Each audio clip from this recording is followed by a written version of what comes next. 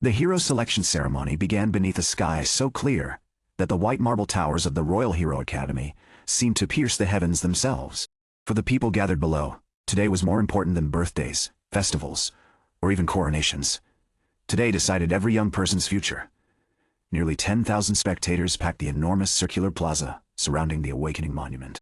Nobles occupied shaded balconies draped in royal banners, while merchants, craftsmen, and common families filled the stone terraces below. The excitement rolling through the crowd was impossible to contain. Some whispered prayers.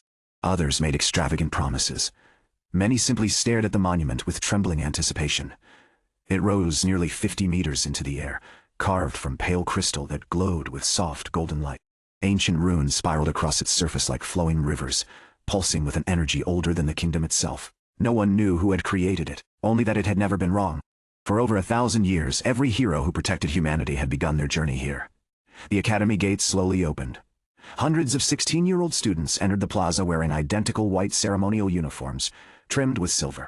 Although their clothing erased every visible difference between noble and commoner, their expressions betrayed everything. Some walked confidently. Others struggled to hide their shaking hands. Among them was a black-haired boy whose calm demeanor stood in sharp contrast to the restless excitement surrounding him. His name was Ethan Vale. He possessed ordinary features that disappeared easily in a crowd. Dark eyes, short black hair, a lean frame strengthened by years of physical work rather than formal training. Nothing about him suggested greatness. His family certainly didn't. His father repaired farming tools in a small frontier village. His mother worked as a village healer. Neither possessed a hero class. Neither expected miracles. They only hoped their son would receive a respectable class that allowed him to live safely.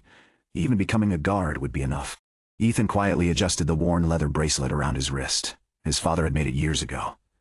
Whatever class you receive, his father had said before dawn, remember that titles don't swing swords. People do. The memory drew a small smile from Ethan. Easy words to say before standing in front of the entire kingdom. A trumpet echoed across the plaza. Conversation stopped immediately. From the academy's highest platform, Headmaster Aldrich stepped forward. Despite appearing well into his 70s, the legendary hero stood perfectly straight beneath flowing crimson robes embroidered with golden suns. His silver hair reached his shoulders, and countless faint scars covered his weathered hands. Every person present instinctively lowered their voice. Many of the younger parents had grown up hearing stories about him slaying dragons beyond the northern range. My fellow citizens, his voice carried effortlessly across the enormous plaza. Today, another generation shall receive the blessing of the world system. Golden light erupted behind the Awakening Monument. The crystal hummed softly. The class each of you receives is not chosen by chance. It reflects your potential. It reveals the path upon which your future begins.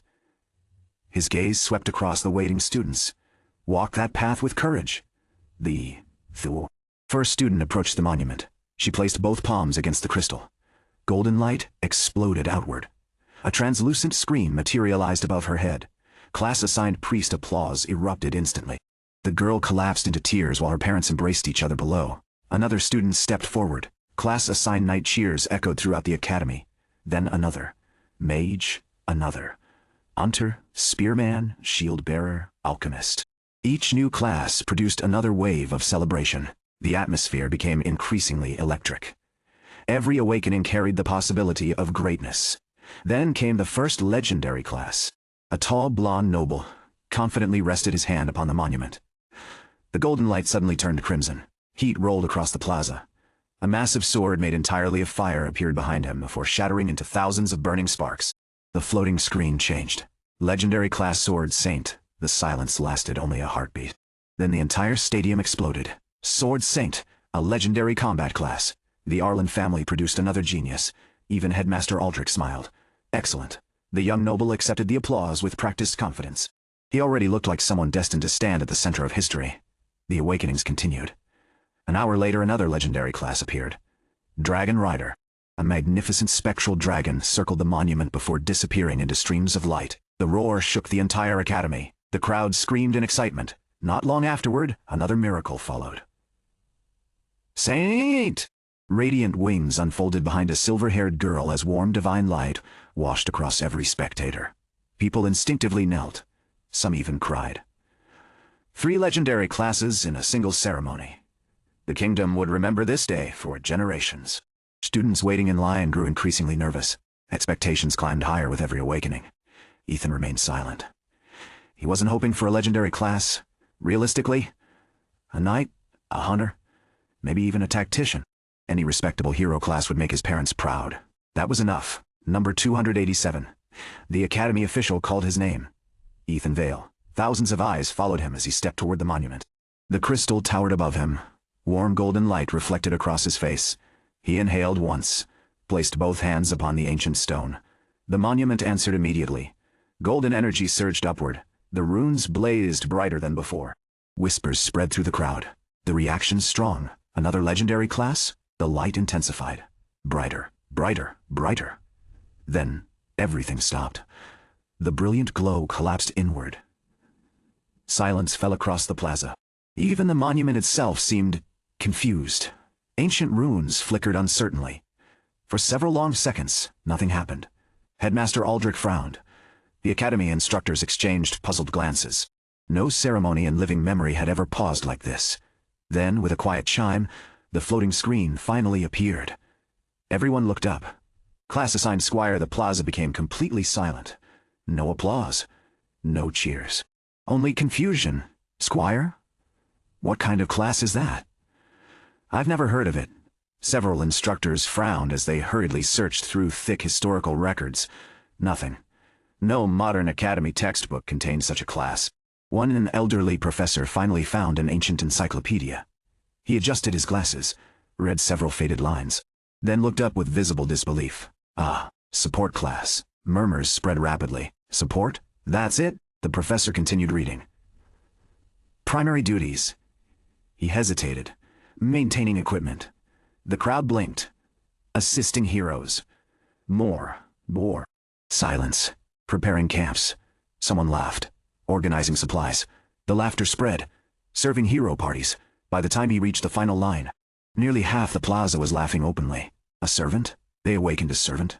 The ceremony glitched. I'd rather become a cook. Students who had been terrified only minutes earlier now looked at Ethan with obvious pity. Even those who had awakened common classes suddenly felt fortunate. Ethan stared silently at the floating screen. Squire. That was all. No legendary, no rare, no hidden title, just Squire. For the first time in centuries. The forgotten class had returned. The academy official recovered first. He cleared his throat, glanced toward Headmaster Aldrich, then gestured for Ethan to leave the awakening monument.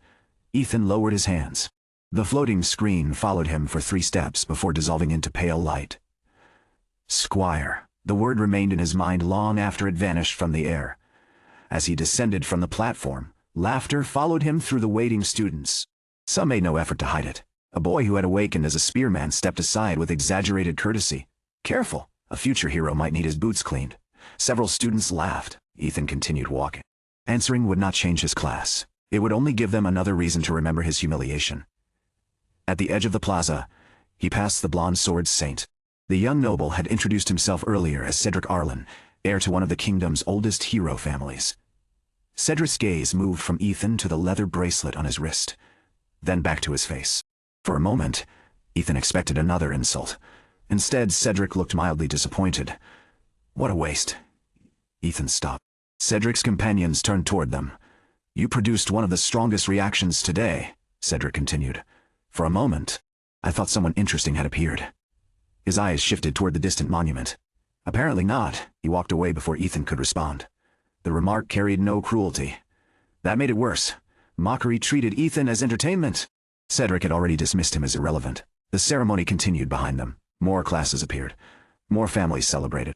By sunset, the kingdom had gained 3 legendary heroes, 11 rare heroes, and hundreds of ordinary combatants, healers, craftsmen, scouts, and support specialists.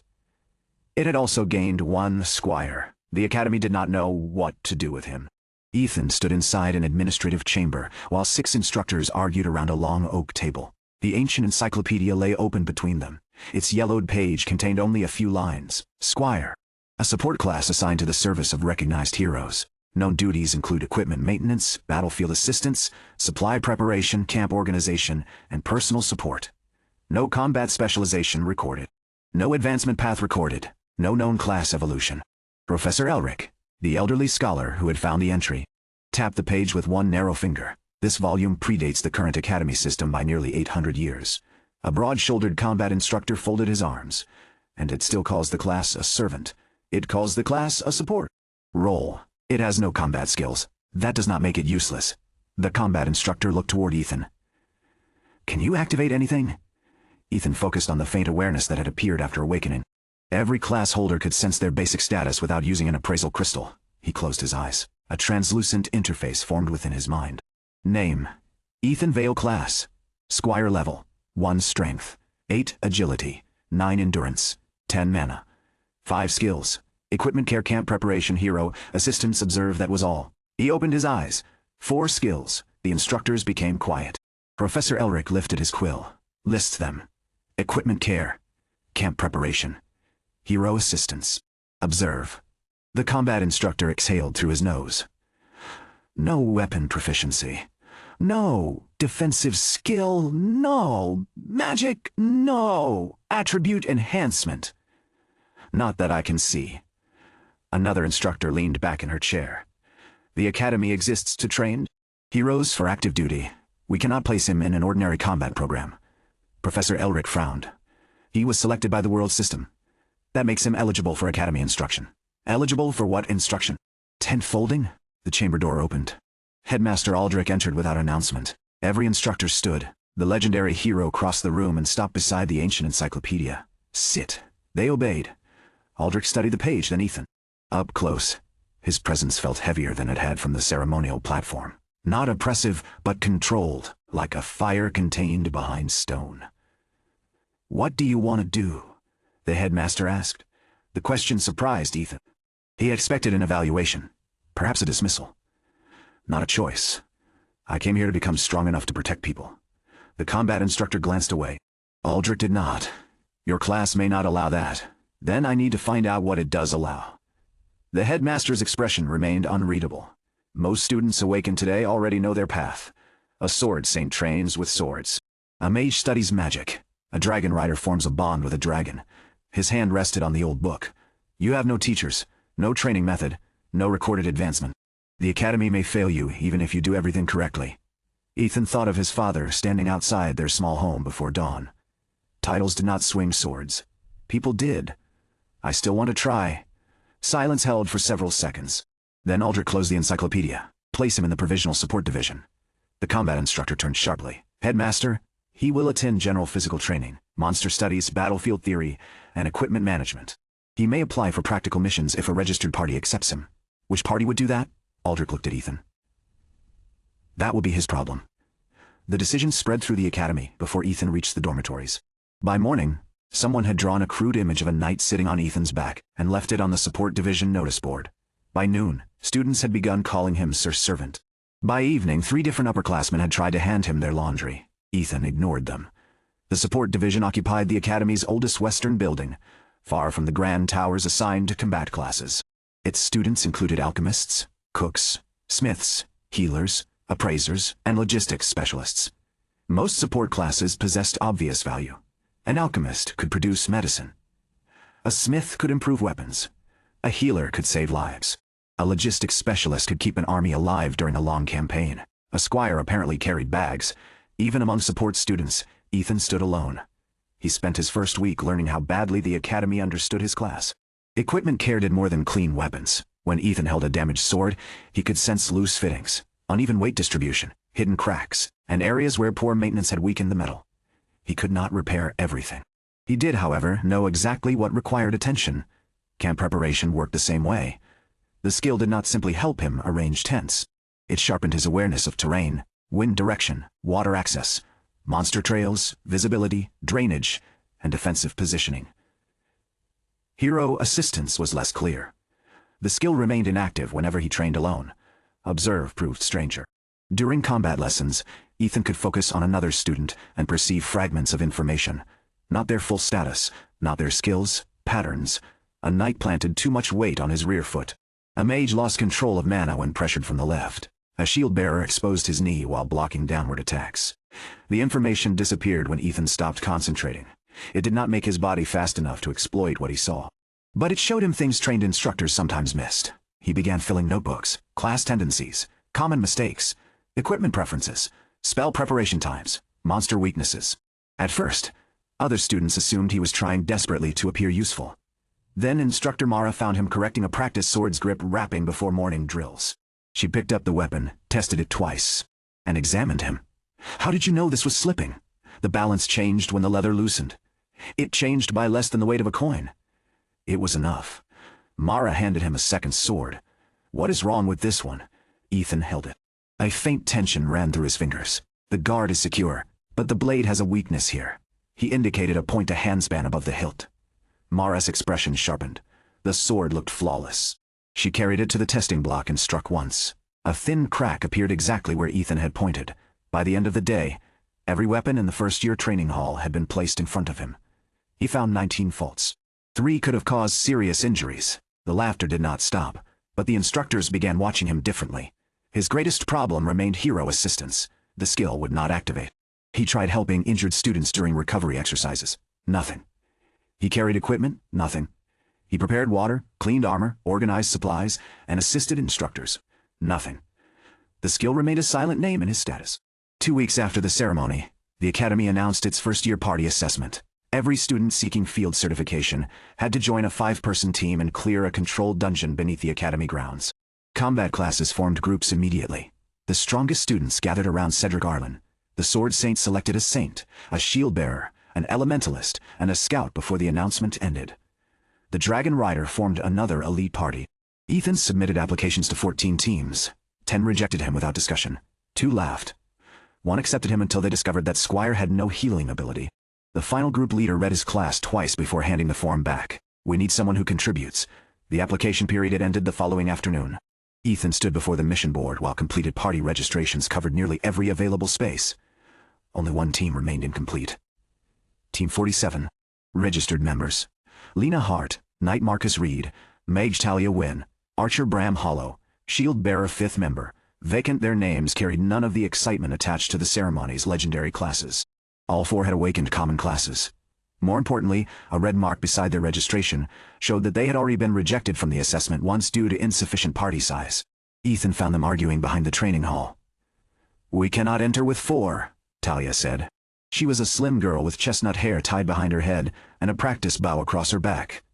"Those are the rules." Marcus pushed his round glasses higher.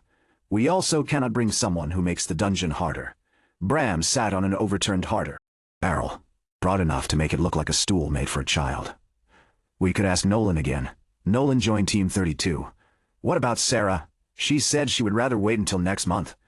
Their leader stood apart from the others. Lena Hart was a tall girl with dark auburn hair cut to her shoulders and a training sword at her hip. She had the upright posture of someone determined not to show how worried she was. Ethan approached. "Talia is right. You cannot register with 4. Marcus looked over. His face fell immediately. "No." Ethan stopped. "I haven't said anything yet." "You were going to ask to join." No, Bram rubbed his jaw. "We do need a 5th. We need a useful 5th. Ethan looked toward Lena. She studied him without joining the argument. "What can you do?" she asked. "Inspect equipment. Prepare camps. Observe combat patterns." Marcus stared at her. "He can pack blankets." Ethan continued. "I have general physical training. I know the controlled dungeons monster list.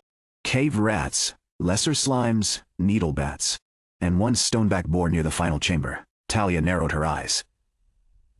"That list isn't public. It is in the library's previous assessment reports.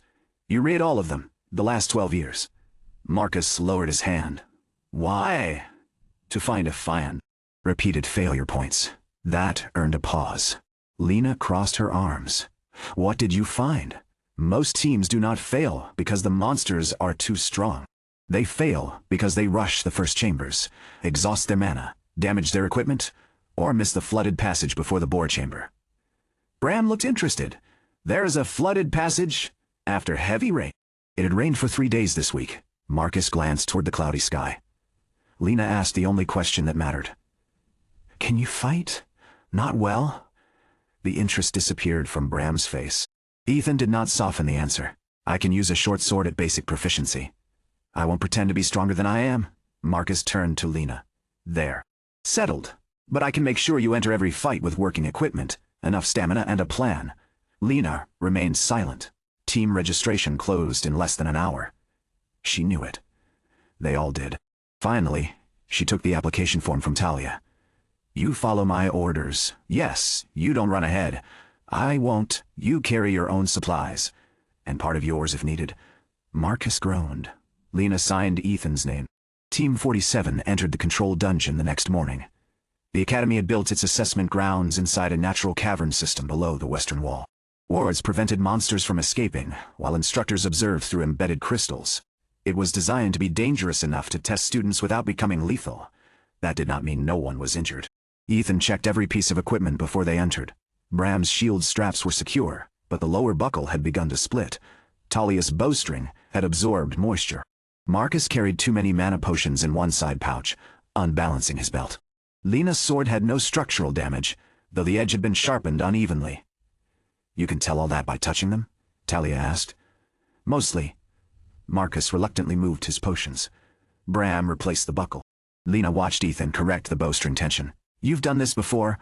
My father repairs tools. That doesn't explain the bow. No. The class does. It was the first time he had said those words without embarrassment. The dungeon gate opened. Cold air rolled from the stone passage. Lena drew her sword. Formation. Bram in front. I take the right. Talia behind us. Marcus at the center. She glanced at Ethan. You stay near Marcus. They entered. The first chamber contained 6 cave rats. Bram raised his shield. Lena stepped around him. Talia's first arrow struck one rat through the shoulder. Marcus formed a small flame above his palm, but 2 creatures rushed before his spell stabilized. Ethan focused. Observe activated. Lena's sword angle. Bram's shield position. Marcus's casting rhythm. The rat's movement. One pattern emerged more clearly than the others. Left wall, Ethan said. Lena moved without asking why. A 7th rat dropped from a narrow ledge where it had been hidden in shadow. Her blade caught it before it reached Marcus. She looked toward Ethan. He pointed to the ledge. Claw marks. The fight ended quickly. No one was injured. They continued. In the second chamber, needle bats descended from the ceiling. Marcus raised both hands. I can burn them. Not here, Ethan said. Marcus glared at him. The ceiling moss releases toxic spores when heated. How do you know that? The assessment reports. A cluster of bats dived. Talia fired upward. Bram protected Marcus while Lena cut down the creatures that slipped through. Ethan used a rolled cloak to knock one away from Talia's face. The battle took longer without magic, but no toxic spores filled the chamber. When they reached the next corridor, Marcus looked back. You could have mentioned the moss before we entered. I did not know this chamber still had it. So you guessed? I observed before you cast? Marcus opened his mouth, then closed it. They reached the first rest point ahead of schedule. Other teams had left old ash and broken containers scattered across the alcove. Lena leaned against the wall. 5 minutes. 7, Ethan said. She looked at him. Marcus needs longer to restore enough mana for 2 full spells. Talia's left forearm is tightening. Bram's shield arm is carrying more impact than it should because the lower edge is too heavy. Bram looked down at his shield. It is. You lift slightly before every block. Bram tested the motion. Talia rubbed her forearm. Lena studied Ethan for a moment. 7 minutes. Ethan reorganized their formation before they moved again. Bram adjusted his grip. Talia changed her arm position. Marcus conserved his first spell during the slime chamber, and used it only when 3 creatures merged into a larger mass. They reached the flooded passage with more stamina than any of them expected. Black water covered the tunnel floor. Marcus stepped forward. Ethan caught his sleeve. Wait. A broken spear shaft lay beneath the surface. The stone around it had been disturbed. Ethan picked up a loose pebble and threw it into the center of the passage. The water exploded. A massive jaw snapped shut where the pebble landed. Talia stumbled back. A swamp crawler rose from the flooded trench. It was not listed among the assessment monsters. Its body resembled a lizard covered in dark green plates, with 6 short legs and a mouth wide enough to close around Bram's shield. A red crystal embedded in its neck marked it as a controlled dungeon creature. But the crystal was cracked. That isn't supposed to be here, Lena said. The swamp crawler charged. Bram braced. Its impact drove him 3 steps backward. Lena struck the creature's flank. Her sword glanced off the armor. Talia's arrow struck near its eye, but the crawler twisted before the point penetrated. Marcus began casting. The creature's tail swept across the corridor. Ethan saw the movement, a heartbeat before it happened. Down! Talia dropped. The tail passed over her head and struck Marcus across the chest. His spell collapsed. He hit the wall hard. The crawler turned toward him. Bram moved to intercept, but his footing slipped in the water. Ethan's status flashed. Hero assistance available. He had no time to understand why. He activated it. Something changed. The dungeon did not slow. Ethan did, or perhaps his awareness accelerated. Bram's stance appeared in his mind with sudden clarity. Not merely what was wrong, how to correct it. The angle of the shield, the placement of his rear foot, the direction the crawler's weight would travel after impact. Bram, shield lower. Right foot behind the crack. Bram obeyed instinctively. The crawler struck. This time, the force traveled through the shield, down Bram's body, and into the reinforced stone beneath his foot. He held. A translucent notification appeared before Ethan. Hero assistance successful. You have supported a hero during active combat. Hero experience acquired. Trait fragment observed. Steadfast, the message vanished as Lena attacked again. Ethan focused on her. Observe and hero assistance overlap. He saw the weakness in the crawler's armor. Not a visible gap, a timing. Each time it twisted its head, the plates beneath its forelegs separated for less than a second. Lena, inside the left leg when it turns, she circled. Bram slammed his shield against the creature's face. It snapped toward him. The armor opened. Lena drove her sword into the gap. The crawler screamed. Talia fired into the damaged joint. Marcus forced himself upright and completed his spell. A compressed bolt of flame struck the exposed wound. The crawler collapsed into the water. For several seconds, no one moved. Then the damaged control crystal shattered. The creature dissolved into blue particles. An emergency bell sounded throughout the dungeon. The assessment had detected an irregular monster. Lena immediately checked Marcus. He was bruised but conscious. Bram lowered his shield. What did you do? Ethan was still looking at the notification. Only he could see. Trait fragment observed. Steadfast acquisition progress. 1%, I helped. Bram gave him a flat look. Ah yes, I noticed. Lena wiped her sword clean. You knew exactly how he needed to stand. I could see it. Before today. No, Marcus pressed one hand against his ribs. Wonderful. The servant class gives instructions. Despite the pain in his voice, the insult lacked its former edge. The emergency bell continued. Academy rules required them to retreat after an irregular encounter. The nearest exit lay behind them. The final chamber lay ahead. Lena considered both directions. We withdraw. No one argued. They had already completed enough of the dungeon to qualify for a partial assessment. They turned back. Then the tunnel behind them shook. Stone crashed from the ceiling. The flooded passage collapsed, burying the route beneath tons of rock. Dust rolled through the corridor. Talia stared at the blockage. Was that part of the assessment? No, Ethan said. Another roar echoed from deeper in the dungeon. The stone-back bore. Something had disturbed the controlled environment. The observation crystals embedded along the wall had gone dark. They were cut off from the instructors. Lena tightened her grip on her sword. Forward. The final route was no longer optional. They reached a wide cavern where broken pillars surrounded an ancient stone gate.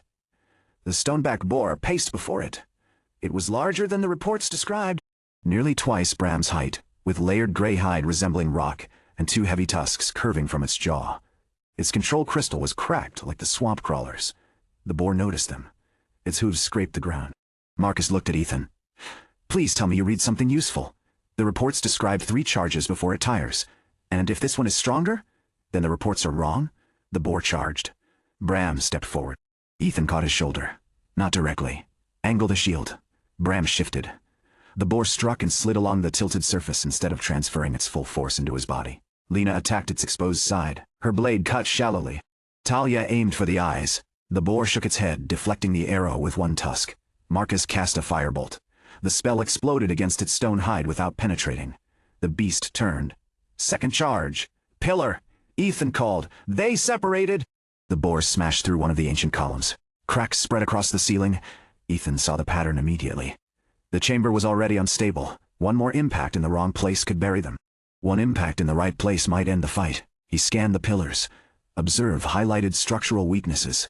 The far left column supported a fractured section of ceiling directly above the boar's usual turning path. Lena, draw it left. She did not hesitate. She struck the boar's hind leg and ran. The beast followed. Talia, right eye. Her arrow struck the edge of its brow. The boar turned farther than before. Marcus, the base of that pillar. Marcus understood. He gathered the last of his mana. The boar began its third charge. Lena sprinted across the cavern. Bram moved behind her, ready to intercept if she stumbled. Ethan watched the angle. Too narrow. The boar would miss the pillar. Hero assistance activated again.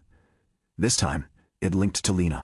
Her footwork became clear to him, her speed, her balance, the safest path through the broken floor. 2 steps right, then cut back. She followed his direction. The boar adjusted. Its shoulder struck the weakened pillar. Now, Marcus released his spell. Fire exploded against the cracked base. The column broke. A section of ceiling collapsed onto the boar's back. The impact drove the creature to the ground. Its legs buckled, but it remained alive. Lena raised her sword. The stone hide protected its neck. Ethan saw Bram moving beside her. Another pattern formed. Not 1 hero. 2. Bram, lift the left tusk. Bram wedged his shield beneath the boar's jaw and pushed with everything he had. The creature's head rose. Lena, under the throat. Her blade entered the only unarmored opening. The boar shuddered, then fell still, then fell still. Blue light spread across its body. The cracked control crystal broke. The monster dissolved. Silence returned to the cavern. 4 notifications appeared before Ethan. Hero assistance successful. Hero experience acquired. Trait fragment observed. Steadfast trait fragment observed. Precision trait fragment observed. Mana control trait fragment observed. Courage combined support contribution exceeded threshold. Squire level increased. Level 2 reached. Ethan's knees nearly gave way as warmth spread through his body. His exhaustion eased. The bruises along his arms faded. A final message appeared. Heroic trait acquisition unlocked. Select 1 completed foundation from supported hero actions. The available fragments gathered into 4 faint symbols. None were complete, yet one burned brighter than the others. Steadfast. Bram had blocked 2 monsters stronger than himself without retreating. Ethan selected it.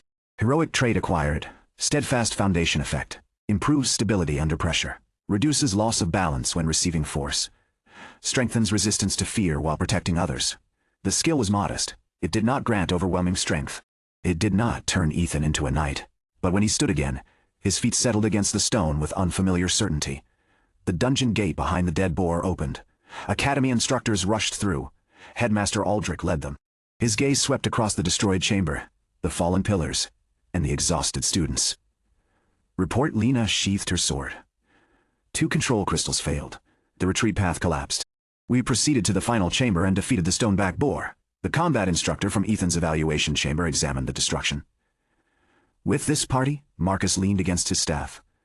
We were also surprised. Aldrich's attention settled on Ethan.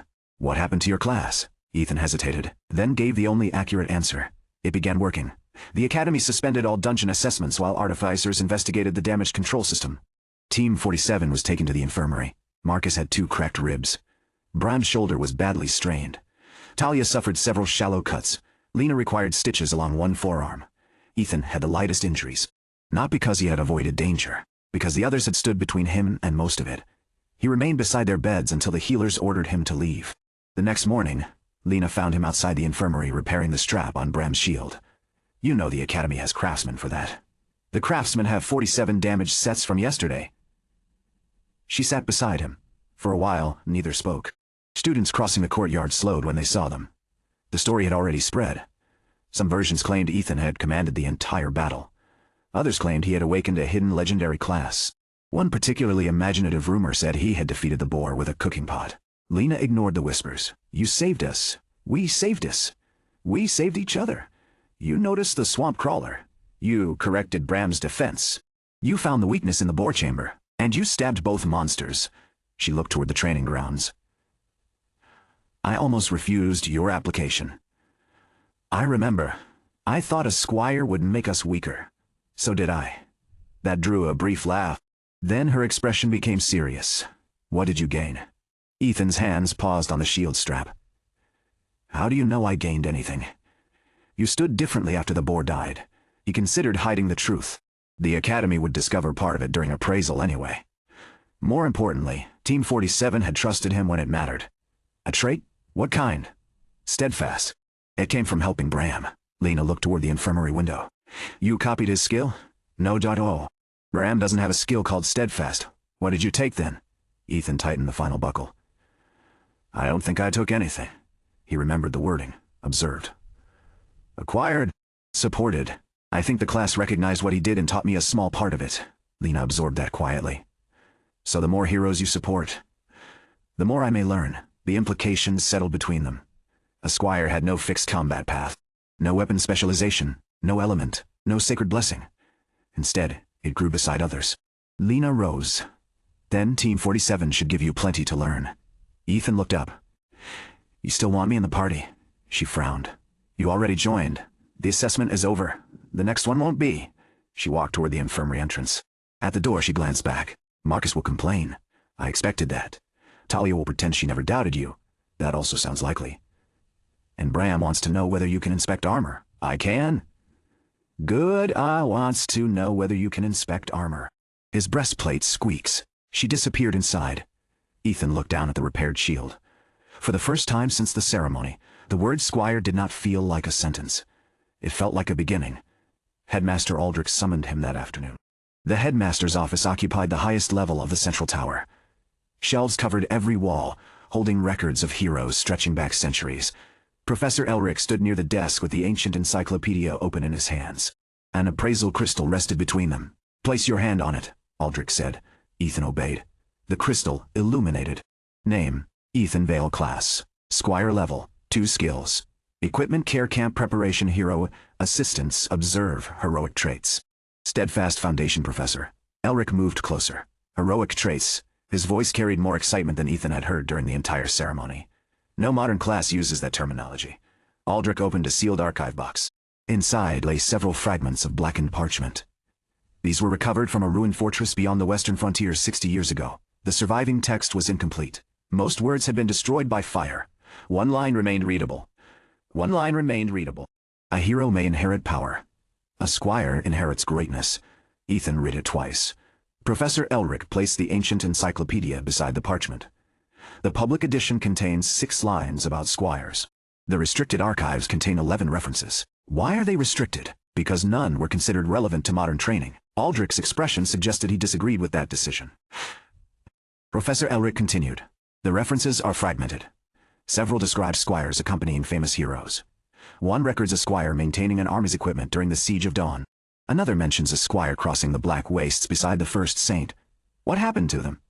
We do not know. Aldrich turned toward the window. Nearly all records of the class disappeared 712 years ago, Ethan remembered. The system's hesitation during his awakening was that the last time someone received it. We cannot confirm that yet. The headmaster faced him again. What happened in the dungeon must remain limited to the academy. Ethan frowned. Why?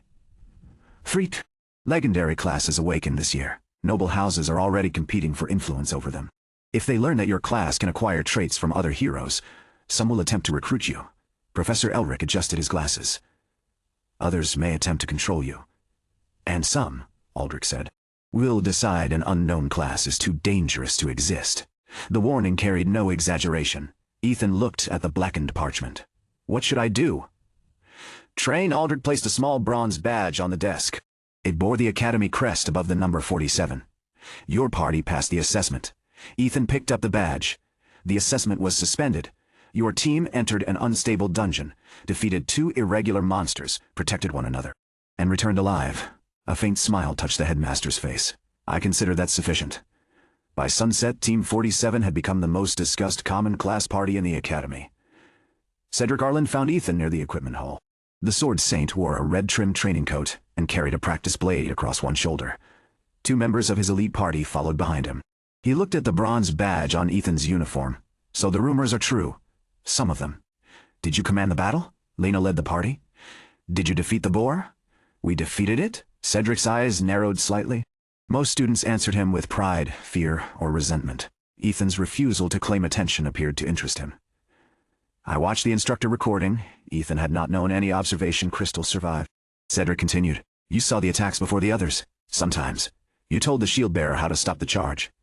And the knight trusted your instructions. Yes, Cedric lowered the practice sword.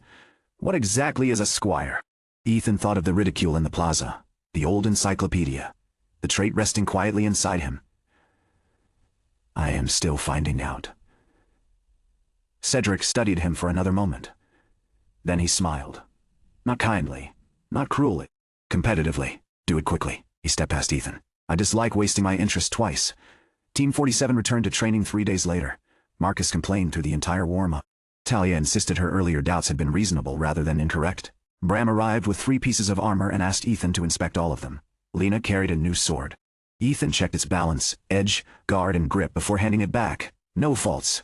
Good. She drew the weapon. Then let's see whether your new trait helps you fight. Ethan took a wooden sword from the rack. They began with footwork. Steadfast did not grant him Lena's technique. It did not make him faster.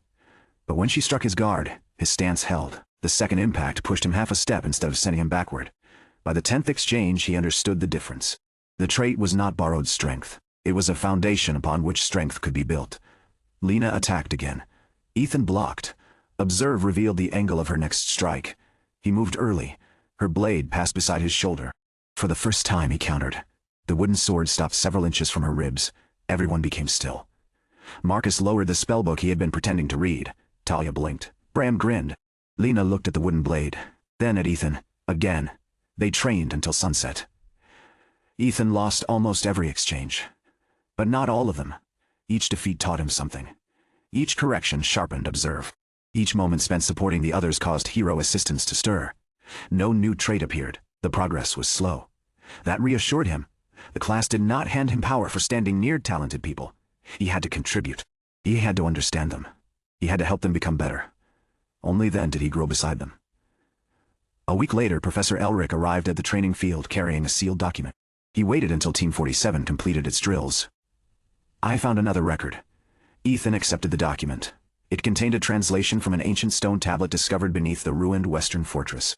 Most of the inscription remained damaged. 3 lines survived. The Squire does not walk before the hero. The Squire does not remain behind the hero. The Squire walks beside the hero until both paths become one. Beneath the translation, the world system appeared without warning. The pale interface expanded across Ethan's vision. Hidden condition fulfilled. You have entered a recognized hero party. You have supported multiple heroes in active combat. You have acquired your first heroic trait. Forgotten class progression detected. Squire path unlocked. Current stage. Unproven Squire next stage. Sworn Squire advancement requirement. Earn the genuine recognition of 4 heroes. Current recognition.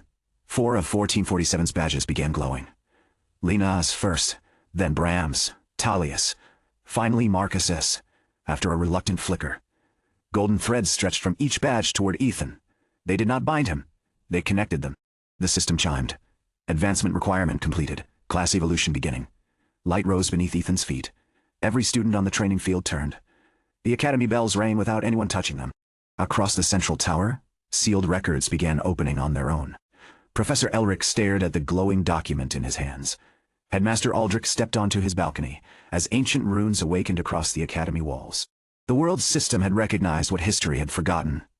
Squire evolution complete. New class stage. Sworn Squire, new skill acquired. Shared burden effect. A sworn Squire may voluntarily carry a portion of an acknowledged hero's physical fatigue, equipment strain, or minor injury. Limitations. The burden cannot be erased. The Squire must endure what is transferred. The skill cannot be forced upon another. New skill acquired. Heroic guidance effect. When assisting an acknowledged hero, observations may be communicated with increased clarity and timing. New trait capacity unlocked. Ethan stood inside the fading golden light. Around him, the training field had fallen silent. The same academy that had laughed when he awakened now watched the Squire class advance. Marcus adjusted his glasses. So, this is because we recognized him? Talia smiled. Apparently the system has excellent judgment. You spent 2 weeks calling him baggage. That was before the dungeon. Bram placed one heavy hand on Ethan's shoulder. The new steadfast foundation prevented his knees from bending. Sworn Squire sounds better. Lena sheathed her sword. What comes after that? Ethan looked at the final line of the interface. Additional stages locked. Historical authority required. Far beneath the academy, beyond forgotten tunnels and sealed chambers, something answered the evolution. A single ancient symbol illuminated in the darkness. It depicted neither a sword nor a crown. It showed one figure extending a hand to another. Professor Elric's translation document trembled. New words appeared beneath the damaged inscription. Words that had not been visible moments earlier. When the world is filled with heroes who stand alone, the Squire shall return. And beneath that warning, one final message emerged. The last Squire vanished 712 years ago. His final mission was never completed. The final mission was never completed. Professor Elric read the sentence twice before looking toward Ethan. Around them, the ancient runes continued glowing across the academy walls. Students crowded the edges of the training field.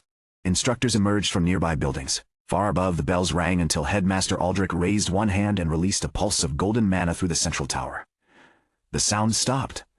The silence that followed felt heavier. Aldrich descended from the balcony without using the stairs. Golden light carried him to the training field, where he landed beside Professor Elric and examined the newly revealed inscription. "Seal the field," he ordered. The combat instructors moved immediately. Students were sent back to their dormitories. Observation crystals were covered. The academy gates closed before rumors could leave through official channels. That did nothing to stop unofficial ones. By dinner, half the academy believed Ethan had awakened a second legendary class. The other half believed he had activated an ancient curse. Team 47 sat together at the far end of the dining hall while students watched from every direction. Marcus lowered his spoon. "I preferred being ignored." Talia glanced toward a nearby table where 3 students immediately pretended not to be staring. "I don't know. Being mysterious suits us. We are not mysterious. We survived a broken dungeon, awakened a lost class evolution, and caused every academy bell to ring." Bram considered that. "It does sound mysterious." Lena ignored them and looked at Ethan. "Can you use the new skills?" "Not safely in here." Shared burden remained present at the edge of his awareness. Unlike equipment care or observe, it carried a sense of weight even while inactive. Ethan could feel the 4 connections formed through Team 47's recognition. They were not chains. They were open doors. Each teammate had to allow him through. Heroic guidance felt more subtle. Observe had always shown Ethan patterns, but turning those patterns into useful instructions depended on timing, clarity, and whether the other person understood him. The evolved skill promised to narrow that gap. Marcus folded his arms. "You should test shared burden on Bram." Bram looked up from his second plate. "Why me?" "You're the largest. That is not how injuries work. It should be." Lena set down her cup. "We test it with an instructor present." Ethan agreed. The academy provided that opportunity the next morning. Instructor Mara brought Team 47 to an enclosed training room beneath the western building. Professor Elric waited beside an appraisal crystal, while 2 academy healers prepared restorative potions. A weighted training frame occupied the center of the room. Bram stepped beneath it. Mara added iron plates until the frame pressed heavily against his shoulders. Walk 10 lengths. Bram completed 8 before his breathing changed. At 10, he lowered the frame. Professor Elric examined the crystal. Moderate muscle fatigue. "No injury." Ethan approached. "Do you consent to the transfer?" Bram nodded. "Ice." Shared burden activated. The connection between them opened. Fatigue struck Ethan's shoulders, back, and legs. His knees nearly buckled. Bram straightened at once. The effect was not divided evenly. Ethan sensed the burden and instinctively chose how much to take. He stopped after transferring roughly 1/4. The connection closed. Bram rolled his shoulders. "That is strange." Ethan pressed one hand against the tight muscles in his back. "It isn't pleasant from this side." Marcus looked fascinated despite himself. "How much did you take? 1/4? Maybe. Could you take all of it?" Professor Elric answered before Ethan could. "The skill description says the Squire must endure the transferred burden. If he accepts more than his body can tolerate, the consequences could be severe." Mara added another plate to the frame. "We are not testing the limit today. They tested equipment strain next." Lena struck a reinforced practice target until a thin fracture appeared near the base of her sword. Ethan activated shared burden while holding his own training blade. The fracture stopped spreading through Lena's weapon. A new crack appeared in his. The healers could do nothing for steel. Professor Elric stared at both weapons. "It redirected structural strain. Not all of it," Ethan said. Lena examined her blade. "But enough to prevent it from breaking. That could save someone during combat," Bram said. "It could also destroy every weapon Ethan carries," Marcus replied. Ethan looked toward the equipment rack. "Then I'd carry spares." The answer silenced them. Mara did not smile, but approval entered her voice. "That is how support classes survive. Not by pretending limitations don't exist. By preparing for them." Heroic guidance proved safer to test. Lena sparred against Mara while Ethan observed from outside the circle. Normally, Mara's speed would have made useful instruction nearly impossible. By the time Ethan identified an opening and spoke, it would already be gone. When he activated heroic guidance, the connection sharpened. He still perceived the same movements. But now he understood which observations mattered to Lena. Her right shoulder. Lena shifted before Mara attacked. The instructor's wooden blade passed beside her ribs, low step. Lena withdrew her front foot. Mara's sweep missed. Inside. Lena advanced and stopped her sword near Mara's chest. The exchange ended. Mara lowered her weapon. That was better. Lena looked toward Ethan. I didn't speak louder. No. Didn't speak louder. No. It was like I understood before you finished. Professor Elric wrote several lines in his notebook. Heroic guidance may reduce communication delay between an acknowledged hero and Squire. Marcus raised a hand. Can we stop using the word hero, Azal? Though all four of us are already legendary figures? Professor Elric looked over his glasses. The system recognizes anyone with a class aligned to heroic service as a hero. Marcus lowered his hand. Do you withdraw the objection?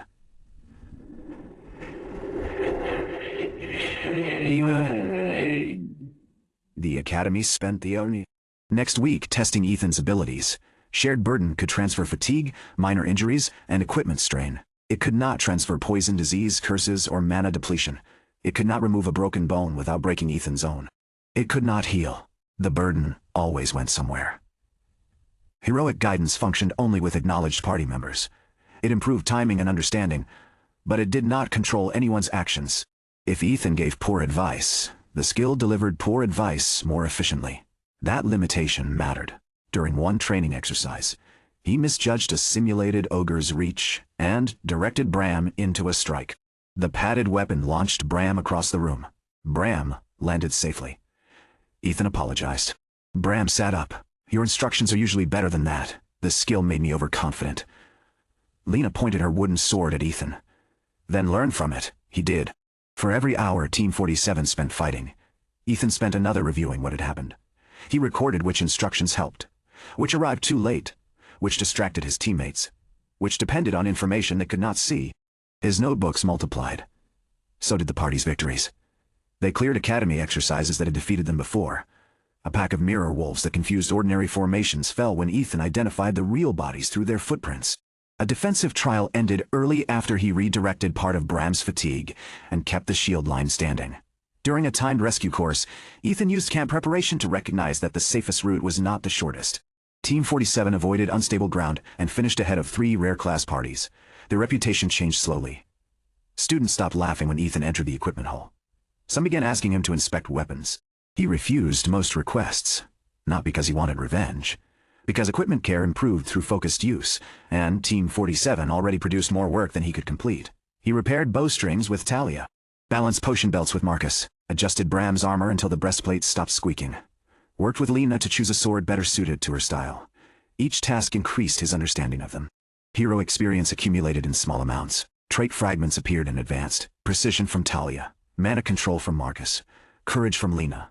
Steadfast from Bram had already become a foundation, but further observation strengthened it. Ethan did not receive progress merely by watching success.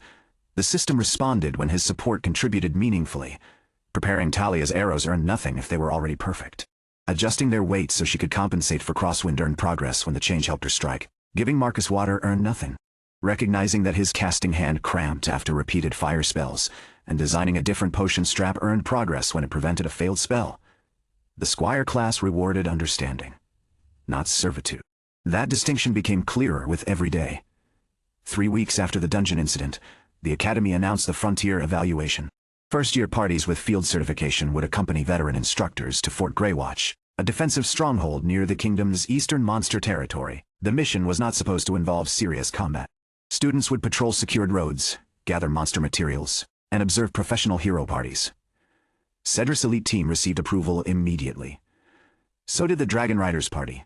Team 47 appeared near the bottom of the list. Their names had been marked provisional. Lena found instructor Mara outside the mission hall. Why are we provisional? Because Academy officials are still debating whether sending an unknown class beyond the capital is responsible. Ethan passed the assessment. He passed an assessment. That nearly killed all of you, because the dungeon failed. Mara's expression remained firm. I agree with you. The council has not. Ethan looked at the mission board. Fort Greywatch stood 2 days from the capital. The veteran commander stationed there had personally requested ordinary first-year teams, not only elite classes. According to Academy records, he believed future heroes should understand logistics before glory. The mission aligned with everything the Squire class could do. When does the council decide? Ethan asked. Tomorrow morning, he spent that night preparing, not arguments, evidence. The next morning, Ethan entered the Academy Council chamber carrying 6 notebooks, 3 damaged weapons, a reorganized supply pack, and Team 47's assessment reports. 12 instructors sat around the crescent table. Headmaster Aldrich occupied the center. Professor Elric stood to one side. A noble representative Ethan did not recognize examined him with open skepticism. You wish to appeal the provisional restriction? Yes. On what grounds? Ethan placed Bram's old shield buckle on the table. This would have broken during our first dungeon assessment. He placed Talia's original bowstring beside it. This would have lost tension in the flooded passage. Marcus's old potion belt followed. This slowed his casting and placed glass containers where a fall could shatter them. Lena's first sword came last. This blade contained a fracture that would have failed during repeated impact. The representative looked unimpressed. You found damaged equipment. I prevented 4 failures before the mission began. Ethan opened the first notebook. This records the party's equipment condition before every exercise. The second. This records fatigue and mana expenditure. The third. Monster behavior. The fourth. Formation errors. The fifth. Skill limitations. The fifth. Sixth. Corrections that produced measurable improvement. One council member began reading. Another leaned forward. Ethan placed the reorganized field pack on the table. Team 47 now carries 20% more medical supplies without increasing total weight. We can establish a defensible camp in half the standard time. We have completed 3 consecutive trials without equipment failure. The noble representative tapped the table. And if you encounter an enemy beyond your ability, we retreat. That is your answer? Yes. Several instructors exchanged glances. Ethan continued. A frontier evaluation is not a tournament. Surviving with useful information is more valuable than dying to prove courage. Professor Elric concealed a smile behind one hand. The representative frowned. Heroes are expected to face danger. Heroes are expected to protect people. Sometimes that requires fighting. Sometimes it requires recognizing a battle they cannot win. Headmaster Aldrich looked toward Lena. Does your party leader agree? Yes, she said. Ethan prepared the appeal. But the decision belongs to all of us. Marcus. Mage adjusted his glasses. He is irritatingly thorough. That was not the question. Marcus sighed. Yes. I agree.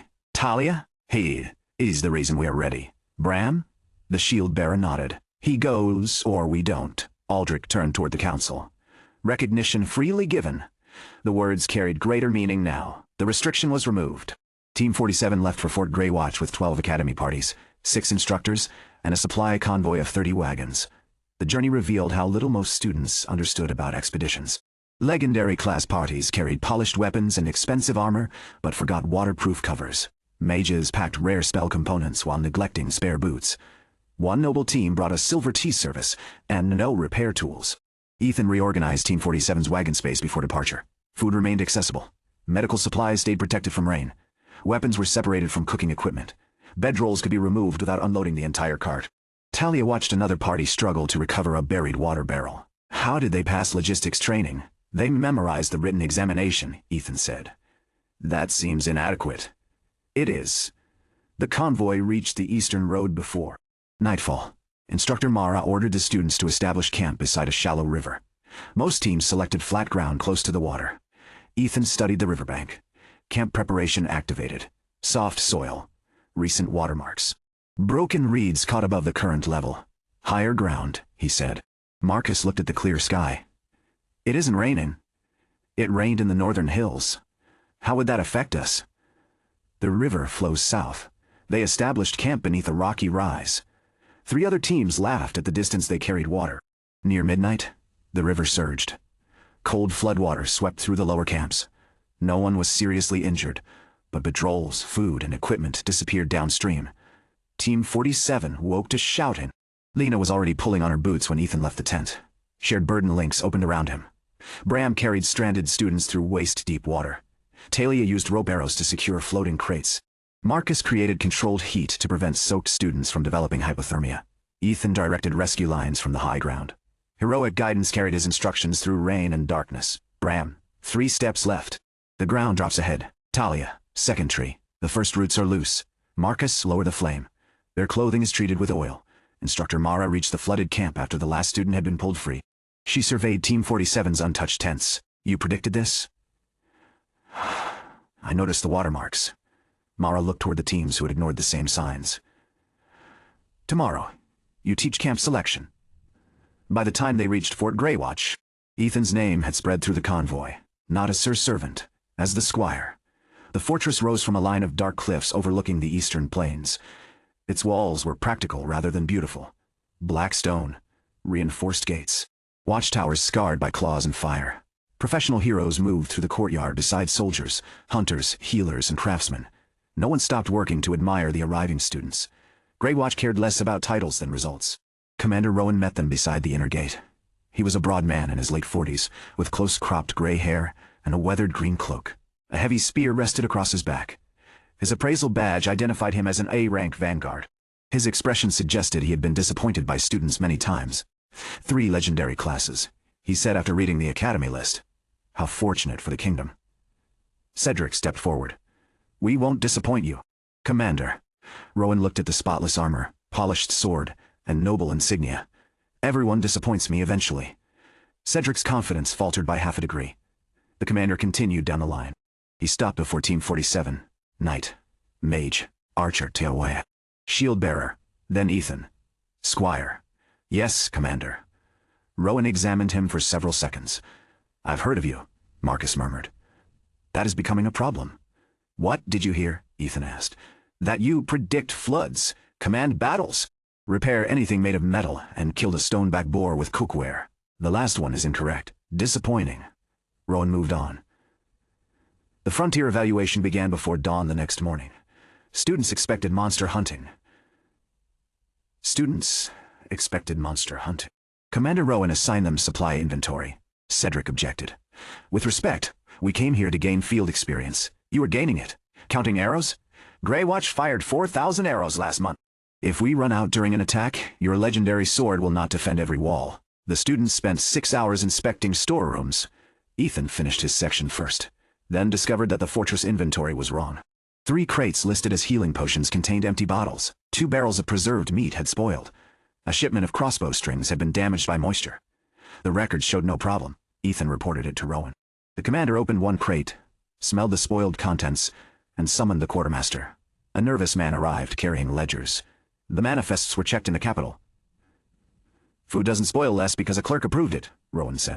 The quartermaster reviewed the seals. These crates were transferred through East Bridge Depot. Rowan's expression hardened. That is the 3rd bad shipment this month. Ethan looked at the supply route map mounted beside the storeroom. East Bridge served 3 frontier forts. If the failures were not accidental, the consequences extended far beyond Greywatch. Rowan noticed his attention. What do you see? Someone may be targeting supplies rather than soldiers. The commander nodded once. That possibility stays inside this room. For the next 4 days, student parties rotated through patrols, gathering missions, and fortress duties. Team 47 performed well, not spectacularly, reliably. They gathered ironwood without disturbing the territorial beasts nesting nearby. They escorted healers to a herb field and returned before a monster storm crossed the plains. They identified a damaged bridge before the convoy attempted to cross it. Ethan observed professional heroes, whenever possible. Their movements contained a discipline academy students lacked. A veteran scout checked the wind without thinking. A paladin positioned herself between civilians and open ground, even during conversation. Commander Rowan never stood where 2 exits were not visible. Trait fragments appeared. Awareness, discipline, responsibility. None advanced quickly. Ethan had not yet contributed enough to those heroes for the system to recognize meaningful support. That changed during the 5th patrol. Team 47 accompanied Rowan and 2 veterans along the northern boundary markers. The patrol route crossed a sparse forest where monsters normally avoided the fortress wards. Ethan noticed the silence first. No birds, no insects, no movement among the branches. Rowan raised a fist. Everyone stopped. Good, he said quietly. He had noticed at the same time. A broken boundary marker lay ahead. Its ward crystal had been removed, not shattered. Removed. Lena drew her sword. Monster? Someone, Rowan said, wanted monsters to cross. A howl rolled through the forest, then another. Shadow wolves emerged between the trees. Not 5, Not 10. More than 30. Their black fur absorbed the morning light, and pale markings glowed along their jaws. C-rank monsters individually, deadly as a coordinated pack. Rowan lowered his spear. Students behind us. Lena hesitated. We can fight. You can survive if you follow orders. The wolves attacked. Rowan moved first. His spear crossed 20 meters in a blur and pierced the lead wolf through the chest. The paladin beside him raised a golden barrier, while the scout fired 3 arrows in rapid succession. The veterans were stronger than Team 47, but the wolves were not attacking like wild beasts. They split into groups. One pressed the barrier, another circled, a third vanished into the undergrowth. Ethan activated Observe. Patterns spread across the battlefield. The wolves were reacting to signals, not sound, movement. A larger wolf remained hidden beyond the trees, directing them through the glowing markings along its jaw.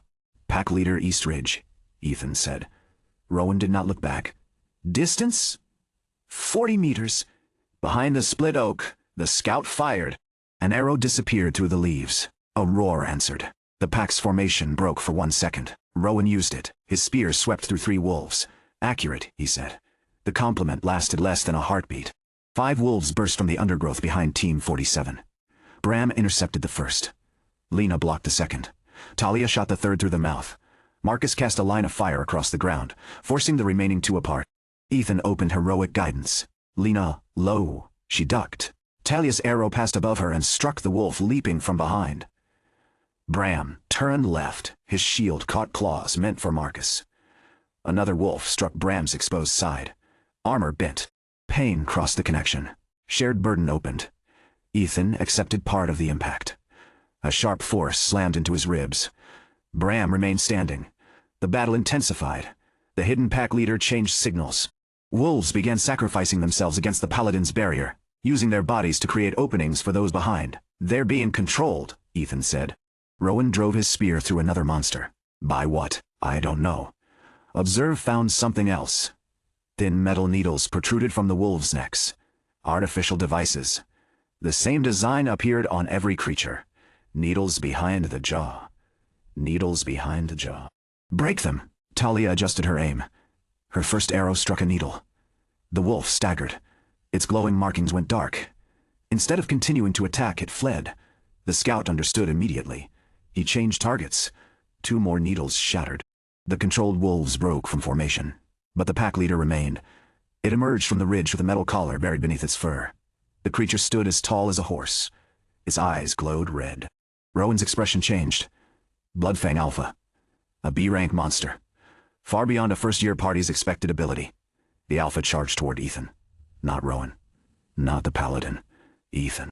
The controlling collar had recognized the source disrupting the pack. Bram moved between them. The Alpha struck his shield. Metal folded inward. Bram was lifted from the ground. Shared burden opened wider than before. Ethan accepted the strain in the shield. The impact tore through his training sword, his spare blade, and the metal braces in his pack. All 3 cracked. Bram's shield held. Barely. Move! Ethan shouted. Bram rolled aside. The Alpha's claws shattered the ground where he had fallen. Lena attacked from the flank. Her sword cut through black fur but failed to reach the collar. Marcus launched a compressed flame at its face. The Alpha twisted. Talia fired toward the needle assembly. The creature dodged. Too fast. Ethan focused on Rowan. Heroic guidance resisted. The commander had not acknowledged him as part of his hero party. Their connection remained incomplete. Ethan could observe him. He could not communicate through the skill. Rowan prepared to throw his spear. The Alpha kept Lena between them. A direct attack risked killing her. Ethan saw the solution. It depended on everyone. Talia, force it right. She fired 2 arrows toward its left eye. The Alpha shifted. Marcus, fire behind it. Marcus burned the ground, cutting off retreat. Bram, shield on the roots. Bram planted his damaged shield at an angle against an exposed tree root. Lena, drive it forward. She struck repeatedly. Lena, drive it forward. Giving the Alpha no space to turn, the creature lunged. Its forepaw landed on Bram's shield. The angled surface slipped beneath its weight. For a fraction of a second, the Alpha lost balance. Ethan looked at Rowan. Collar exposed. The commander threw. The spear passed beside Lena's shoulder and struck the metal collar. It shattered. Red light exploded from the Alpha's eyes. The monster collapsed. The remaining wolves scattered through the forest. Silence returned in fragments. Leaves falling. Fire fading. Students breathing. Rowan crossed the battlefield and pulled his spear from the broken collar. Inside the metal casing was a black crystal engraved with a symbol resembling a closed eye. The commander wrapped it in cloth. Everyone alive. The paladin had a deep cut along one arm. Bram's ribs were bruised. Ethan's weapons were ruined, and pain spread through his chest from the transferred impact. No one had died. Rowan looked toward Ethan. You gave orders to my scout. I gave information. You directed the students. Yes. You identified the control devices. Yes. You created the opening for my strike. Ethan waited. Rowan extended his hand. Then I acknowledge your contribution. The moment their hands met, the system appeared. Hero recognition acquired. Temporary field acknowledgement established. Heroic guidance expanded. A new connection formed. It felt different from Team 47's bonds. Heavier, sharper. Built upon experience Ethan did not yet possess. Hero experience acquired. Trait fragment observed.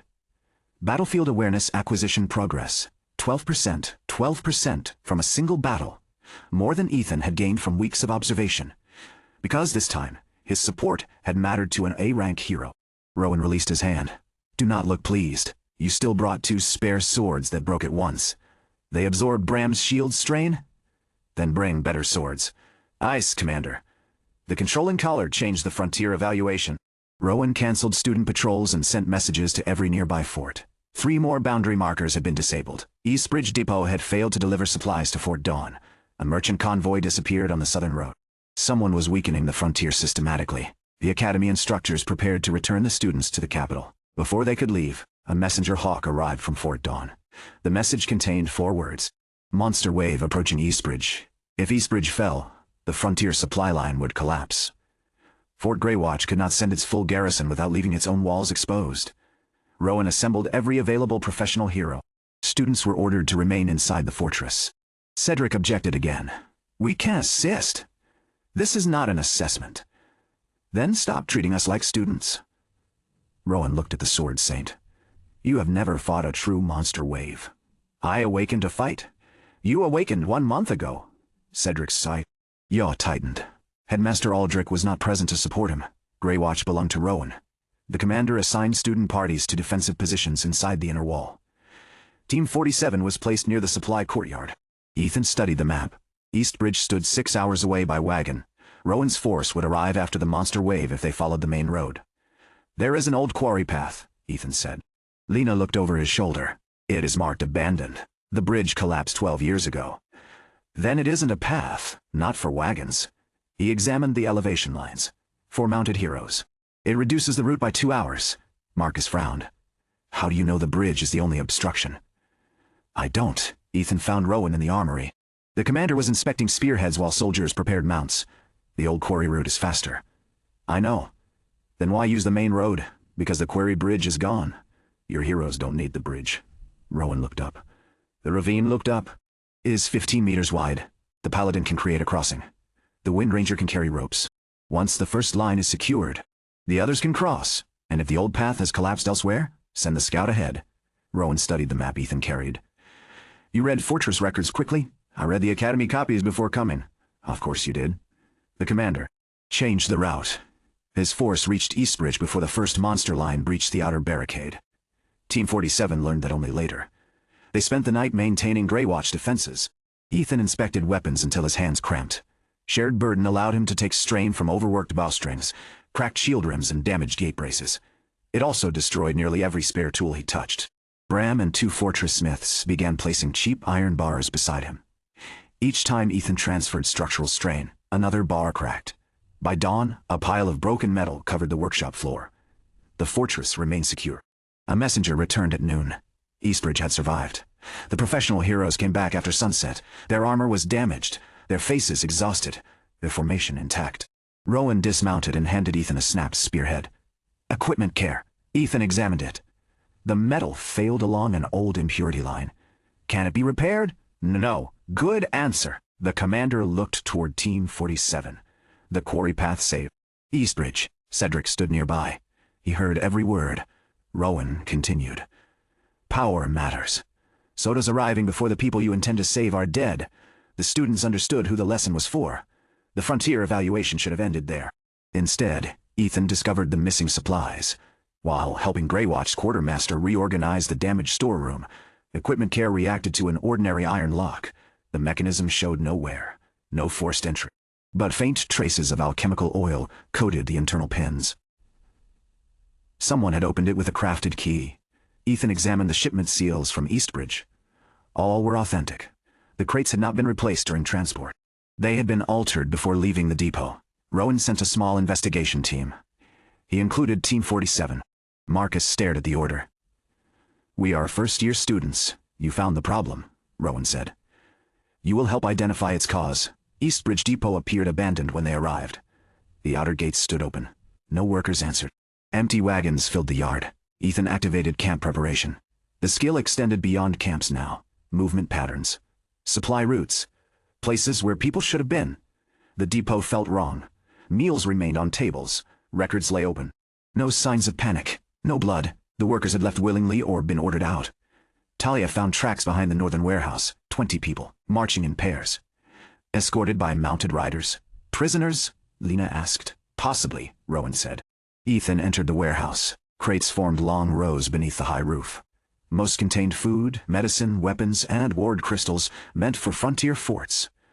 A single aisle had been cleared through the center. At its end stood an ancient stone door built into the warehouse foundation.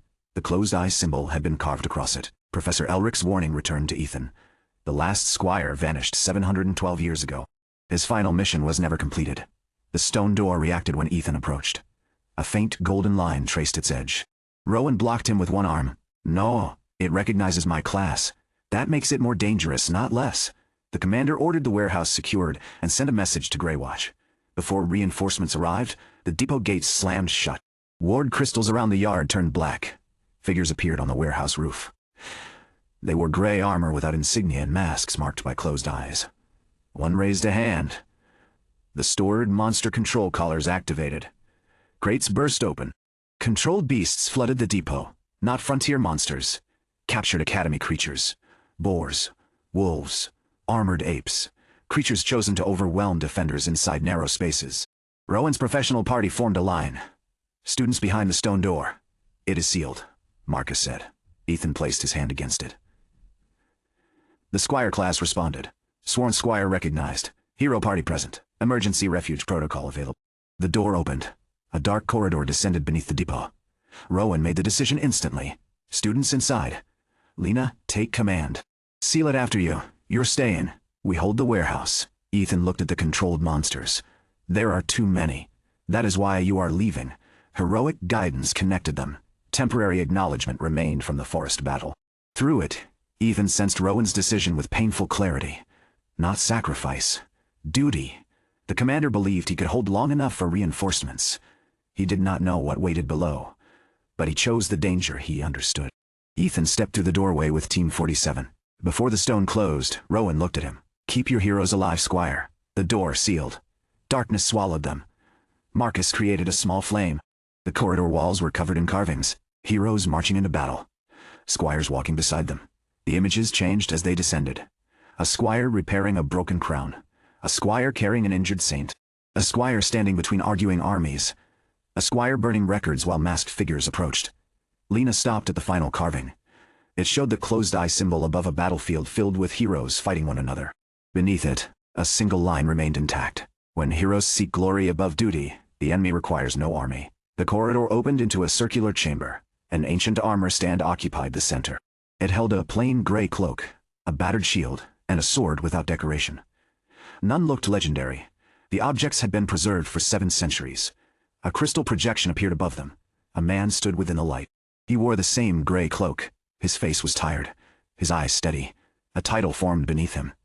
Gareth Vale last recorded Grand Squire. Ethan stopped breathing. Vale. His family name. The projection spoke. "If this record is opened, then the Squire class has returned." The voice carried no triumph. Only urgency. The order of the closed eye has begun moving again. Images appeared around the chamber. Heroes crowned as kings. Hero orders competing for territory. Supply lines sabotaged. Monsters driven towards cities. The order does not defeat heroes directly. It isolates them, praises them, divides them. It teaches every hero to stand alone until cooperation becomes weakness. The projection looked toward Ethan, as though seeing him. The Squire class was created to prevent that failure. More images appeared. Squires connecting hero parties. Sharing burdens. preserving equipment, carrying knowledge from one generation to another. Heroes inherit power from the world system. Squires inherit what heroes learn while using it. Ethan's interface opened. Heroic trait acquisition was not imitation. It was preservation. Every act of courage, every refined technique, every lesson earned through sacrifice. A squire carried fragments forward so greatness did not die with one person. Gareth continued. The Order erased us because a connected world could not be controlled through isolated heroes. The projection flickered. My final mission was to protect the Concord archive. The record containing the combined knowledge of every hero party we served. A map appeared. The archive lay beneath Eastbridge, exactly where they stood. I failed to complete the transfer. The stone walls shook. Dust fell from the ceiling. The battle above had reached the warehouse foundation. The Order will return for what remains. The battered shield on the armor stand began glowing. Ethan approached. Lena caught his wrist. Is this another evolution? I don't know. Then don't touch it without thinking. He looked at the projection. At Gareth Vale. At the family name, no village record had ever connected to heroes. His father repaired tools. His grandfather had repaired wagons. Generations of ordinary craftsmen. Perhaps that was not an accident. Perhaps the last squire had hidden his descendants where no hero order would search. I need to understand what he left. Lena released him. We unreleased him. We'll understand it together. Ethan placed one hand on the shield. The chamber awakened. Concord archive access denied. Grand Squire authority required. Emergency inheritance available. Requirement. A recognized hero party must voluntarily entrust its combined survival to the Squire. Ethan read the condition aloud. Marcus stared at the shaking ceiling. That wording seems unnecessarily dramatic. Talia looked toward the sealed corridor. The alternative is going back into a warehouse full of controlled monsters. Bram placed his hand on Ethan's shoulder. You already carry our burdens. Lena rested her palm against the shield beside Ethan's. You already guide us. Talia joined. Then Bram. Marcus hesitated. Everyone looked at him. He sighed and placed his hand on the metal. I object to the system using emotional pressure during emergencies. Golden threads appeared. Not from their badges. From their hands. The system asked each of them separately. Do you entrust your life to this squire? Lena answered first. Yes. Bram followed. Yes. Talia smiled. Yes. Marcus looked at Ethan. You will not become unbearable after this. I'll try. That is not reassuring. Yes, the golden threads merged. Emergency inheritance approved. Concord fragment unlocked. The shield dissolved into light. Power entered Ethan without strengthening his muscles or filling him with mana. Knowledge opened. Formation principles. Supply calculations. Battlefield signals. Equipment stress limits. Patterns created by thousands of heroes working together. Not complete memories. Foundations. The combined experience was too vast for Ethan to absorb at once. The system sealed most of it. New skill acquired. Heroic formation effect. A sworn squire may establish a coordinated formation among acknowledged heroes. Benefits depend on trust, preparation, and understanding of each member. No power is created. Existing abilities are used with greater efficiency. Limitations. Poor coordination may increase risk. Formation fails if participants reject the squire's guidance. Concord trait unlocked. Unity foundation effect. Improves awareness of how acknowledged heroes' abilities may complement one another. The chamber shook again. A crack opened across the ceiling. Stone collapsed near the entrance. The projection of Gareth Vale flickered. The archive fragment must not return to the Order. A final passage opened behind the armor stand. It led upward toward the depot's eastern yard. Ethan turned to his party. We're not escaping. Marcus stared at him. You just unlocked an exit. Rowan is still fighting. Lena drew her sword. What is the plan? Ethan activated heroic formation. Golden lines spread across the floor. They did not assign rigid positions. They showed relationships. Bram's defense created space for Lena. Lena's pressure created openings for Talia. Talia's precision protected Marcus' casting time. Marcus' spells controlled enemy movement. Ethan connected them. Each member perceived the formation differently. Bram felt where the next impact would fall. Talia understood which target mattered most. Marcus sensed the safest moments to cast. Lena saw the path that kept everyone moving together. They climbed toward the yard. Above them, the warehouse had become a battlefield. Rowan's party was surrounded. The masked attackers controlled the monsters from elevated platforms while avoiding direct combat. The eastern yard doors opened. Team 47 entered from behind the enemy line. No one charged blindly. Heroic formation moved with them. Talia's first arrow shattered a control device. Marcus's fire forced two masked figures from the roof. Lena intercepted one before he landed. Bram blocked an armored ape and redirected its charge into a crate of collars. Ethan carried part of Bram's fatigue. His spare iron bars cracked one after another. Rowan saw them. "You were ordered to escape. We found another route. That is not the same thing." A masked attacker leaped toward Rowan's back. Ethan's guidance crossed the temporary connection. Behind, Rowan turned and struck without looking. The attacker fell. More control devices shattered. Freed monsters fled instead of fighting. The enemy formation weakened. Then their leader appeared. A tall figure in white armor descended from the warehouse rafters. Unlike the others, his mask had no eye symbol. It was completely blank. He carried a black sword that absorbed surrounding light. "You open the archive," he said. His attention settled on Ethan. The bloodline survived. Rowan moved between them. The white-armored man raised his sword. A wave of dark force crossed the warehouse. Rowan blocked it, but the impact drove him backward. A rank strength. Perhaps higher. The masked leader ignored everyone else. "Give me the Concord fragment." Ethan felt Team 47 through the formation. Tired. Injured. Still connected. No, the leader attacked. Rowan intercepted the first strike. Lena joined the second. Her sword nearly broke. Ethan transferred the stray into an iron bar. It shattered. Bram blocked the third. Ethan took part of the impact. Pain spread through his arms.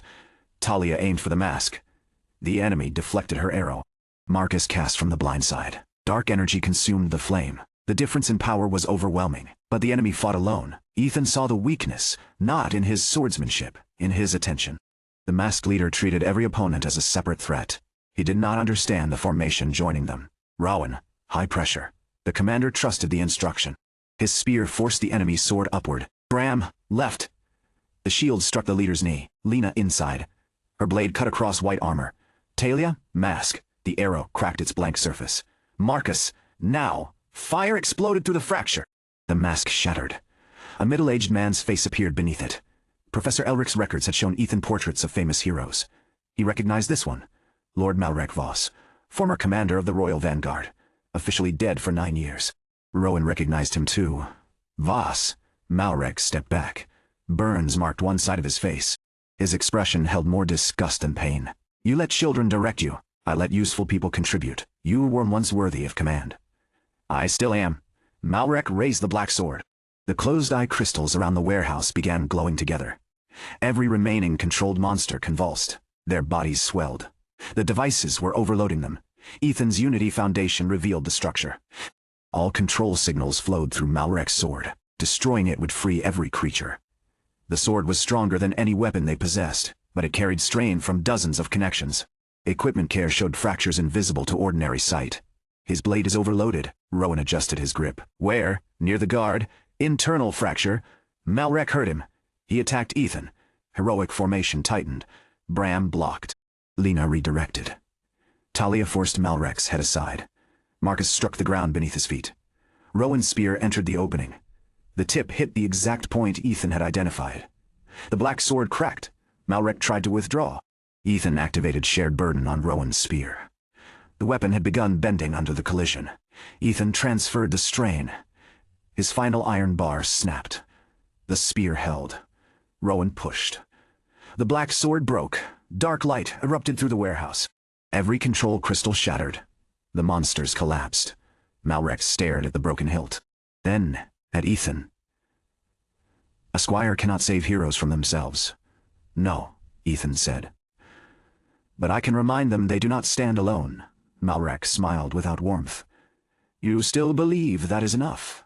A black crystal broke between his fingers. Shadow swallowed him. Rowan's spear passed through empty air. The order retreated seconds later. Those unable to escape were captured. The depot workers were found alive in a quarry camp north of Eastbridge. The stolen supplies were recovered. Fort Dawn and Greywatch received medicine, food, ward crystals, and weapons before another monster wave could form. The Academy attempted to classify the entire event. That lasted 2 days. Too many soldiers had witnessed Team 47 return from the ancient archive.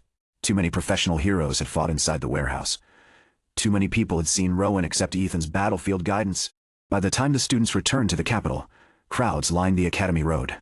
Not enormous crowds. Not royal celebrations. Families of frontier soldiers. Merchants whose convoys had survived. Workers from Eastbridge. They applauded the entire expedition. When Team 47 passed, the depot quartermaster lifted one repaired shield above his head. "The Squire?" the call spread. Ethan did not know where to look. Talia waved to everyone. Marcus moved closer to the wagon's interior. Bram grinned. Lena stood beside Ethan. "You should acknowledge them. I didn't do this alone." "They're applauding the party," they said, Squire. "Then show them what a Squire stands beside." Ethan looked at Team 47. He raised their bronze party badge. The crowd cheered louder. Inside the academy, recognition came differently. The combat instructor who had questioned Ethan's enrollment assigned Team 47 a permanent training field. Instructor Mara promoted them into the advanced first-year program. Professor Elric gained access to archives that had remained sealed for centuries. Headmaster Aldrich established a formal Squire research division. Cedric waited outside the central tower after Ethan's first debriefing. The Sword Saint no longer looked disappointed. "I heard you fought Lord Voss. Rowan fought him. You directed the formation. With my party." Cedric glanced toward Lena, Bram, Talia, and Marcus waiting nearby. "Then your party fought him?" "Yes." Cedric rested one hand on his sword. "My team completed every academy trial faster than yours. Probably. We defeated more monsters at the frontier. Also probably. And yet—" Commander Rowan submitted a higher evaluation for Team 47. Marcus whispered. "This appears to be causing him physical pain." Cedric ignored him. "I want a match." Lena stepped forward. "Party against party?" No, Cedric looked directly at Ethan. "You and me." Talia laughed before she could stop herself. Cedric's expression hardened. Ethan considered the challenge. The Sword Saint was stronger, faster, more skilled. A direct duel would end quickly. That did not make it meaningless. "I accept." They met on the Academy's primary training field the next morning. Hundreds of students filled the stands. Cedric carried a wooden sword. Ethan carried 3, one in hand, 2 at his waist. Cedric noticed. "Planning to break them?" "Possibly," the instructor signaled. Cedric crossed the field before the sound faded. Ethan activated Observe. The first strike knocked his sword aside. Steadfast kept him upright. The second struck his shoulder. Pain spread down his arm. Cedric stepped back. "You saw it coming." "Ah, yes. You still couldn't stop it." "No." The third exchange lasted longer. Ethan predicted the angle but lacked speed. The fourth forced him to sacrifice his first sword to block a strike that would have ended the match. Wood split. He drew the second. The crowd began to understand. Ethan was losing, but Cedric had not defeated him yet. Observe tracked the Sword Saint's rhythm. Heroic guidance had no acknowledged hero connection to Cedric, but Unity Foundation revealed how Ethan's own limited abilities might work together. Steadfast protected his stance. Equipment care warned when his weapon neared failure. Battlefield awareness tracked space and distance. The fragments were incomplete. Their combination was not. Cedric attacked again. Ethan stepped inside the expected line. The wooden blade passed over his shoulder. His counter touched Cedric's training coat, a shallow point. The stands fell silent. Cedric looked down, then smiled. His next strike shattered Ethan's second sword and stopped at his neck. The duel ended. Cedric won. No one laughed. Ethan lowered the broken weapon. "You were stronger." Cedric rested the wooden sword against his shoulder. "You say that as though it is temporary." "It is." The Sword Saint laughed. For the first time, it held genuine respect. "Good." He extended his hand. Ethan accepted it. The system appeared. Hero recognition acquired. Cedric Arlen acknowledges Ethan Vale as a worthy companion and rival. Heroic trait fragment observed. Sword intent acquisition progress, 3% a tiny amount. Earned through one meaningful exchange. Ethan smiled. Cedric misunderstood. "Do not look happy about losing. I learned something. That makes it worse." The Academy rankings were updated that afternoon. Team 47 rose from the lowest provisional position to 12th among first-year parties. They remained below the legendary teams. No one objected. Their improvement continued. Marcus refined his spell timing through heroic formation. Talia learned to adjust shots based on Ethan's environmental observations. Bram developed a moving defensive style instead of remaining stationary. Lena grew into leadership beyond issuing commands. She began asking for information before making decisions and trusting her team to act independently. Ethan's trait fragments advanced with them. Precision reached 22%.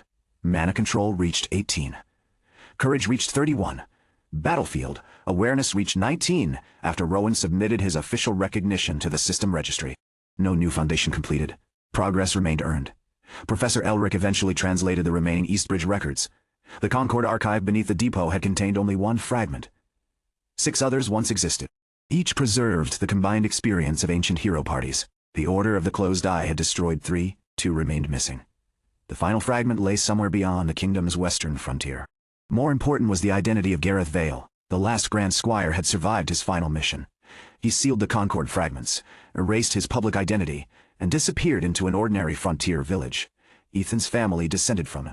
There was no inherited power, no secret bloodline ability, only a tradition. Repair what others depended upon. Carry what others could not. Stand beside those who faced danger. His father had taught him the Squire path without knowing its name. Ethan rode home. He explained the class. The dungeon. Team 47, the frontier. He did not mention Lord Voss until the final page because he knew his mother would stop reading and begin planning how to drag him home. A reply arrived 10 days later. His mother's letter contained 6 paragraphs about avoiding injuries. His father's contained 1 sentence. Sounds like the system finally gave our family the correct title. Ethan kept the letter inside his armor. At the end of the first term, the academy held a public exhibition. Legendary students demonstrated their abilities. The Dragon Rider crossed the sky above the plaza. The Saint created a field of healing light. Cedric cut through a stone target without touching it. Then Team 47 entered.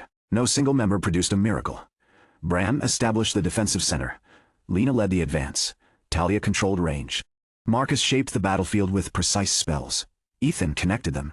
They completed a complex rescue simulation faster than every elite party except Cedric's. The audience watched a knight, mage, archer, shield-bearer, and squire move as though they had trained together for years. No wasted motion. No conflicting decisions. No one chasing personal glory. When the final civilian marker reached safety, applause filled the plaza. Ethan looked toward the awakening monument. Months earlier, the same crowd had laughed at the word Squire. Now children in the lower seats pointed toward him, not with pity, with curiosity. Recognition had begun. That evening, Team 47 returned to their training field. Bram carried food. Talia carried nothing, and claimed she was supervising. Marcus complained about both of them. Lena found Ethan reading one of Professor Elric's translated records beneath the setting sun. Anything useful? A reference to the Grand Squire. We already know Gareth existed. This is older. He handed her the page. The passage described a rank beyond sworn squire. A squire who mastered several heroic traits could combine them into composite foundations. A squire who helped heroes surpass their own limitations could unlock greater recognition. A squire acknowledged by an entire hero order could become a grand squire. Lena read the final line. The path advances through the greatness of others. Yes, that sounds dangerous. How? You might start treating people as sources of traits. Ethan looked toward Bram, Talia, and Marcus arguing over the food. The warning struck deeper than she intended. The squire class grew by supporting heroes. That power could become selfish if the support existed only for reward. The system measured meaningful contribution. It did not measure intent perfectly. I won't. Lena returned the page. Good. She walked toward the others, then stopped, also. Marcus says the next frontier exercise includes wyverns. Marcus looked offended. I said it might include wyverns. Talia opened the food basket. I heard dragons. Those are not the same creature. Bram handed Ethan a plate. Can your class inspect wyverns? I don't think they count as equipment. We could put armor on one. Marcus closed his eyes. This party will kill me before the monsters do. Ethan sat among them beneath the fading light. The system appeared quietly. No bells.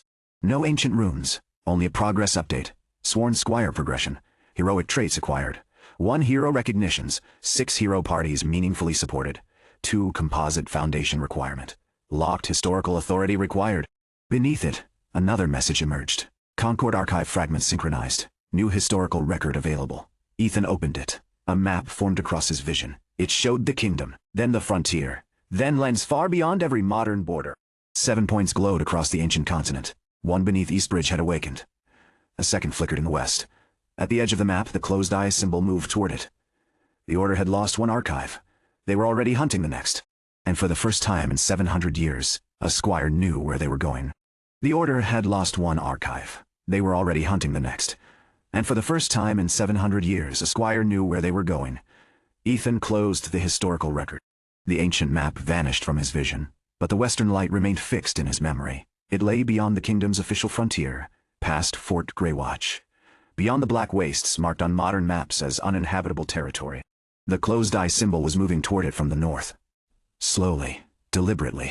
Lena noticed his expression. What changed? The Order is searching for another Concord fragment. Marcus stopped arguing with Talia. How certain is the map? It came from the Eastbridge archive. That doesn't answer the question. It is 700 years old. Marcus adjusted his glasses. So not very certain. The Order's symbol is current. That ended the discussion. Ethan showed them the map through the projection function attached to the archive fragment. Golden lines spread across the ground, forming the ancient continent beneath their feet. The academy stood near the center. Eastbridge glowed in the east.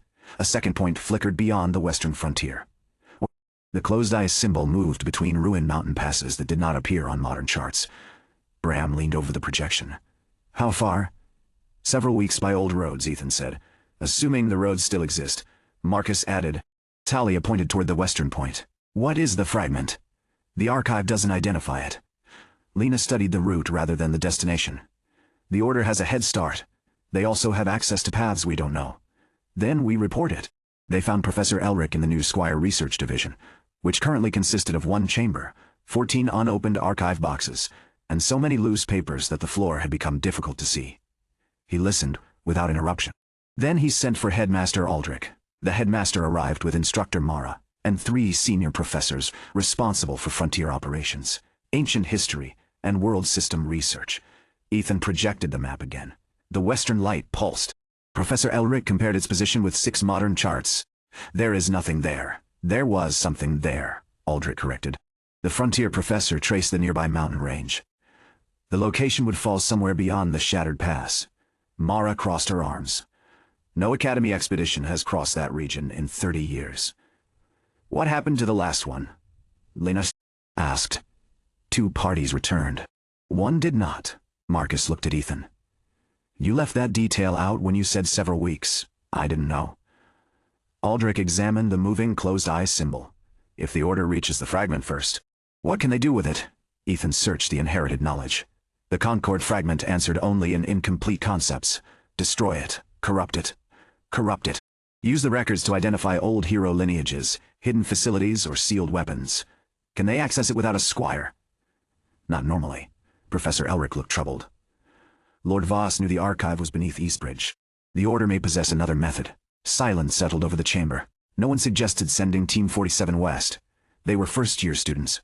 Their frontier achievement had not changed that. Aldrich ordered the map copied into the Academy's strategic archive. Professor Elric continued translating the Eastbridge records. Mara, prepare an assessment of every active western party. I will contact the Crown and Fort Greywatch. Ethan looked at the western point. How long before anyone can leave?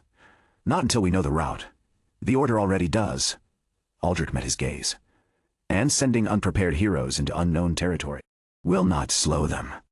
Ethan understood the answer. He did not like it. The meeting ended after midnight. Team 47 walked back toward the dormitories through quiet Academy grounds. The Awakening Monument glowed faintly beyond the central plaza. Talia broke the silence. We are going eventually, Marcus sighed. We have just been clearly excluded from the expedition. That does not mean we aren't going. It means exactly that. Bram looked at Ethan. Do you want to go? Yes, the answer came too quickly to deny. Lena continued walking. Then we become strong enough that they cannot dismiss us. Marcus waited for someone to object. No one did. He rubbed his forehead. I miss when our greatest problem was finding a 5th party member. The next morning, Team 47 requested entry into the Academy's advanced mission track. Instructor Mara rejected the application. You do not meet the requirements. Lena placed their completed assessment record on her desk. We have field certification. The advanced track requires 2 completed terms, 3 official dungeon clears, 3 official dungeon clears, and a minimum party rank of 10. They were ranked 12th. Talia pointed toward the board. 2 positions.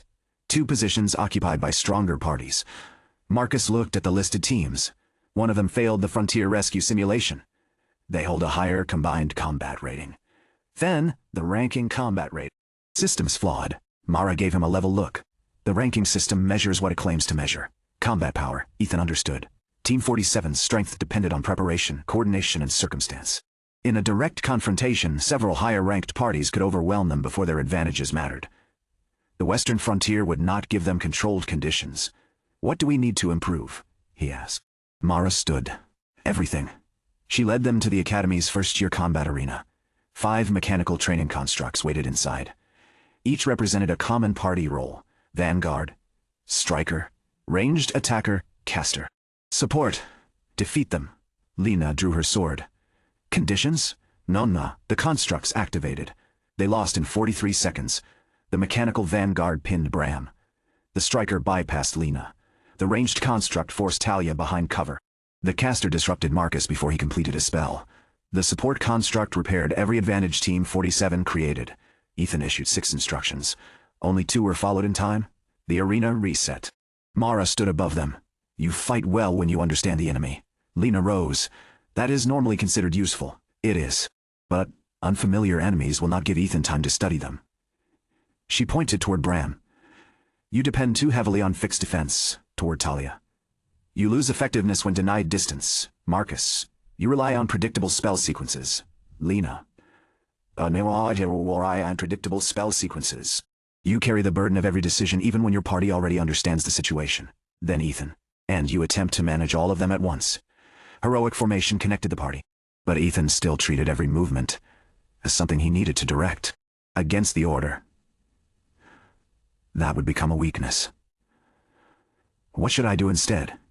He asked. Build a formation that continues functioning when you are silent. They entered the arena again. They lost in 51 seconds. Again. 1 minute and 9 seconds. Again. 2 minutes. By sunset, they still had not defeated the constructs. But their failures changed. Bram stopped waiting for Ethan to correct his position. Talia moved before losing her firing lane. Marcus abandoned a damaged spell sequence and selected another without being told. Lena delegated target decisions.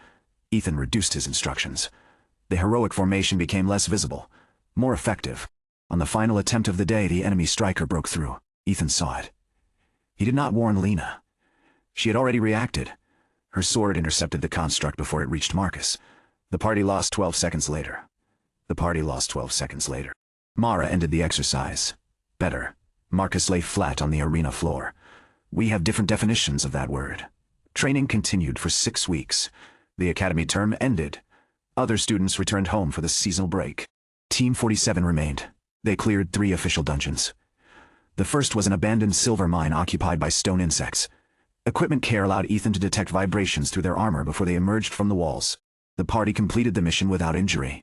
The second was a flooded ruin filled with amphibious predators. Camp preparation helped Ethan map currents, hidden ledges, and safe breathing points.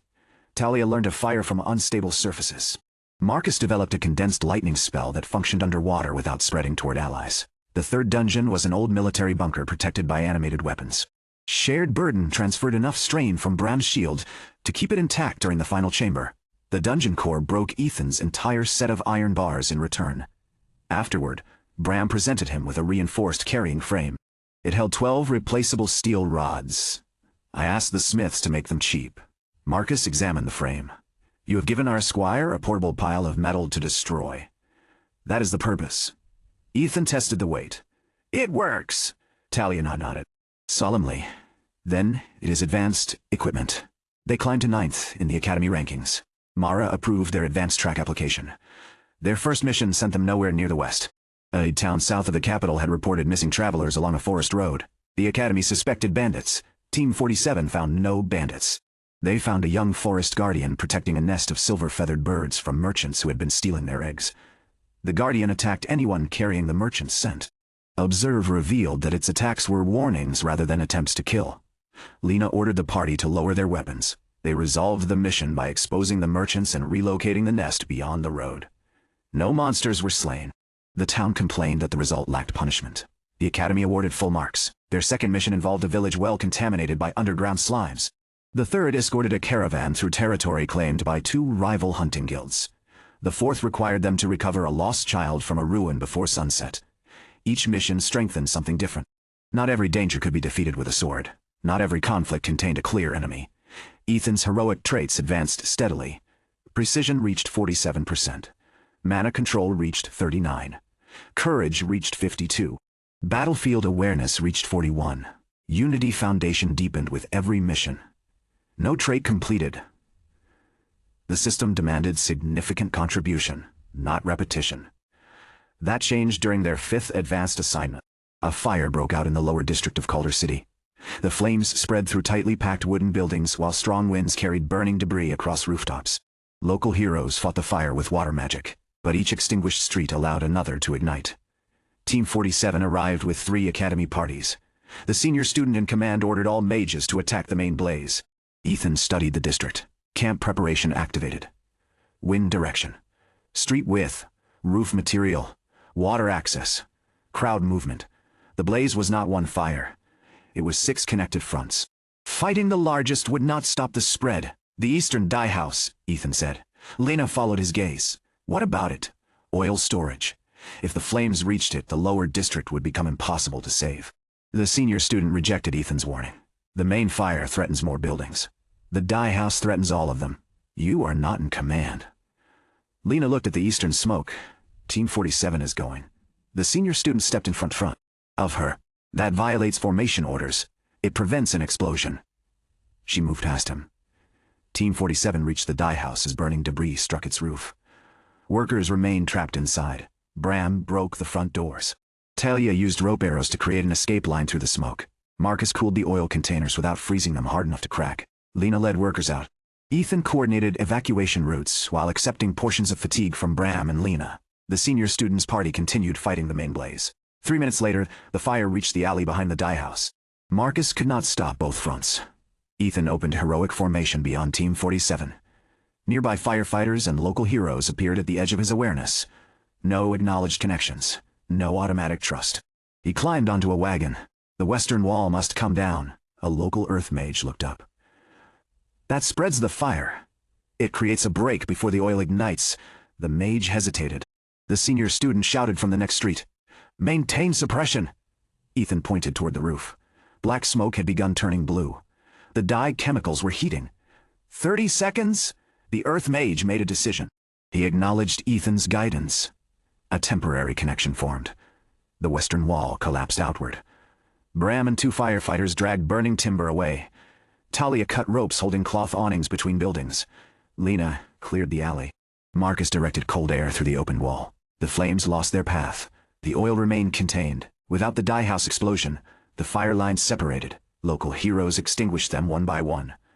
Calder's lower district survived. The system appeared after the final civilian was accounted for. Heroic trait completed. Courage foundation acquired. Effect: strengthens action under danger when protecting others. Reduces hesitation caused by fear, uncertainty, or social pressure. Does not prevent reckless decisions. Ethan understood the final line immediately. Courage did not make every choice correct. It only helped him act once a choice was made. The system continued. Battlefield awareness increased to 63%. Hero parties meaningfully supported. 5 composite foundation requirement partially unlocked. Required: 3 completed heroic trait foundations. Current: steadfast foundation, courage foundation. 1 additional foundation required. The local earth mage found Ethan outside the ruined dye house. You were right, we were close, if you had followed the senior student's order. The district would have burned. Ethan looked toward the exhausted academy parties. The order made sense from where he stood. The mage considered that. You aren't interested in making him look foolish. No, you will struggle in hero politics. I've been told something similar. The Calder mission pushed Team 47 to 7th in the academy ranking. More importantly, it drew attention from outside the academy. 3 hero orders sent recruitment offers. The Crimson Banner offered Lena command training. The Silver Arrow Guild promised Talia a rare class bow. The Arcane Circle invited Marcus to study under a senior fire specialist. The Stone Bastion offered Bram an enchanted shield. None mentioned Ethan. Each invitation requested that the recipient transfer to an established order party. Lena placed the letters in the center of their table. They want to separate us. Marcus read the Arcane Circle's offer twice. They are offering access to restricted spell archives. Talia turned over the Silver Arrow seal.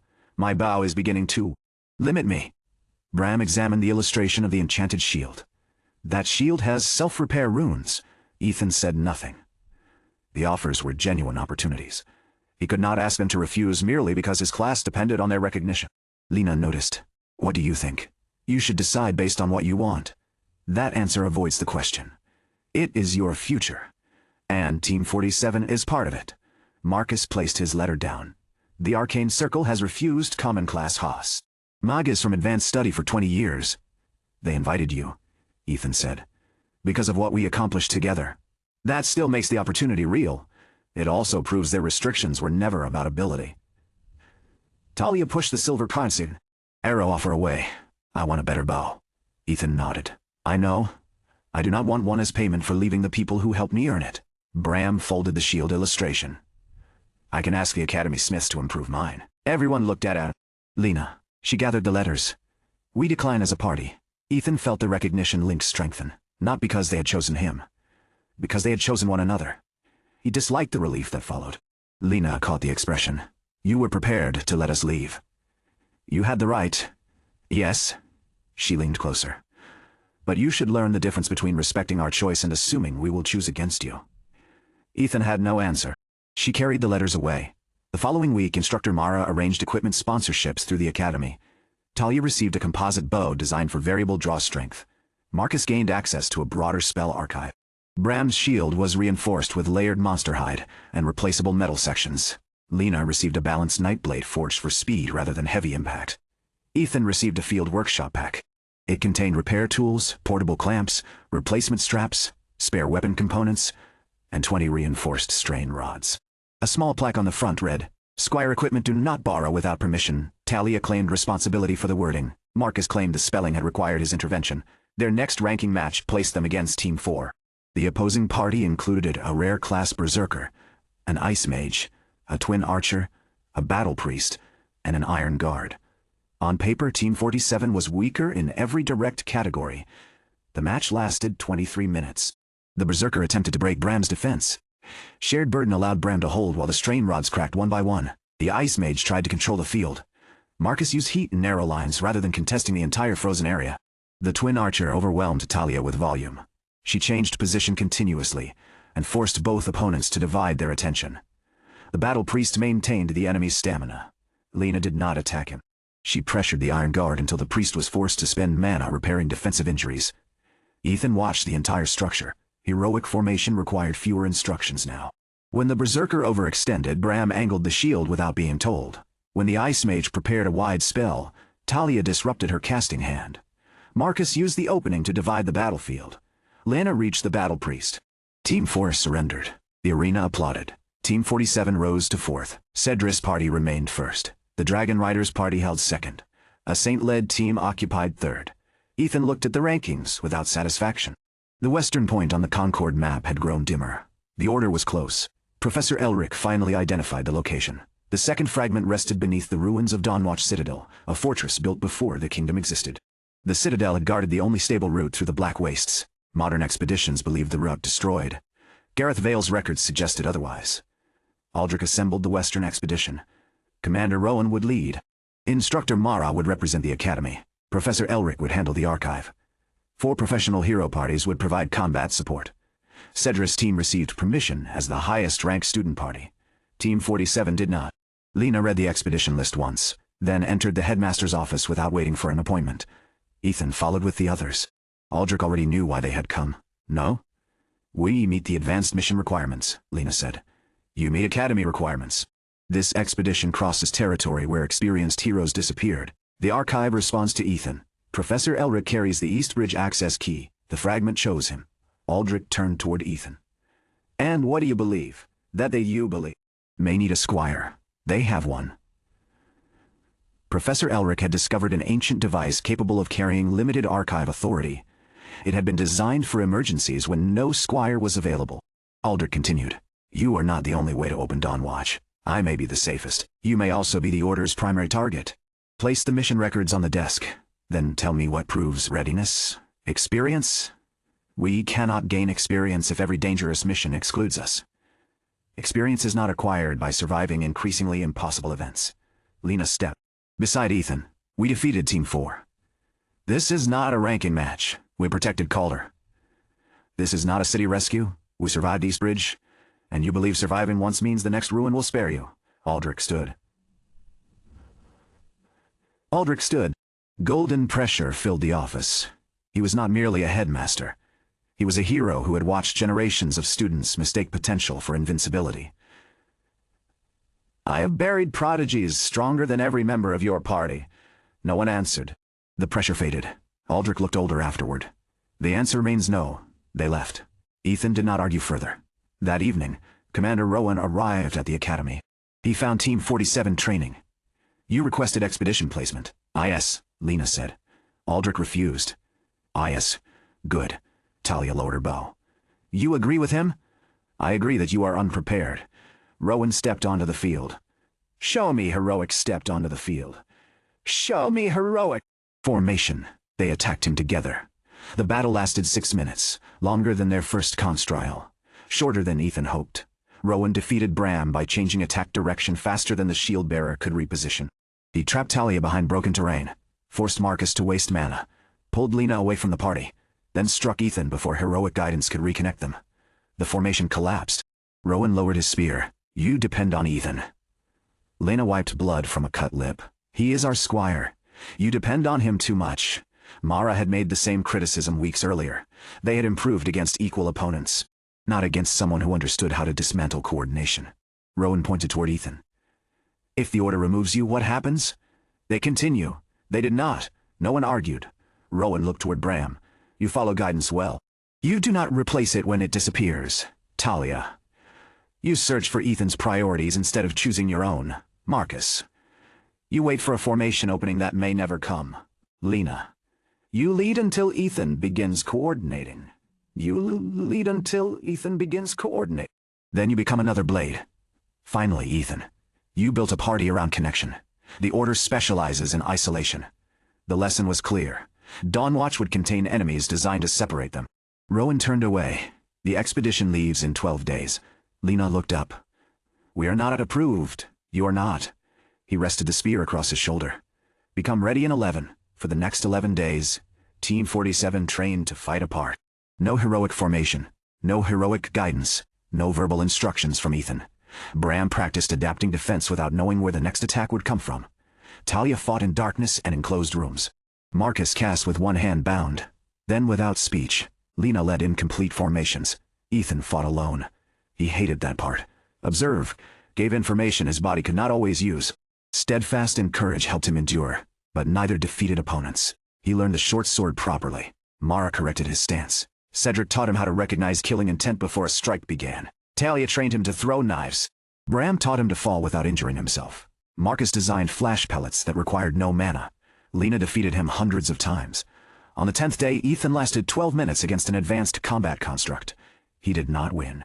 He protected a simulated civilian marker until the time limit ended. The system responded. Heroic trait completed. Battlefield Awareness Foundation acquired. Effect: improves perception of threats, terrain changes, movement patterns, and tactical shifts during active conflict. Effectiveness depends on available information and personal experience. 3 completed heroic trait foundations detected. Composite Foundation unlocked. Available compatible traits: Steadfast Foundation, Courage Foundation, Battlefield Awareness Foundation. Composite path available. Guardians resolve requirements. Protect acknowledged heroes, while isolated from direct support. Remain functional under superior threat. Make an independent decision that preserves the party's objective.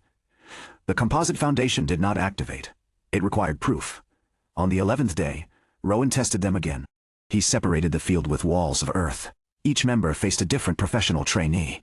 Ethan could not see them, could not guide them, could not share their burdens. The connections remained present but blocked. Bram won by abandoning his damaged shield and using the environment. Talia won after allowing her opponent to believe she had exhausted her arrows. Marcus lost but disabled the objective before falling. Lena defeated her opponent, then took control of the central field. Ethan faced Rowan, not the full-rank vanguard. A restrained version was already enough. Rowan attacked. Ethan avoided the first strike, blocked the second. The third cracked his sword. He transferred the strain into a rod. Rowan struck again before Ethan could recover. The rod shattered. Battlefield Awareness tracked the spear. Steadfast kept his footing. Courage prevented hesitation. None gave him a path to victory. He did not need one. The test objective stood behind him, a crystal representing the Concord Archive. Rowan could take it by defeating Ethan. Ethan could not protect both himself and the crystal through direct combat. He threw his remaining flash pellets. Rowan closed his eyes, expected. Ethan used the light to cut a support rope above the arena. A weighted net fell. Rowan destroyed it with one spear sweep, also expected. The strike turned his body away from the objective. Ethan grabbed the crystal and ran toward Lena's section. Rowan followed. The Squire could not outrun him. Ethan stopped beside a narrow gap between arena walls. He threw the crystal through it. Lena caught it on the other side. Rowan's spear stopped at Ethan's chest. The test ended. You abandoned the objective, Rowan said. I transferred it to the party leader. You were supposed to protect it. I protected the mission. The system appeared. Composite requirements fulfilled. Steadfast Foundation integrated. Courage Foundation integrated. Battlefield Awareness Foundation integrated. Composite Foundation acquired. Guardian's Resolve effect. When isolated from acknowledged heroes, the Squire retains increased resistance to fear, disruption, and battlefield confusion. Protective decisions made under superior threat gain improved clarity. Does not increase direct offensive power. Does not guarantee survival. Rowan read Ethan's expression. You gained something. Yes. Enough to defeat me? No. Good. You are learning. That afternoon, Headmaster Aldrich added Team 47 to the Dawnwatch expedition. They remained the lowest-ranked participants. Their role was clearly defined. Archive support, equipment management, emergency coordination. They were not to pursue the Order independently. They were not to separate from the main expedition. They were not to enter unknown archive chambers without Rowan, Mara, or Elric present. Marcus read the restrictions. These appear written specifically for us. They are, Mara said. The expedition departed beneath a gray western sky. 43 people crossed the academy gates. Professional heroes, scouts, healers, students. Wagons carried food, ward crystals, climbing equipment, medical supplies, and replacement weapons. Ethan inspected every load twice. Cedric walked beside Team 47 near the front. His party included the saint from the awakening ceremony, a shield bearer, an elementalist, and a scout. The legendary students had changed since the first dungeon assessment. Their equipment showed use. Their movements were more disciplined. Cedric still carried confidence, but it no longer looked untouched by failure. He glanced at Ethan's strain rod frame. You added more metal? I kept breaking the previous amount. That is not reassuring. It is honest. The first stage of the journey followed secure roads. The second crossed frontier patrol routes. The third left the kingdom behind. The black wastes began beyond a line of dead trees. Gray soil stretched beneath a colorless sky. Stone formations rose like the ribs of buried giants. No birds crossed overhead. No insects moved through the dust. Mana behaved strangely. Spells weakened without warning. Distances appeared distorted. A hill that seemed 1 hour away required half a day to reach. Professor Elric consulted the ancient route tablet. The original path used hero resonance markers. What are those? Marcus asked. Anchors designed to respond to coordinated parties. Ethan activated Unity Foundation. Faint lines appeared beneath the landscape. Not roads, connections. The route did not recognize individual power. It responded when the expedition moved as one. Ethan established heroic formation across Team 47. Then extended guidance through Rowan's acknowledgement. The commander relayed it to the professional parties. Cedric's group adjusted next. Golden markers appeared along the ground. The correct path opened. For 3 days, the expedition crossed the wastes by maintaining formation. When parties separated too far, the markers faded. When personal rivalries disrupted coordination, the path bent toward unstable terrain. The ancient squires had designed the route as a lesson. No hero crossed alone. The Order attacked on the 4th night. Not with monsters. With silence. The camp woke to find every sound gone. No wind. No footsteps. No voices. Marcus shouted, but nothing emerged. Heroic guidance failed across ordinary speech. The closed eye symbol appeared beyond the ward line. Then, the camp divided. Black walls rose from the ground, isolating parties into separate sections. Exactly as Rowan had warned. Ethan lost sight of everyone except Bram. 3 masked figures entered their enclosure. Bram raised his shield. Ethan activated heroic formation. The connection reached Lena, Talia, and Marcus through the barriers, but no information crossed. The walls disrupted guidance. Guardian's resolve awakened. Fear remained. Confusion remained. Neither controlled him. The attackers targeted Ethan. Bram intercepted the first. The second used a hooked blade to pull his shield aside. The third circled behind. Ethan threw a flash pellet. No sound. Light still functioned. The attackers turned away. Bram charged. Ethan moved in the opposite direction, forcing them to divide. Observe tracked the hooks, footwork, and spacing. These were not elite heroes. They were trained specifically to isolate support members. One pursued Ethan. The Squire blocked twice. His short sword cracked on the third strike. Shared burden could not help him. There was no acknowledged hero injury to transfer. He released the weapon and grabbed the attacker's wrist. Steadfast held his stance. Courage carried him forward. Battlefield awareness found the nearby tent rope. Ethan pulled. The canvas collapsed over them both. The attacker cut free. Bram arrived before he escaped. One shield strike ended the fight. The other two retreated as the black wall began breaking. Across the camp, Team 47 had acted independently. Lena gathered isolated students into a temporary formation. Talia climbed a barrier and marked enemy positions with luminous arrows. Marcus disrupted the silent field by overloading its mana pattern. When sound returned, the order had already withdrawn. They left no bodies except the 3 captured attackers. All carried poison capsules embedded in their masks. Mara removed them before questioning. The prisoners knew little. Their orders had been simple. Test the Squire. Determine whether he could function while separated. Rowan tightened camp security. They know we are here. They knew before we entered the wastes, Ethan said. Professor Elric examined the black wall residue. They allowed us to find the route, Cedric frowned. Why? No one had a satisfying answer. The expedition reached Dawnwatch Citadel at sunrise on the 7th day. The fortress had been carved into a mountain. Half its towers had collapsed. The main gates remained closed. The closed-eye symbol covered them. Beneath it, newer than the ancient stone, someone had written a message. Welcome, Squire. The order had arrived first. Rowan divided the expedition. Professional parties secured the perimeter. Cedric's team protected Professor Elric. Team 47 remained with Ethan. The main gate opened when he approached. No system requirement appeared. The order had already broken the seal. Inside, the citadel was empty. No bodies, no traps, no defenders. Only signs of recent movement leading toward the archive chamber. They descended through halls depicting ancient hero orders. At first, the carvings celebrated cooperation. Later walls showed competition. Orders claimed cities. Heroes demanded tribute. Squires stood between factions, repairing alliances that failed repeatedly. The final mural had been destroyed. Only one image remained. A grand squire kneeling before an empty throne. Professor Elric copied every inscription. Rowan kept them moving. The archive chamber lay beneath the mountain. Its doors stood open. The Concord fragment floated above a circular platform. Unlike Eastbridge's golden light, this one had turned gray. Malreg Voss waited beside it. Dozens of masked order members surrounded the chamber. He no longer wore white armor. A dark cloak covered the burns Ethan's party had inflicted. You are late, Malreg said. Rowan lowered his spear. You failed to take the fragment. I did not come to take it. The gray light expanded. Images formed throughout the chamber. Hero parties arguing. Commanders abandoning civilians to pursue glory. Noble houses competing for legendary classes. Academy rankings separating students before they understood one another. The archive had preserved failures, not victories. This fragment contains the truth your class was created to hide, Malrec said. Ethan stepped forward. Squires preserved hero knowledge. They preserved hero dependence. The gray images accelerated.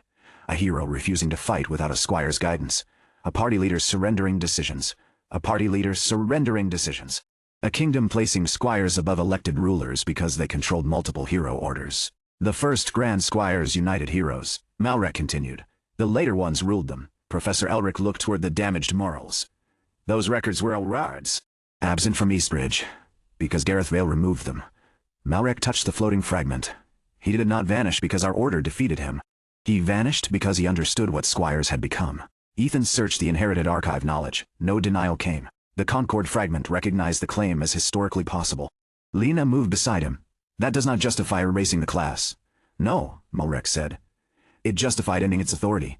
The closed-eye order had begun as heroes who resisted squire control. Then it had changed. Like the squires before it. Resistance became secrecy. Secrecy became manipulation.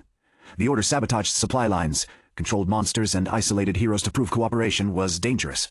Both sides had corrupted their purpose. Malrec raised one hand. The gray fragment responded. Open it fully. See what Gareth concealed. Rowan's grip tightened. Do not. If we leave it corrupted, the order controls the record, Ethan said. If you connect to it, they may control you. Malrec smiled. That is why we allowed you to come. The trap became clear. The order could not access the fragment completely without a squire. They had not beaten the expedition to the archive. They had guided Ethan toward it. Professor Elric held the emergency access key. We may be able to isolate part of the record. No, Ethan said. The gray light was already spreading through the citadel. Ancient systems woke beyond the chamber. Stone gates closed behind the expedition. Hero resonance markers changed. The fortress began separating everyone by party. The fragment was using old Squire authority to take control. Malric stepped away from the platform. Open it, and inherit the truth. Refuse, and Dawnwatch will seal every hero inside. The chamber divided. Walls descended between the groups. Ethan reached for Lena. Gray light struck first. He stood alone. The archive platform surrounded him in darkness. No Team 47, no Rowan, no order. Only Gareth Vale's projection. The last Grand Squire looked younger than the Eastbridge recording. His cloak was clean, his posture unbroken. You have reached the second Concord fragment, the projection said. This record contains the failure of the Squire path. Images appeared. Grand Squires coordinating armies, then directing kingdoms, then deciding which heroes deserve support. The class had begun by walking beside heroes. Over generations, some squires learned that controlling connection meant controlling power. They assigned parties, withheld guidance, transferred burdens selectively, preserved only the traits they valued. Heroes became pieces inside formations designed by one authority. The Order of the Closed Eye was founded to stop us, Gareth said. More images appeared. Hero parties breaking free. Squire archives burning. The rebellion succeeded. Then the Order continued. It erased innocent squires, destroyed records, manipulated hero institutions so no cooperative structure could rise again. Both paths failed. Ethan faced Gareth. Why did you preserve the fragments? To give the next squire a choice, the projection divided. One path showed restored Grand Squire authority. Hero orders united beneath a central command. Conflict reduced. Efficiency increased. Freedom narrowed. The other showed the Concord archives destroyed. Squire progression ended at Sworn Squire. No one could rebuild the old authority. Knowledge disappeared forever. Choose, Gareth said. Ethan looked at both paths. Those aren't the only choices. They are the choices I could preserve. Then you failed to understand what came after you. The projection remained silent. Ethan thought of Team 47 refusing recruitment offers. Not because he commanded them, because they chose one another. He remembered Lena warning him not to treat people as sources of traits. Rowan accepting useful guidance without surrendering leadership. Cedric recognizing him as a rival, not a master. The problem was not connection. It was authority without consent. Open the full record, Ethan said. Grand Squire authority will become available. I don't want authority. You cannot inherit the archive without it. Then change the inheritance. The projection flickered. Ancient systems resisted. They had been created around two assumptions. The Squire guided. Heroes followed. Ethan activated every recognition connection he possessed. Lena, Bram, Talia, Marcus, Cedric, Rowan, not to command them, to ask. The gray barriers blocked heroic guidance, but recognition remained deeper than communication. Ethan sent no instruction, only a choice. Stand with me. The first answer came from Lena. The connection brightened. Then Bram, Talia, Marcus. Cedric's recognition flared from another chamber. Rowan's followed. Across Dawnwatch, heroes who had fought beside Team 47 felt the request pass through the old system. One by one they answered. Not all agreed. Some refused an unknown connection. The system accepted both responses. Consent entered the archive architecture, a concept absent from the old Grand Squire authority. The gray light trembled. Ethan addressed Gareth. A squire does not decide who stands together. The formation requires guidance. Guidance can be accepted or rejected. Then unity may fail. Yes, heroes may choose badly. Yes, people may die. Yes, Gareth's. Expression changed. Not approval, recognition. You accept a weaker authority. I accept that they are people. The two preserved paths shattered. A third opened. Concord authority restructuring. Central command rejected. Voluntary recognition retained. Forced hero assignment prohibited. Burden transfer requires active consent. Heroic guidance may be refused. Archive inheritance distributed across recognized parties. No squire may hold exclusive control of Concord knowledge. The ancient system demanded confirmation. Ethan answered, yes. Across the separated chambers, every acknowledged hero received the same choice. Lena accepted. Talia accepted. Talia accepted. Marcus read the conditions twice, then accepted. Cedric accepted after confirming that refusal remained possible. Rowan accepted last. The gray fragment burst into golden light. Dawnwatch shook. The separating walls stopped. Malric's expression changed for the first time. What did you do? Ethan returned to the archive chamber as the barriers rose. Team 47 stood beyond them. The Concord fragment divided into dozens of smaller lights. One entered Ethan. Others entered Lena, Bram, Talia, Marcus, Cedric, Rowan, and every hero who had accepted the new structure. No one received control. Each received access to the truth. The history of Squire corruption, the Order's rebellion, both sides' failures. Knowledge could no longer be erased by killing one keeper. Professor Elric stared at the lights. You distributed the archive. The record belongs to everyone who accepts responsibility for it. Malrek raised his black replacement blade. You restored the danger. No, Ethan said. I removed the throne. The Order attacked. The chamber erupted. Rowan met Malrek. Cedric led his party against the masked vanguard. Mara protected Professor Elric. Team 47 formed around Ethan. Heroic formation activated. Different now. Every member received the structure. Every member could alter it. Lena redirected the advance without waiting for Ethan. Talia marked targets for Cedric's scout. Marcus connected his spell rhythm to the professional mages. Bram formed a shared shield line with Rowan's paladin. Ethan guided where useful, stayed silent where unnecessary. The Order attempted to isolate them. The restructured Concord refused forced separation. Black barriers rose. Recognized heroes chose whether to maintain connection through them. The walls cracked under the strain. Malrek fought Rowan with furious precision. His replacement sword carried no central control network. It was stronger as a weapon, weaker as a system. Ethan tracked the duel. Malrek anticipated Rowan's spear. He had studied the commander. Rowan's usual techniques would not create an opening. Ethan did not issue an order. He shared the observation. Rowan received it. So did Lena. Cedric. Talia. Each chose how to respond. Talia fired toward Malrek's escape angle. Cedric pressured his weapon side. Lena closed the path toward the archive. Rowan changed his spear rhythm. Malrek blocked the first strike, the second.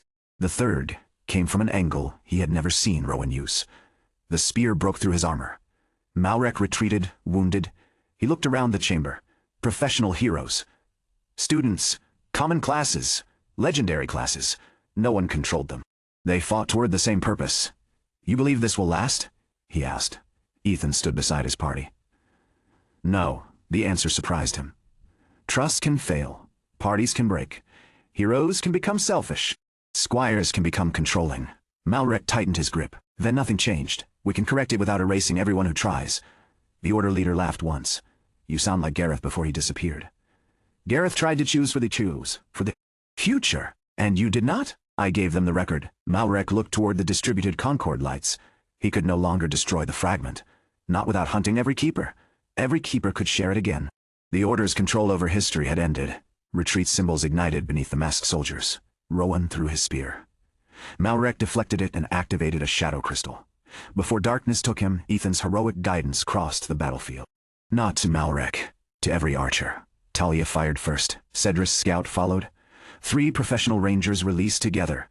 The shadow crystal shattered before completing. Malrek remained. His soldiers escaped without him. Rowan approached. Yield. Malrek looked at the broken crystal, then at the heroes surrounding him. He released his sword.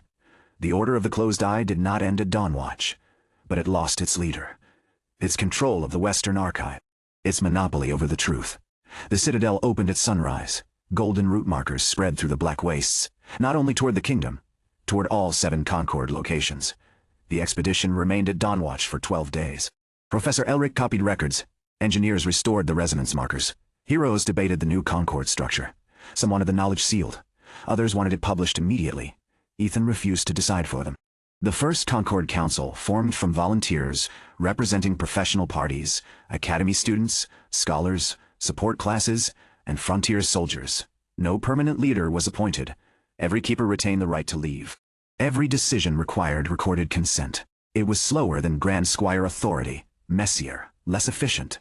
Ethan considered that a success. The system waited until the expedition began its return journey. Sworn Squire progression updated. Heroic trait foundations acquired. 3 composite foundations acquired. 1 hero recognitions. 18 hero parties meaningfully supported. 9 historical authority restructured. Grand Squire path modified. Original advancement unavailable. New advancement path detected.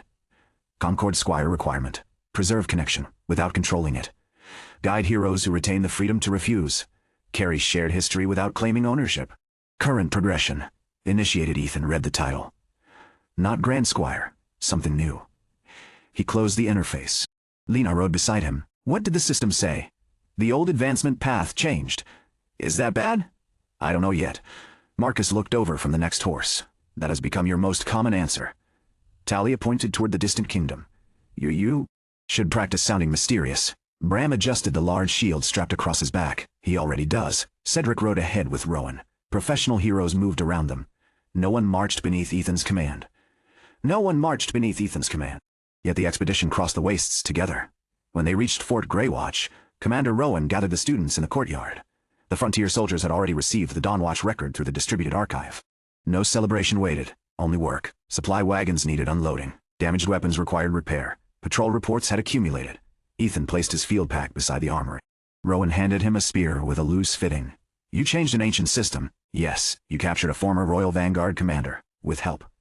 You restored a route lost for 30 years, the expedition did. Rowan pointed toward the spear. This still needs repairing. Ethan examined the fitting. The locking ring is worn. Can you fix it? Yes. Good. The commander walked away. Lena smiled. What? Nothing. Ethan replaced the ring. The repaired spear returned to the wall beside hundreds of others. No monument marked it. No crowd applauded. It would protect someone during the next patrol. That was enough.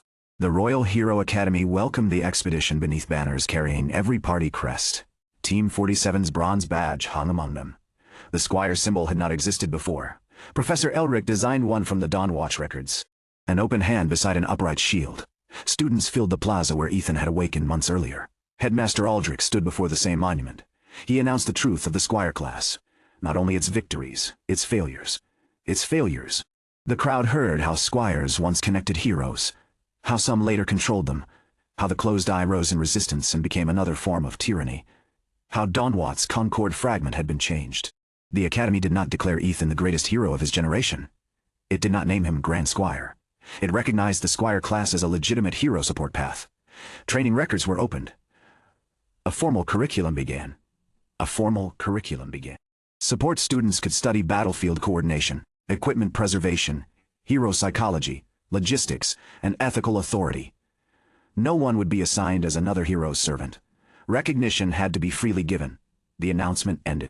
For a moment, the plaza remained quiet. Then applause began in the support division. Smiths, healers, alchemists, cooks, logistics specialists. It spread to common combat classes, then veteran instructors, professional heroes. Finally, the noble balconies. Not everyone stood. Not everyone approved. That mattered less than Ethan once imagined. Team 47 remained beside him. Cedric stood with the legendary parties. Commander Rowan watched from the instructor's platform. Ethan's parents occupied 2 seats near the front. His mother had ignored every instruction to remain calm. She reached him before the ceremony officially ended and checked both arms for injuries. You said the frontier mission was supervised. It was. You did not mention ancient conspiracies. They were not part of the original mission. His father waited until she finished, then looked at the Squire symbol above the plaza. Open hand, he said. And a shield, better than a crown, Ethan understood. Yes. At the end of the term, the Academy held its party advancement trials. Team 47 entered the highest first-year division. They faced Cedric's party in the final match. The arena filled before sunrise. The Sword Saint stood opposite Ethan. We should establish one thing, Cedric said. What? When we win. Dawnwatch does not count as an excuse. Marcus looked toward Lena. He has been preparing that sentence. Cedric raised his sword. I heard that. The match began. Cedric's party attacked with superior power. The Saint protected them through injuries. The shield bearer controlled the center. The elementalist changed terrain. The scout targeted Marcus. Cedric broke every direct defense. Team 47 responded without waiting for Ethan. Bram shifted the battlefield. Talia denied the scout's angles. Marcus redirected the elementalist's own wind through controlled fire. Lena challenged Cedric long enough to slow him. Ethan connected the formation. Not as a commander. As its foundation, shared burden preserved Bram's shield. Heroic guidance delivered observations. Unity foundation revealed combinations. Guardian's resolve kept Ethan moving, when Cedric broke through and forced him away from the others. The Sword Saint reached him. This time, Cedric said, I will not underestimate you. That makes 2 of us. Their blades met. Ethan could not match his strength. He did not try. He yielded space, tracked rhythm, redirected force into strain rods. 3 broke. Then 5. Cedric increased pressure. Ethan's sword cracked. He transferred the strain into the final rod. It held for 1 heartbeat. Enough. Lena entered from Cedric's blind side. Cedric blocked her. Talia's arrow struck his sleeve. Marcus separated him from the saint. Bram closed the route back to his party. The formation had not defeated Cedric. It had isolated him. The same tactic the Order used against heroes. The difference was choice. Cedric looked toward his party. They were still fighting. Still adapting. His saint forced a path through Marcus's fire. The scout climbed Bram's shield. The elementalist broke Talia's cover. Their shield-bearer reached Cedric. The legendary party reconnected. The final exchange involved all 10 students. No formation remained perfect. No plan survived unchanged. When the arena bell rang, both party leaders had wooden blades against their opponents' marked targets. A draw. The stands erupted. Cedric lowered his sword. I dislike draws. Lena sheathed hers. We can fight again. Tomorrow. Marcus collapsed onto the ground. No! The academy ranked both parties first. Cedric objected. Lena did not. Ethan considered the result accurate. Neither party had proven greater. They had forced each other to become better. That evening, the world system issued the final first-year evaluations. Cedric received recognition as an advanced Sword Saint Initiate. The Saint unlocked a greater healing field. Bram evolved his defensive skill. Talia gained a rare precision technique. Marcus completed his first original spell. Lena earned the title Coordinated Knight. Ethan's interface opened last. Name: Ethan Vale. Class: Sworn Squire. Path: Concord Squire. Initiate level: 18. Heroic Trait Foundations: Steadfast Courage. Battlefield Awareness Composite Foundation: Guardians Resolve. Recognized Heroes: 22 recognized hero parties. 22 recognized hero parties. 11. New class principle established. A hero does not become lesser by accepting support. A squire does not become greater by controlling heroes. True recognition exists only between equals. Class evolution conditions partially fulfilled. Next stage: Concord Squire. Remaining requirement: stand beside a hero who must choose between glory and duty. Help them make the choice without making it for them. Ethan looked across the academy grounds. The central towers glowed beneath the evening sky. Students trained in open fields. Smiths worked beside combat classes. Support parties studied the new Squire curriculum. At the far end of the plaza, a younger student practiced carrying equipment for her team. Not because they ordered her, because she had chosen the Squire elective. She adjusted a loose sword strap, corrected a tent pack, and hurried to rejoin her friends. No one laughed. Lena stopped beside Ethan. What are you thinking about? The class changed. For the better. He watched the young student reach her party. They have the chance to make it better. The academy bells rang. Not for an awakening. Not for an ancient warning. For the beginning of evening lessons. Team 47 walked toward the training field. Ethan carried the repair pack. Bram carried the shield. Talia carried her new bow. Marcus carried 3 books and complained about all of them. Lena walked at the front until the path widened. Then she slowed. The 5 of them continued side by side. The Squire did not walk before the hero. The Squire did not remain behind the hero. He walked beside them. And this time history would remember why. History remembered slowly. First through records, then through habits. The academy revised its first-year curriculum before the next term began. Combat students were required to study logistics. Support students joined field exercises instead of remaining inside workshops. Party leaders received formal instruction on consent, shared authority, and the risks of becoming dependent on a single coordinator. The changes produced immediate complaints. Sword users objected to inventory lessons. Mages disliked equipment maintenance. Several noble students considered carrying their own supplies beneath them. Instructor Mara failed all of them without hesitation. If you cannot preserve your own boots, she told one young knight, you are not prepared to preserve a kingdom. Team 47 received fewer ordinary lessons. Their new schedule combined advanced combat training, frontier studies, Concord research, and supervised instruction of the Academy's first Squire candidates. There were only 3. Mirasol, a quiet girl from the logistics division whose awakening class remained unassigned support. Jonas Pell, a former page who possessed equipment management and defensive positioning. And Darren Holt, a noble student who had transferred from the night program after failing to unlock any direct combat skill. Darren disliked Ethan immediately. You awakened the true Squire class, he said during their first lesson. The rest of us are imitations. Ethan placed 3 damaged shields on the workbench. Then I identify which one is safest to use. Darren, frowned. What does that prove? Whether you can help the person carrying it. Jonas began examining the straps. Mira checked the metal rims. Darren remained still. Ethan waited. Eventually, pride lost to curiosity. Darren approached the third shield. By the end of the lesson, he had found a weakness the other two missed. His satisfaction lasted until Ethan handed him a repair kit. You found it, Ethan said. Now make sure it does not hurt anyone. Training them clarified another weakness in the old Squire path. Historical records emphasized exceptional heroes. Legendary warriors, saints, royal commanders. The modern curriculum began elsewhere. A Squire first learned to support the person in front of them. Power mattered later. The Academy's changes spread beyond its walls. Fort Greywatch requested Squire trainees. Merchant guilds asked whether Concord methods could improve convoy safety. Regional hero orders sent representatives to observe the new program. Some came honestly. Others came to identify how much authority the Academy intended to claim. Headmaster Aldrich refused every proposal that placed Squires under permanent institutional control. Recognition had to remain voluntary. That principle became harder to defend as the Concord network expanded. The archive keepers now numbered 83. Professional heroes shared battlefield records through controlled crystal copies. Scholars began comparing techniques across generations. Smiths accessed equipment failures preserved from ancient campaigns. Healers studied injury patterns recorded by squires who had served before modern medicine existed. Who had served before modern medicine existed. Useful knowledge spread quickly. So did fear. 3 noble houses demanded exclusive access to records connected to their ancestral heroes. The Concord Council refused. A royal minister proposed registering every recognized squire connection with the crown. The council refused that too. Then a frontier lord withdrew his hero party from the network and accused the Academy of building a rival government. No battle followed, but Ethan understood Malrek's warning more clearly. Connection created influence even when no one intended to rule.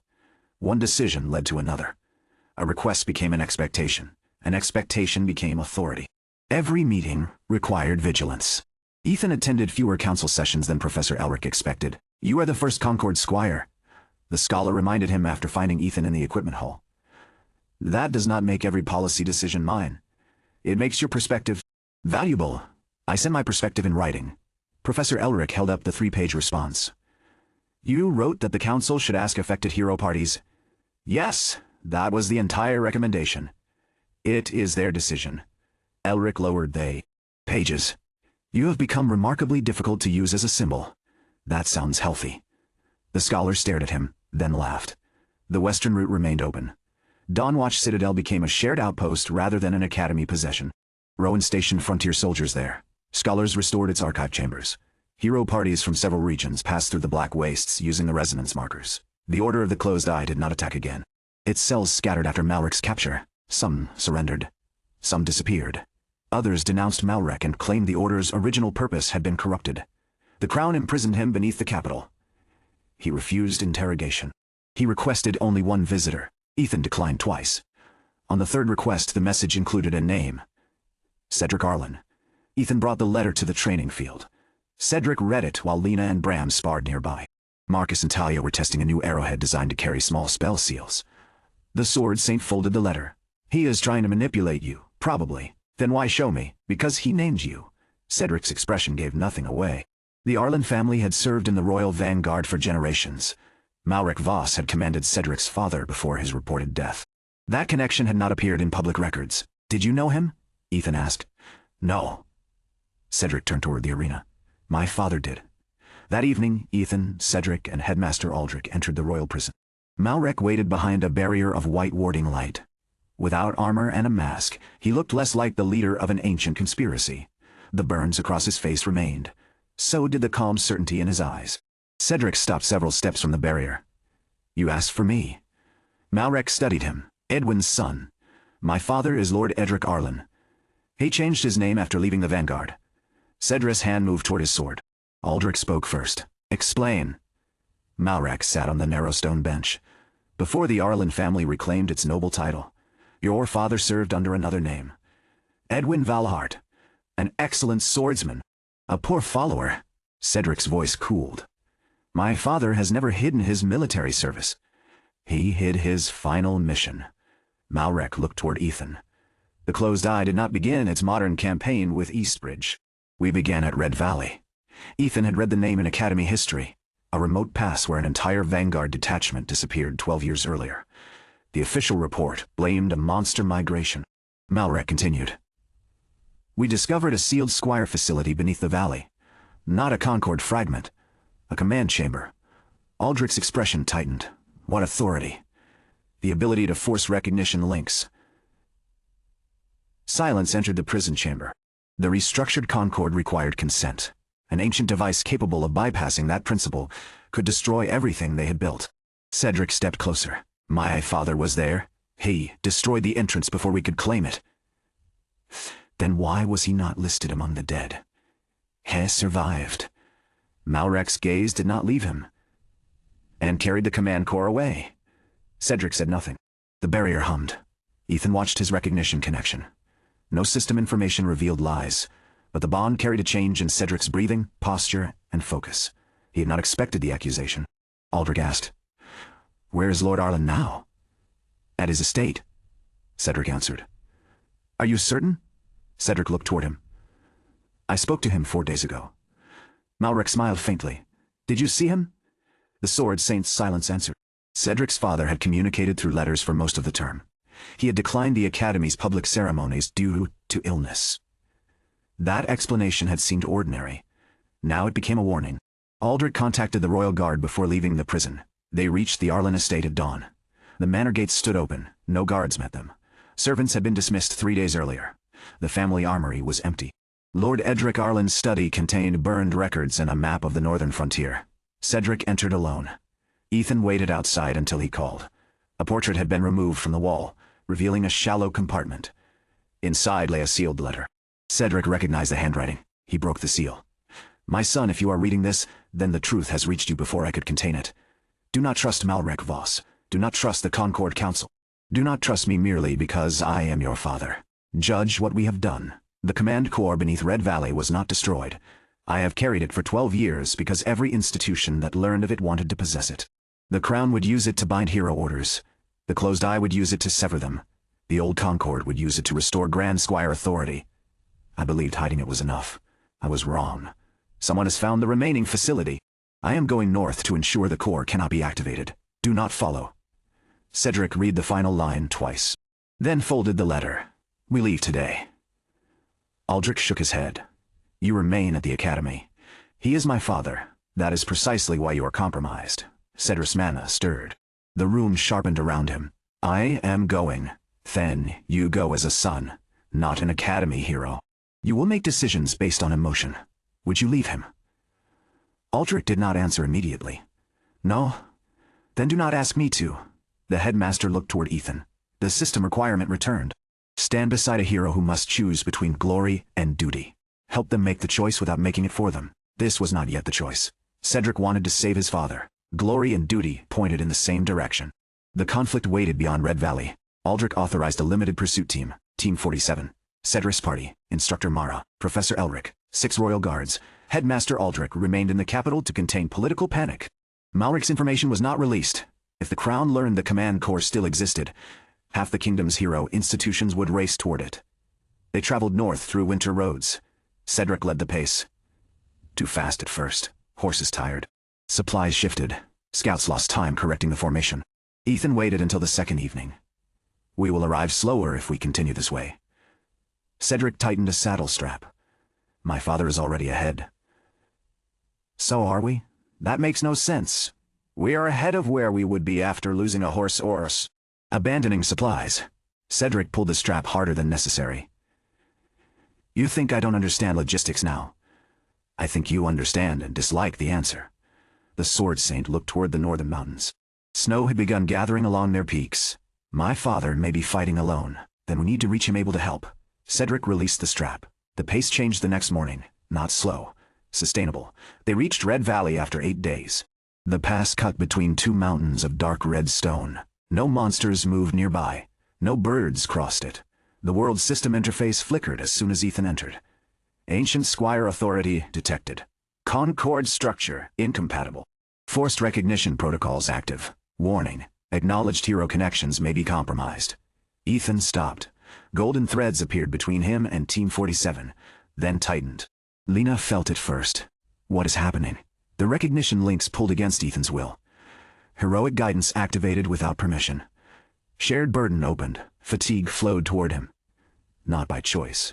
Bram's sore shoulder. Marcus' mana exhaustion. Talia's leg strain. Lena's lack of sleep. All transferred at once. Ethan fell to one knee. The Squire strain rods cracked in sequence. Lena severed her connection by rejecting recognition. The golden thread vanished. Bram followed. Then Talia. Marcus. The burden stopped. Ethan remained conscious through Guardian's resolve. The system issued another warning. Forced authority source located ahead. Cedric's party suffered differently. Their recognition links did not connect to Ethan as deeply. Instead, the ancient facility imposed a hierarchy. Cedric's saint moved behind him without deciding to. His shield-bearer took position at Cedric's left. The elementalist prepared a spell despite no threat. The scout began moving toward higher ground. A perfect party formation assembled. No one had chosen it. Cedric forced his sword back into its sheath. Break formation. His team resisted the command, not consciously. Their bodies followed the older authority. Ethan reached towards Cedric through heroic guidance. The ancient system seized the connection. An instruction formed. Advance. Ethan rejected it. Pain struck through his head. He severed the link. Professor Elric examined the glowing symbols beneath the snow. The facility is activating every registered hero pattern. Mara drew her blade. Can we disable it? Not from here. Red Valley narrowed ahead. Ruined towers stood half buried in ice. A golden barrier covered the pass. At its center, Lord Edric Arlen fought alone. He resembled Cedric closely. Same blonde hair, though streaked with gray. Same straight posture. Same precise sword style. Dark chains of light wrapped around his arms and chest. Every time he cut one, another formed. Beyond him stood a woman in royal armor. Commander Celine Wrath, leader of the Crown's Hidden Hero Compliance Division. Professor Elric recognized her. She reports directly to the throne. Celine held a black and gold crystal, the command core. Royal soldiers surrounded the ruined entrance. Their eyes glowed faintly. They had been connected through forced recognition. Lord Edric saw the expedition. His expression changed. Cedric, leave. Celine turned. Relief entered her face. Excellent. The Sword Saint has arrived. Cedric drew his weapon. Release my father. He obstructed a crown operation. You are controlling heroes. I am ending disorder. The command core brightened. Cedric's party locked into formation again. Team 47 had severed Ethan's recognition links, but the facility began searching for another hierarchy. Lena's night class was identified as party leader. Talia, Bram, and Marcus moved around her. Lena fought the pull. Selena raised the core. Hero institutions threaten the kingdom's stability. Noble orders ignore royal commands. Frontier commanders make independent policy. The Concord Council distributes strategic knowledge without crown approval. You want every hero under one command, Ethan said. Under lawful authority, without consent. Soldiers do not vote on battlefield orders. Heroes are not your. Equipment. Selena's gaze moved to him. You proved why squires cannot be trusted with this power. You restructured ancient authority without royal permission. I removed the part that allowed this. You weakened it. The core pulsed. Golden chains struck Ethan. The old system recognized his squire class. Forced authority offered. Command available. Establish connection with all hero class individuals in range. Assume centralized control. The power required no recognition. No trust. No permission. For one moment Ethan perceived every hero in Red Valley. Lena resisting the imposed formation. Bram forcing his shield downward. Marcus struggling against a spell he had not chosen. Talia's fingers drawing her bowstring. Cedric's party moving under command. Mara holding her sword against her own arm to interrupt forced motion. Lord Edric trapped beneath layered authority. Celine controlling them all through one core. Ethan could seize it. The command authority recognized him as a more legitimate successor. A true squire could override Celine. He could free everyone by taking control. The fastest solution was obvious. Become the commander. Issue one order. Release. The Concord Squire path reacted. Warning. Central authority conflicts with restructured principles. Temporary control remains possible. Acceptance may restore grand squire progression. Ethan understood the temptation. He could use power once. Only once. Save everyone. Then surrender it. Every tyrant in the historical records had likely told themselves something similar. He rejected the command. The golden chains tightened. Selena frowned. You could end this. By becoming you. By becoming useful. Cedric forced one foot forward against the core's control. His party followed, not because he ordered them, because the command corps had placed him at the center. Selena pointed toward Lord Edric. "Subdue the traitor." Cedric's sword rose. His father lowered his own weapon. "Fight it." "I am trying." The sword saint's arm trembled. The corps forced him closer. Ethan could not command Cedric to stop. Heroic guidance remained severed. Recognition had to be restored voluntarily. Cedric's party faced the same problem. The saint could heal him. The shield bearer could restrain him. The elementalist could disrupt the ground. But forced hierarchy had turned all of them into extensions of Cedric's class. They could not oppose their assigned leader. Ethan looked at Team 47. Their links were gone. Yet they were fighting independently. Bram wedged his shield beneath a stone ledge to prevent his body advancing. Talia fired her arrow into the ground before the corps could choose a target. Marcus deliberately collapsed his spell. Lena drove her sword into the ice and held it with both hands. They had trained for this. Connection was not their only strength. Ethan shouted across the valley. "Do not fight the formation. Change what your role means." Lena understood first. The corps defined her as leader. It did not control every decision within that role. She ordered her party. "Protect your freedom." The forced formation shifted. Bram's assigned defensive role turned inward. He blocked the golden chains instead of external enemies. Talia targeted the symbols controlling their movement. Marcus directed his prepared spell into the ground beneath the command lines. The ancient authority resisted. But it had been built to control obedient roles, not people redefining them. Cedric heard. His role was striker. The command required him to subdue Lord Edric. It did not specify how. Cedric advanced. His father raised his sword to defend himself. Their blades met. The sword saint whispered something Ethan could not hear. Lord Edric's expression changed. He gave ground toward the corps. Cedric attacked again. Each strike appeared genuine. Each forced Celine to adjust position. Father and son moved through a duel only they understood. Cedric was following the command. He was subduing the traitor. But he chose the battlefield. Celine noticed too late. Lord Edric allowed Cedric's next strike to throw him toward her. He hit the ground beside the corps. His sword cut through one of the command conduits. The forced recognition network flickered. Mara broke free. She crossed the distance in 3 steps and attacked Celine. Royal Guards intercepted. Team 47 regained partial control. Ethan reached toward them, not with command, with invitation. The recognition links appeared again. Lena accepted. Then Bram, Talia, Marcus. Fatigue did not transfer. No authority imposed itself. No authority imposed itself. The new Concord structure pushed against the old command corps. Voluntary recognition created interference. Ethan established heroic formation. The ancient system tried to absorb it. The formation divided authority across all 5 members. There was no central command to seize. Bram led defense. Talia selected priority targets. Marcus controlled terrain. Lena chose the objective. Ethan connected information. "Core conduits," Lena said. Talia fired. 1 golden line shattered. Marcus burned another beneath the ice. Bram advanced through the controlled soldiers without injuring them. Ethan used battlefield awareness to identify which movements came from the corps and which remained voluntary. Left guard can resist. Right guard cannot. Lena struck the left soldier's weapon away and avoided the right entirely. Cedric continued fighting his father.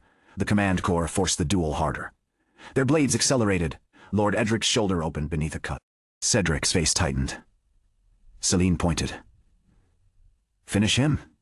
The command entered every sword saint's skill. A victorious strike formed. The technique promised recognition. A legendary achievement, the defeat of a traitorous former vanguard hero. Cedric's class responded to the challenge. Sword intent rose around him, the valley filled with silver light. The system declared the opportunity. Legendary feat available. Defeat Lord Edric Arlen. Claim vanguard succession. Advance sword saint authority. Cedric stood 1 strike from glory. His father was wounded. The command corps demanded the blow. The world system rewarded it. The crown would recognize it. History would record it. Ethan felt the requirement of his own path. Stand beside a hero who must choose between glory and duty. Help them make the choice without making it for them. He could not stop Cedric. He could not tell him what to choose. But he could give him the truth the command corps concealed. Ethan activated heroic guidance. Cedric had to accept it. The connection waited. The sword saint's blade rose. For half a heartbeat, his recognition opened. Ethan sent 1 observation. "The command corps is using your father's surrender to complete your authority. Nothing more. No instruction. No judgment." Cedric saw it. Lord Edric was not merely losing. He was allowing the final strike. If Cedric killed him under the Command Corps' authority, the act would establish an obedient vanguard successor. Selene did not only want Lord Edric dead, she wanted Cedric crowned through obedience. The Sword Saint looked at his father. Lord Edric gave the smallest nod. Duty demanded the Corps' destruction. His death might create the opening. Glory demanded the finishing strike. Both paths led forward. Cedric chose neither. His sword changed direction. The legendary technique struck the golden chains around his father instead of his body. Silver light tore through the forced recognition binding. The world system warning appeared across the valley. Legendary feat rejected. Vanguard succession declined. Cedric's Sword Saint aura destabilized. Selene stared. You threw away advancement. Cedric cut the final chain. I chose my target. Lord Edric fell.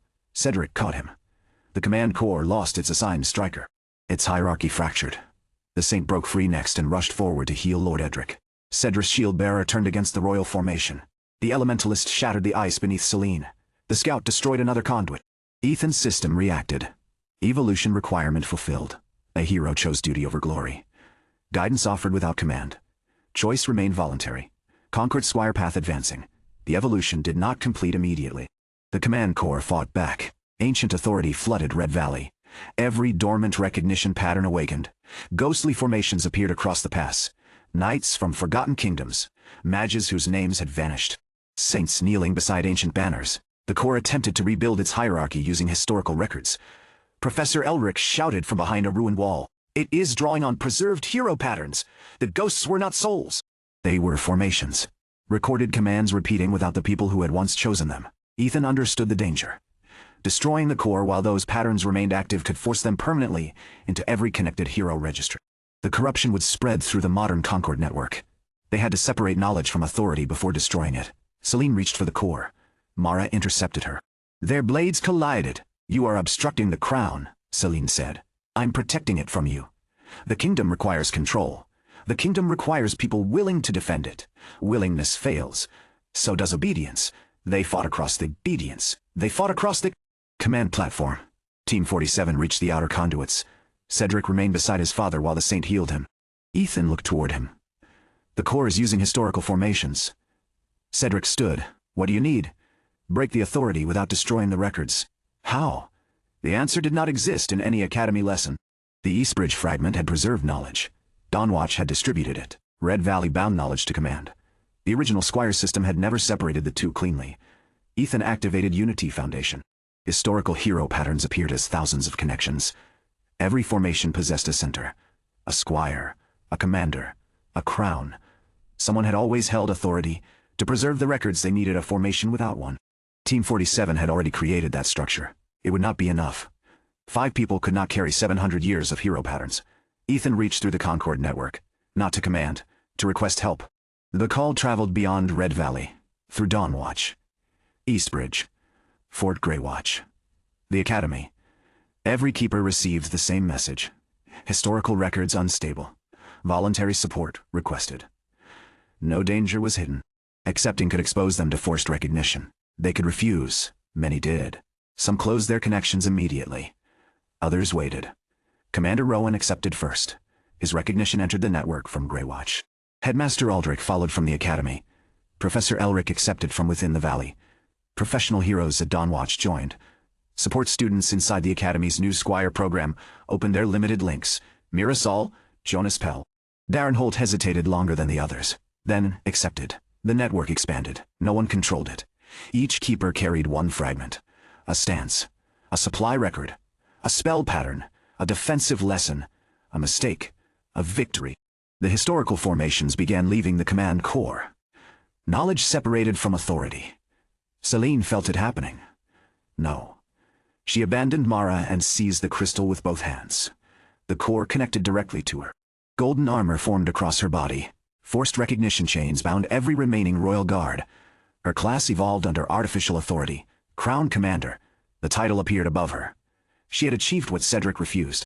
Power without consent. She raised one hand. Every controlled guard attacked. Bram moved to the front. His shield met 6 weapons. Shared burden opened. Ethan accepted part of the strain. 3 rods broke. Bram held. Talia shot through the gaps. Her arrows severed command lines without striking flesh.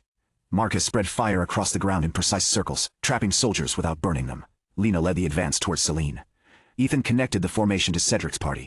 Not as one party, as two cooperating groups. Cedric's shield bearer reinforced Bram. The elementalist shaped Marcus's fire into walls. The scout shared sightlines with Talia.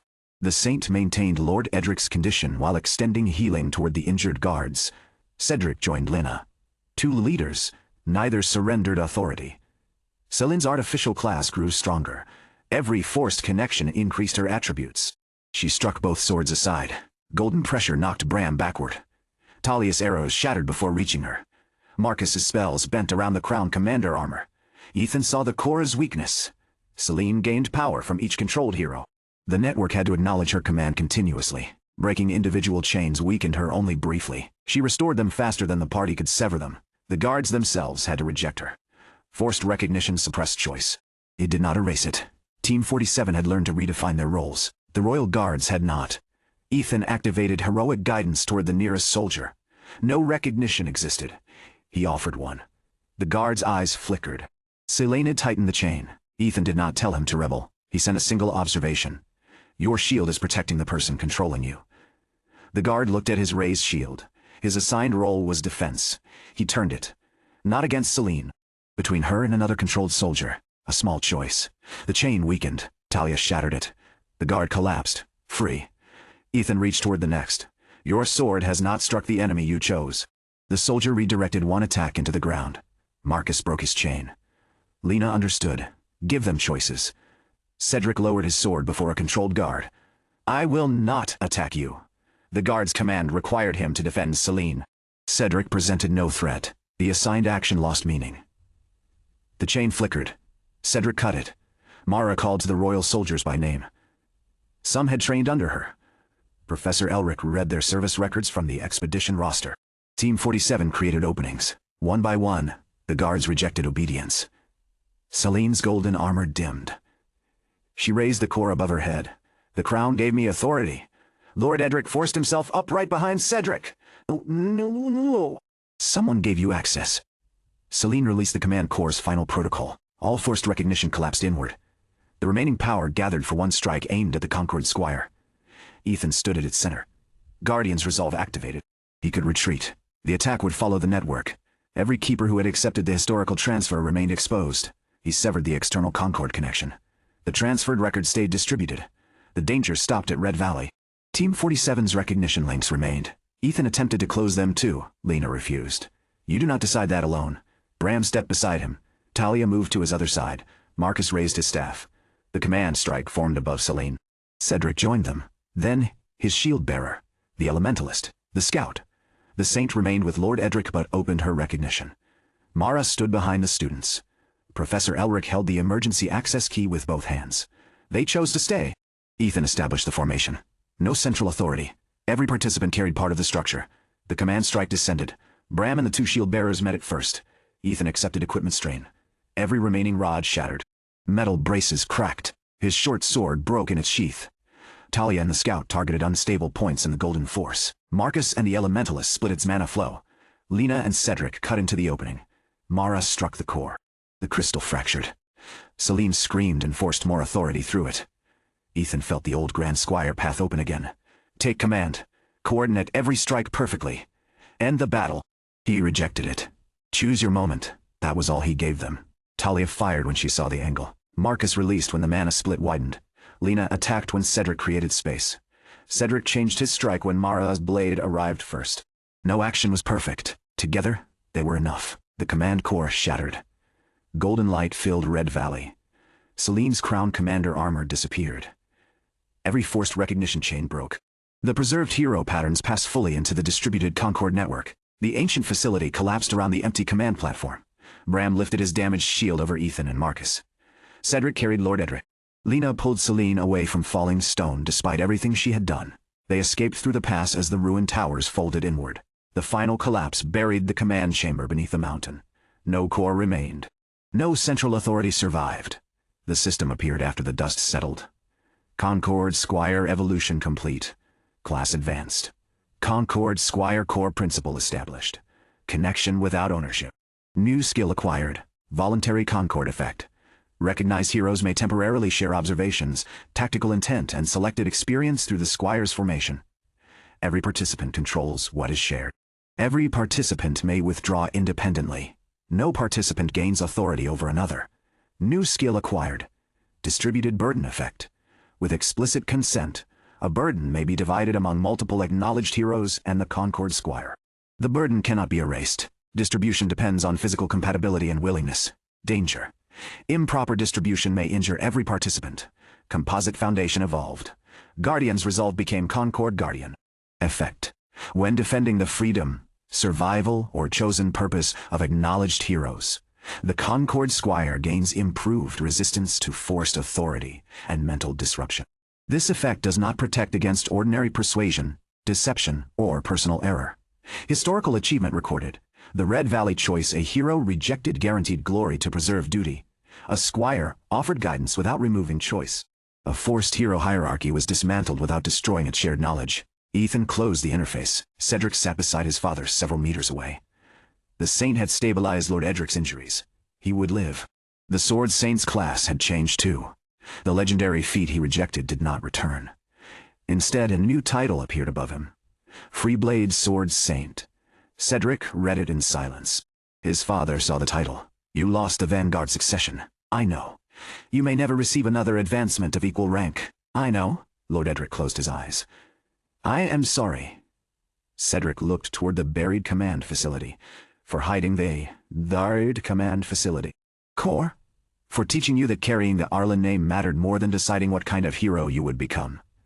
Cedric rested his sword across his knees. I decided.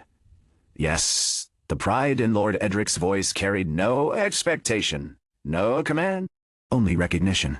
Celine survived. The royal guards placed her under arrest after being freed. She did not resist. Without the Corps, Crown Commander disappeared from her class record. Her original class remained, Royal Strategist.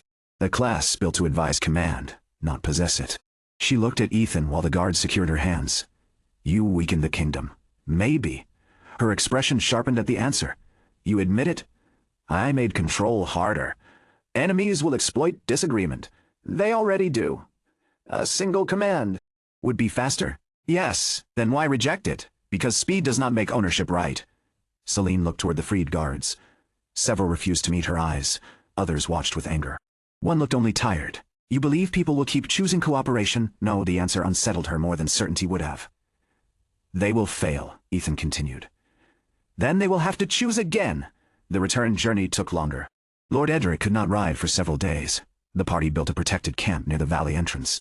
Ethan's new distributed burden skill received its first practical test when the Saint's healing exhausted her mana and Lord Edric's injuries threatened to worsen. The physical pain could be divided. Ethan explained the risk. Cedric consented first. Then Bram, Lena, Mara. Lord Edric rejected the transfer. It is my injury. Cedric looked at him. You were willing to let me kill you to stop the Corps. That was different. No. You decided alone that carrying everything was noble. The words struck harder than anger. Lord Edric looked toward Ethan. The Concord Squire waited. Did not activate the skill. Did not persuade him. Eventually, the former Vanguard hero nodded. Only enough to keep us moving. The burden divided. Pain spread across 5 people. Lesson each. Gone from none. Lord Edric stood the next morning with assistants. They crossed the northern roads together. News reached the capital before them. The Crown denied authorizing Celine to activate forced hero control. Few believed the denial. Several royal ministers resigned. Hero orders demanded an independent investigation. The Concord Council faced its first true political crisis. Some members wanted to expose every royal record immediately. Others feared destabilizing the kingdom. Professor Elric sent the Red Valley history to all keepers. He did not decide how they should respond. The resulting arguments lasted weeks. No institution collapsed. No civil war began.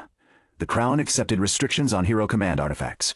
The Academy received authority to inspect ancient Squire facilities, but only with representatives from frontier forces, support guilds, hero orders, and civilian scholars. No single faction controlled access. Headmaster Aldrich met the returning party at the Academy gate. He examined Lord Edric, then Cedric. Then Ethan, you found the Corps. Yes, Ethan said. You destroyed it. We separated the records first. Aldrich's attention shifted towards Celin's guarded carriage. And uncovered a royal operation? Yes, the headmaster exhaled. I remember when operation.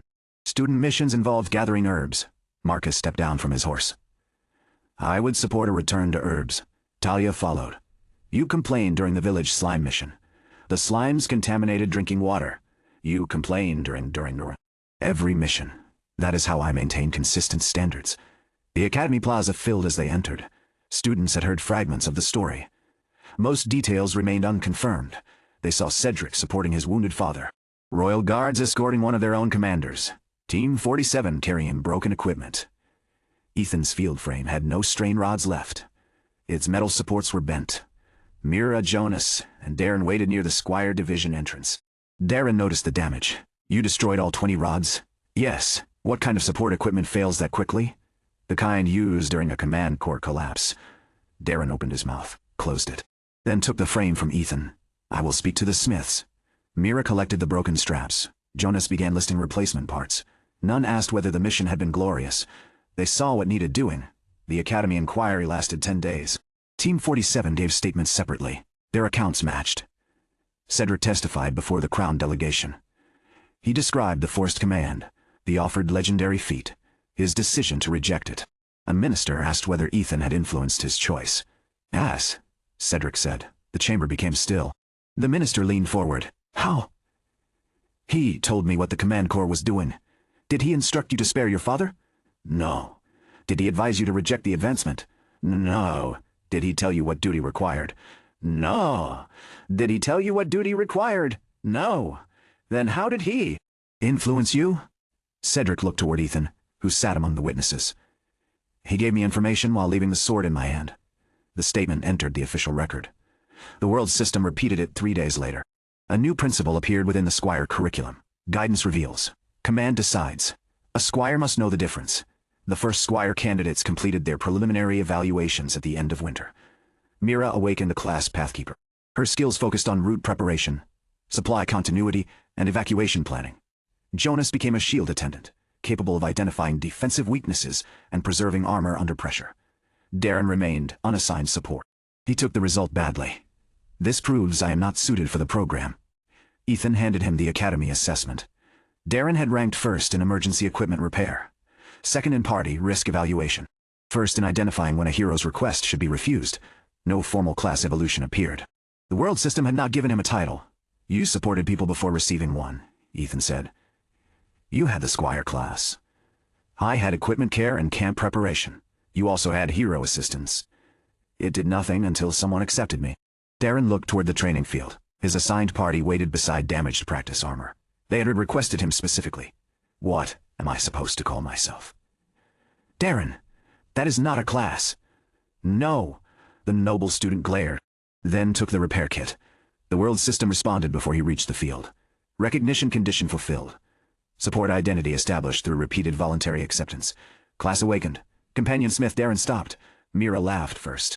Jonas clapped him on the shoulder. Darren read the class name several times. It sounds ordinary. Ethan looked at the party waiting for him. They chose you before it existed. Darren carried the kit onto the field. The Squire program expanded in spring. Not every student awakened a Squire-related class. Some became quartermasters, battlefield cooks, ward attendants, pathkeepers, companion smiths. Several remained ordinary support classes and joined hero parties anyway. The Academy stopped treating that as failure. Team 47 entered their second year ranked first beside Cedric's party.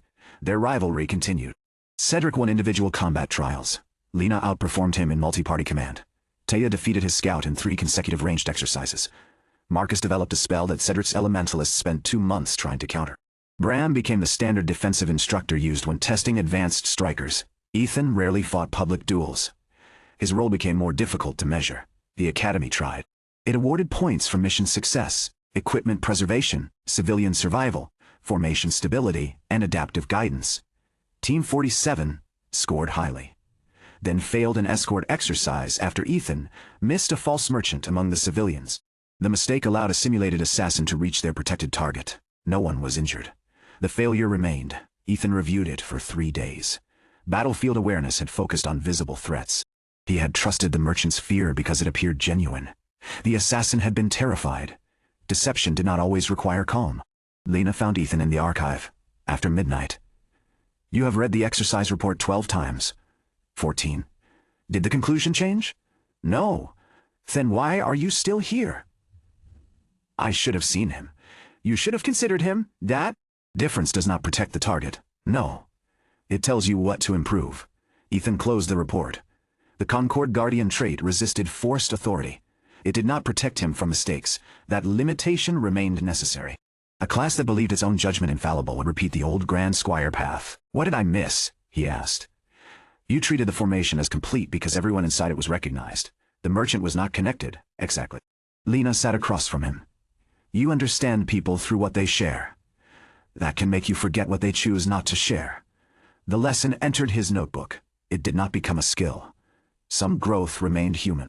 In early summer, Commander Rowan sent a message from Greywatch. A western kingdom had responded to the restored resonance routes. Its envoys were approaching Dawnwatch. Modern maps identified the region beyond the Black Wastes as empty. Ancient records named it Valeria, a hero kingdom founded by descendants of parties that had rejected Squire authority 7 centuries earlier. The envoys carried no closed-eye symbols. Their banners showed a broken chain beneath 7 swords. Their message contained one demand. The Concord Squire must come alone. The Academy Council rejected it immediately. Rowan rejected it more forcefully. Headmaster Aldrich suggested sending a diplomatic delegation. The Valerian envoys refused. They would speak to Ethan without hero parties, royal representatives, or Concord keepers present. Their reason arrived in a second message. No Squire enters Valeria while carrying the recognition of foreign heroes. Ethan read the demand inside the council chamber. They think recognition links are control. Professor Elric adjusted his papers. Their kingdom may have preserved memories of Grand Squire rule more directly than ours. Mara shook her head. You are not shook her head. You are not going alone. The message says they will close the western route, otherwise.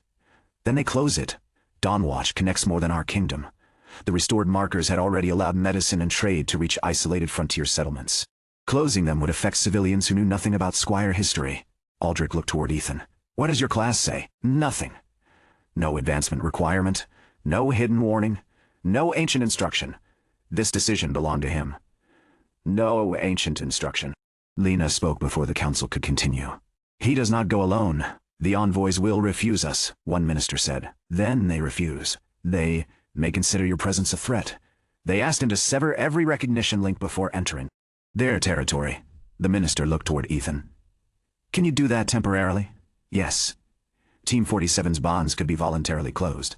The broader Concord network, too. He would enter without heroic guidance, shared burden, voluntary concord, or access to recognized formations. A squire without heroes. Mara's expression made her opinion clear. Professor Elric remained uncertain. Aldrich asked the decisive question. Do you trust them? No, Ethan said. Do you believe speaking to them matters? Yes. Then what conditions would make the risk acceptable? The old Grand Squire system would have chosen for him. The closed eye would have rejected contact. The crown would have sent soldiers. Ethan considered another path. I enter without active recognition links.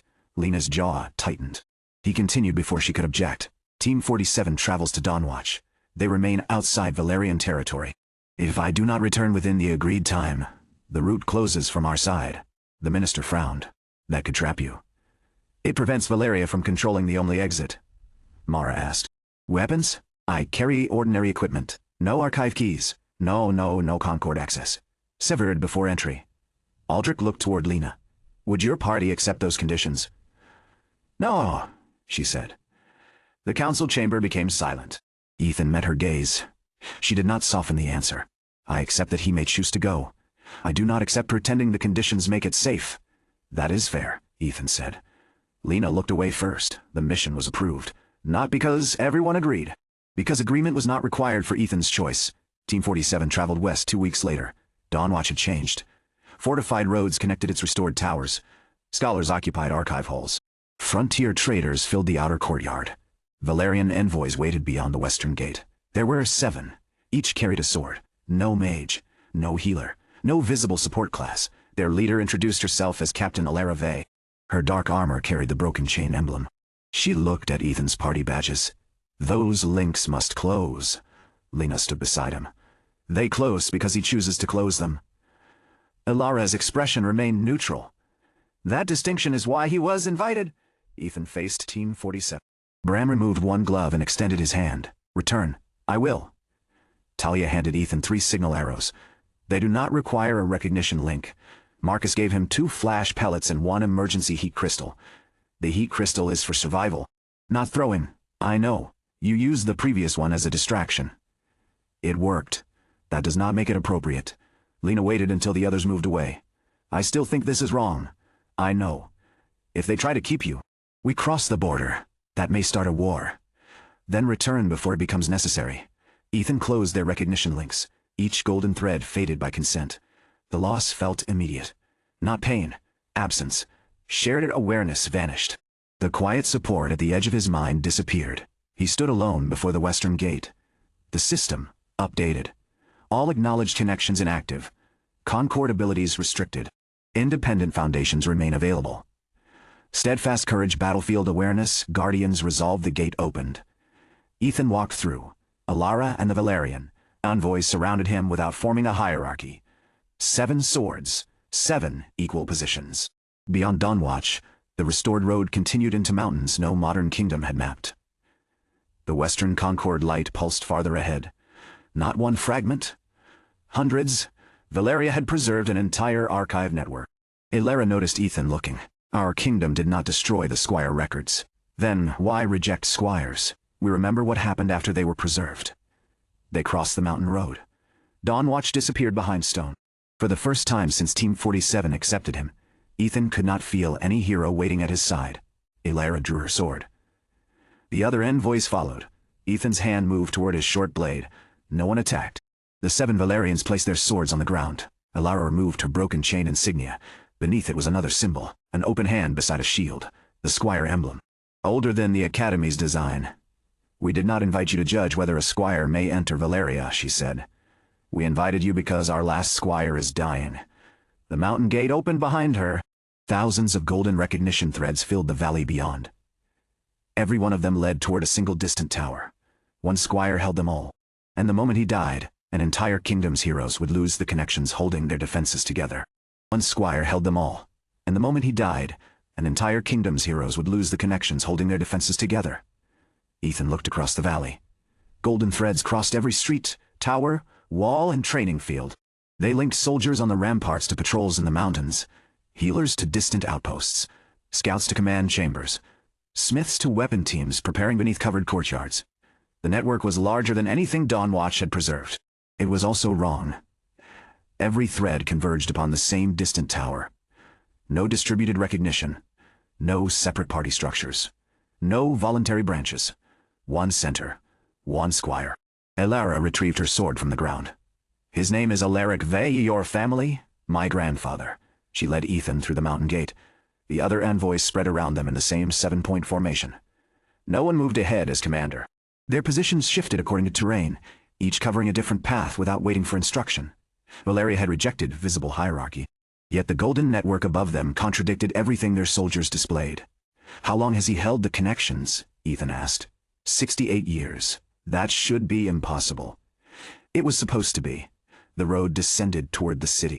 Valeria had been built inside a vast mountain basin. Black walls enclosed terraces of stone houses, training grounds, workshops, and farms fed by channels of melted snow. 7 fortresses occupied the surrounding peaks. No royal palace stood at the center. The distant tower carrying every golden thread looked older than the city around it. Alara continued. Our records say Squire authority was abolished after the War of 7 Thrones. Hero parties became independent. Recognition links were forbidden. Then why rebuild them? We did not. A bell rang from the northern wall. The sound spread through the basin. Every golden thread tightened. Soldiers changed direction simultaneously. Gates opened. Ballista crews climbed towers. Patrols formed along the upper road. No verbal order crossed the city. The network had transmitted intent. Ethan felt no command, because his recognition links remained inactive. He could still see the effect. Perfect coordination. Too perfect.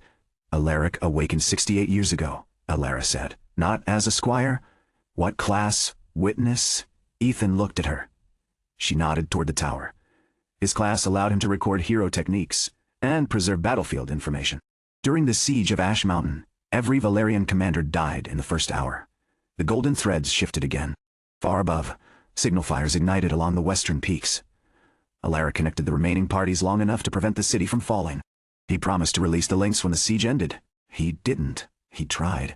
They entered the outer district. People stopped working when they saw Ethan, not all with hostility. Some with fear, others with relief so sharp it became uncomfortable. A child pointed toward the open-hand shield symbol on Ethan's coat. Her mother lowered the hand quickly. The network had become part of every defense, Alara said. Patrol routes depended on it. Medical teams depended on it. Our mountain wards were redesigned around it. Why did no one distribute the burden? We do not have another Squire. Alaric was not one. He became one. The words carried no pride. The system had adapted his witness class under pressure. A temporary battlefield solution had become a permanent kingdom structure. Ethan looked at the citizens. Do they choose the connection? Every hero gives recognition voluntarily upon entering service. Can they withdraw? Alara took longer to answer. Yes, that is not the full answer. They may withdraw their personal. They may withdraw their personal link, but the city still depends on everyone else remaining connected.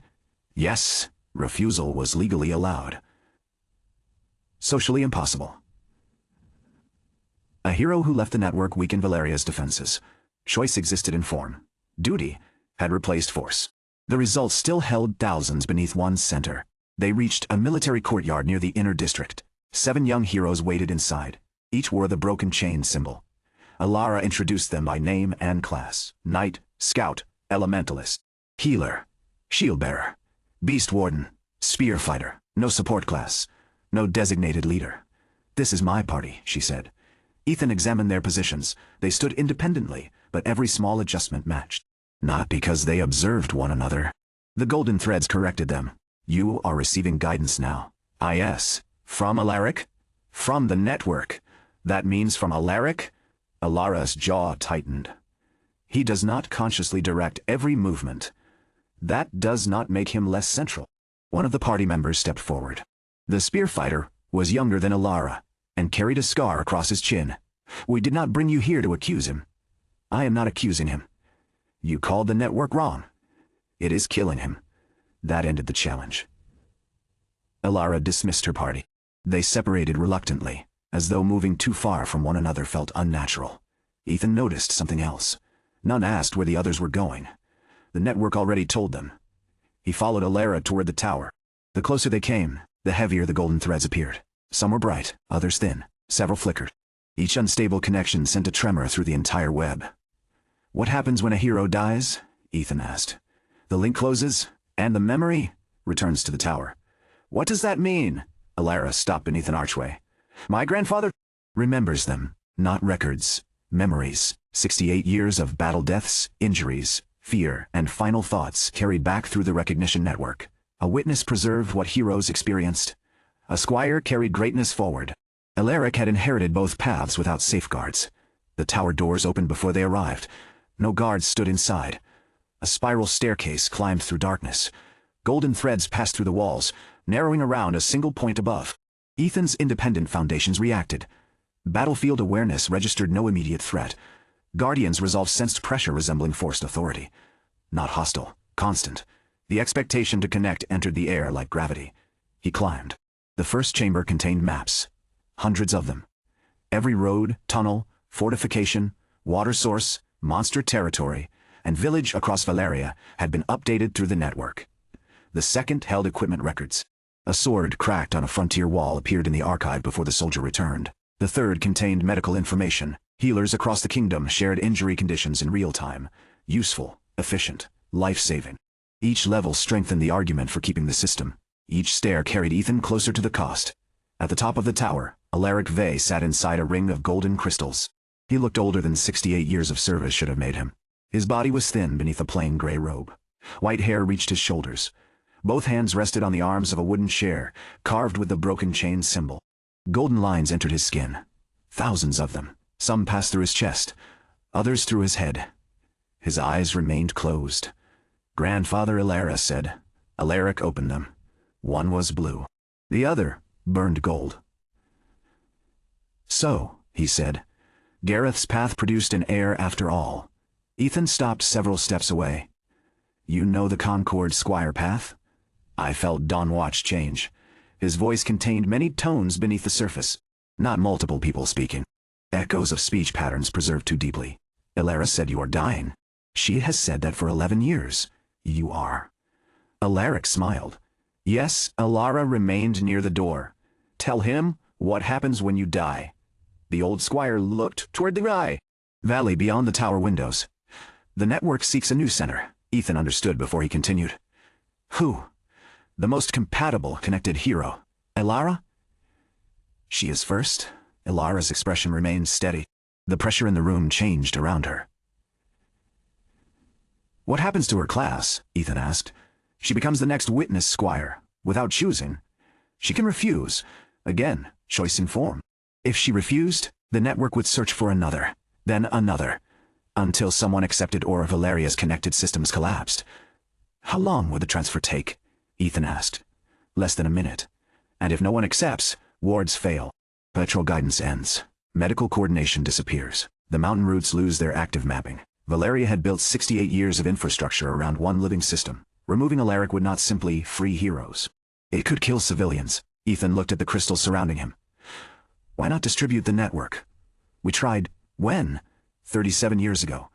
22/9, last winter. What failed? Alaric's golden eye brightened. A map appeared between them. Thousands of threads divided into smaller groups. The moment they separated, information slowed. Patrols missed signals. Healers received conflicting reports. Wards designed around unified intent, destabilized. More dangerously, hero parties began hiding information from one another. Not because they were enemies. Because each group prioritized its own region. Valeria survived isolation by acting as one body, Alaric said. Every attempt to divide the network restored the rivalries that nearly destroyed us. You made the kingdom dependent on unity. I preserved a kingdom already dependent upon it. You could have changed the systems over time. I did. The map shifted. Workshops no longer relied on direct guidance. Civilian farms had been removed from the network. Several regional outposts operated independently. Alaric had reduced his authority for decades, too slowly. Perhaps as quickly as he believed safe. I am not asking you to approve my choices, he said. I am asking whether your Concord can survive carrying what I leave behind. Ethan studied him. You want to transfer the network to me? Alaric stepped forward. No. Alaric looked at her. You brought him to free Valeria da. Not replace you. If he distributes the connections as he did at Dawnwatch, no single successor will be required. That is not the same as transferring them into his class. It begins there. Ethan saw the trap. Not deception, structure. The network could not jump from one center into thousands of voluntary connections in a single movement. Someone had to receive it first, even temporarily. Alaric could not survive long enough to rebuild every part slowly. Elara would inherit if he died. Ethan could intercept the transfer. The command authority waited around him, not the same as Red Valley. No forced recognition corps. Thousands of genuine choices gathered into one unsustainable center. Why not let Elara inherit and distribute it afterward? Ethan asked. Alaric answered without hesitation. Because she will not release it. Elara's hand tightened around her sword. You do not know that. I know every tactical choice you have made since your awakening, because you watched through the network. Yes, the admission cut both ways. He knew her deeply. He had also invaded every space where she might have become someone beyond his expectations. Alaric continued.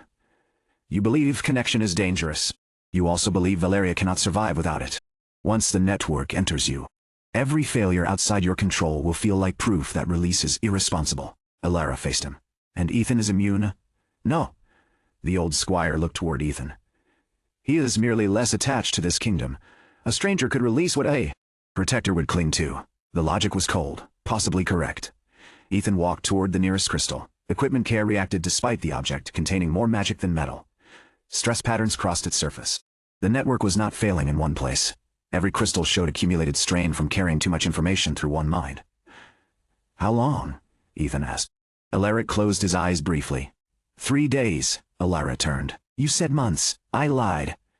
She crossed the chamber. The golden threads tightened around her before she reached him. Not restraining. Supporting Alaric's collapsing focus. He raised one hand. Elara. She stopped. Anger entered her voice. You had no right. No, the answer denied her a fight. Alaric looked toward Ethan. In 3 days, the network transfers or falls. Ethan opened his system interface. His active recognition links remained closed. Valeria's web could not enter his Concord structure without his acceptance. No evolution prompt appeared, no hidden guidance. This problem belonged beyond the roadmap of old classes. What happens if I reconnect with my party from here? He asked. The Valerian network will identify them as external nodes. Danger. It may attempt to include them. Can I prevent that? Perhaps, Illyra turned sharply. You are not involving them. They are already waiting because of me. Outside our territory, that does not make them uninvolved. Ethan approached the tower window. Dawnwatch lay beyond several mountain ridges. His recognition links remained dormant, but not gone. Lena, Bram, Talia, and Marcus had chosen to close them temporarily. They could choose to reopen them. The condition of his mission had been to enter alone. It had not required him to decide alone. I need to speak with them. Alaric raised his hand. A small crystal emerged from the floor. This chamber can carry ordinary voice beyond the barrier. Ethan did not activate recognition. He used the crystal. Lena answered first. Are you injured? No. Captured? No. Then why did the tower send a direct channel? The last Squire has 3 days to live. Silence followed. Marcus spoke next. That is significantly less than the agreed diplomatic schedule. Ethan explained the network. Alaris role. Alaris inheritance. The possible transfer. No one interrupted. When he finished, Bram asked the simplest question. What do you want to do? I don't know. Talia's voice came through the crystal. That sounds worse when you say it. Marcus ignored her. Can the network be divided immediately? Not without losing critical co? Systems? Can those systems be separated from hero recognition first? Lena asked. What does Alaric want? For me to take the network. Then distribute it. And what does Illyra want? To prevent another central Squire. What do you think? Ethan looked across Valeria. You think both are right. That is inconvenient, Marcus said. Very? Lena remained quiet for several seconds. Do you need us? Yes. The word came before Ethan considered whether he should protect them from the answer. The crystal waited. Lena replied, then reopen the links. Illyra stepped between Ethan and the crystal. The network may absorb them. They know the risk. They do not understand it. Neither do I. That is not an argument. No, that is not an argument. It is why the choice remains theirs. Ethan addressed the crystal. Alaric believes external recognition may be drawn into Valeria's network. You may lose control of what is shared. The connection could become difficult to close. Bram answered first. Open it. Talia followed. Yes, Marcus exhaled. I reserve the right to complain continuously. Lena gave the final consent. We reconnect. Ethan activated voluntary concord. 4 golden threads appeared. They crossed the mountains. For one heartbeat, Team 47 returned. Familiar presence. Shared awareness. Then Valeria reacted. Thousands of threads turned toward the external links. The tower shook. Alaric's golden eye flared. Close them. The network moved faster, not with malicious intent. It recognized new pathways, new heroes, new information. The Valerian web attempted to include Team 47 in its central structure. Ethan felt Lena's position at Dawnwatch. Bram near the western gate. Talia on a tower. Marcus inside the archive hall. Valeria tried to assign them roles. Lena became external commander. Bram became gate defender. Talia became long-range observer. Marcus became arcane relay. Their recognition links tightened. Ethan rejected the assignments. The network redirected. It tried to place Ethan above them as central Squire. He refused. Pressure struck his class. Concord Guardian activated. The voluntary links held their original form. Alaric struggled inside the crystal ring. You cannot resist the entire network. I don't need to. Ethan sent one message through voluntary concord. Valeria is trying to assign roles. Choose what you share. Lena closed tactical intent but kept awareness open. Bram shared physical readiness and nothing else.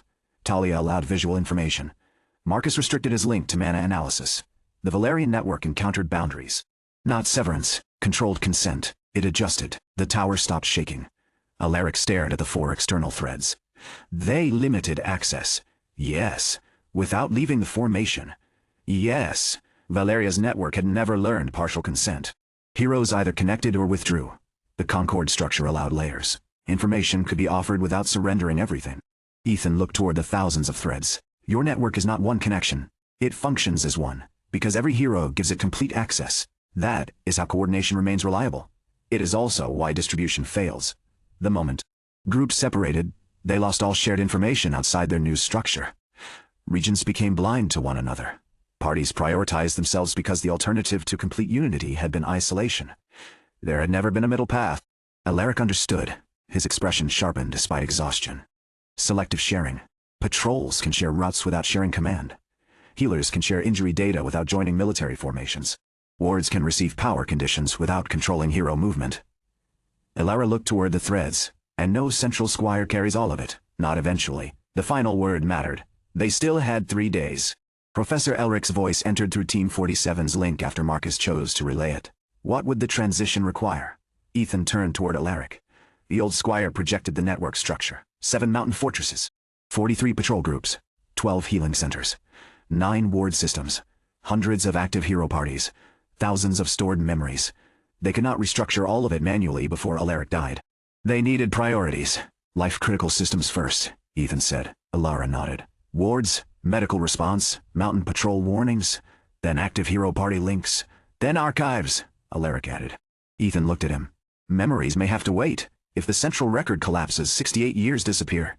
If we prioritize it over living people, they may die preserving history. Alaric's jaw tightened. This was his class, his life's work. Every hero he had watched die remained inside those records. Living systems first, Alara said. The old squire looked toward her. She did not retreat. After a long silence, he nodded.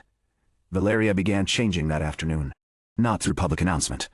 Through small permissions. The Northern Ward received only power conditions from connected mages. No tactical intent. The medical network accepted injury reports, while rejecting personal memories.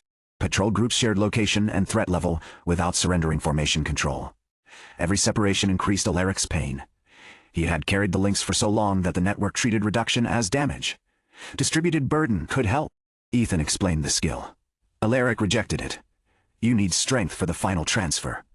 So do you. My burden belongs to me. Alara's expression hardened. Ethan remembered Lord Edric saying the same thing. He did not repeat Cedric's argument. Instead, he showed Alaric the system condition. Burden required explicit consent. No transfer could occur otherwise. You build Valeria around shared survival, Ethan said. But you still believe suffering proves ownership. Alaric looked toward the golden threads. They trusted me to carry it. They trusted you to preserve. They trusted you to preserve. Them? That is the same. No! Alara stepped closer. If carrying it kills you before the transition is complete, what exactly have you preserved? The old squire closed his eyes. He consented to a limited transfer. Ethan reopened Team 47's physical burden channel. Lena accepted a portion of Alaric's exhaustion. Bram took muscular weakness. Marcus carried part of the mental strain after confirming his class could tolerate it. Talia refused that category and accepted sensory overload instead. Ethan took the remaining pressure. Distributed burden spread the cost. No one felt well. Alaric remained upright. The work continued. On the second day, resistance began. Not from the network, from Valeria's heroes. A mountain captain refused selective sharing. Complete connection saved this kingdom. Alara stood before his party inside the western barracks. Complete connection is killing the person holding it. Then replace him. With whom? The captain him. With whom? Looked at her. The expectation was obvious. Alara had been prepared since childhood. She knew every defense route, every party doctrine, every emergency command. Valeria believed she would inherit. Some feared uncertainty more than central authority. You would rather break the kingdom than carry responsibility, the captain said. Alara drew her sword, not in threat. She placed it on the table. My role is to defend Valeria, not own every hero inside it. You call connection ownership because a foreign squire told you to. Ethan remained silent. This was not his argument to win. Alara looked around the barracks. How many of you have disagreed with a network construction? No one answered. How many have changed patrol routes without reporting first? Silence. How many know what your party members choose not to share? The captain's anger weakened. Alara continued. My grandfather does not command every thought, but we built ourselves around the certainty that someone always sees more than we do. She looked toward Ethan only once. A free hero must sometimes act without being certain. The captain withdrew his party from complete connection. Not permanently. For 1 hour. Their first independent patrol missed a minor trail marker and returned 20 minutes late. No disaster followed. The second patrol corrected the error. By evening, 3 more parties accepted selective links. Others refused. Ethan did not force the transition. They could not build voluntary connection by making consent symbolic. That choice cost time. On the 3rd morning, Alaric collapsed. The golden threads across Valeria flickered. Mountain wards dimmed. Patrol signals vanished. Every hero in the city felt the network search for a successor. Alara stood nearest. The transfer struck her. Golden light wrapped around her body. Her class interface opened visibly. Witness Squire inheritance available. Valerian central authority available, except to preserve network continuity. She dropped to one knee. Ethan reached toward her.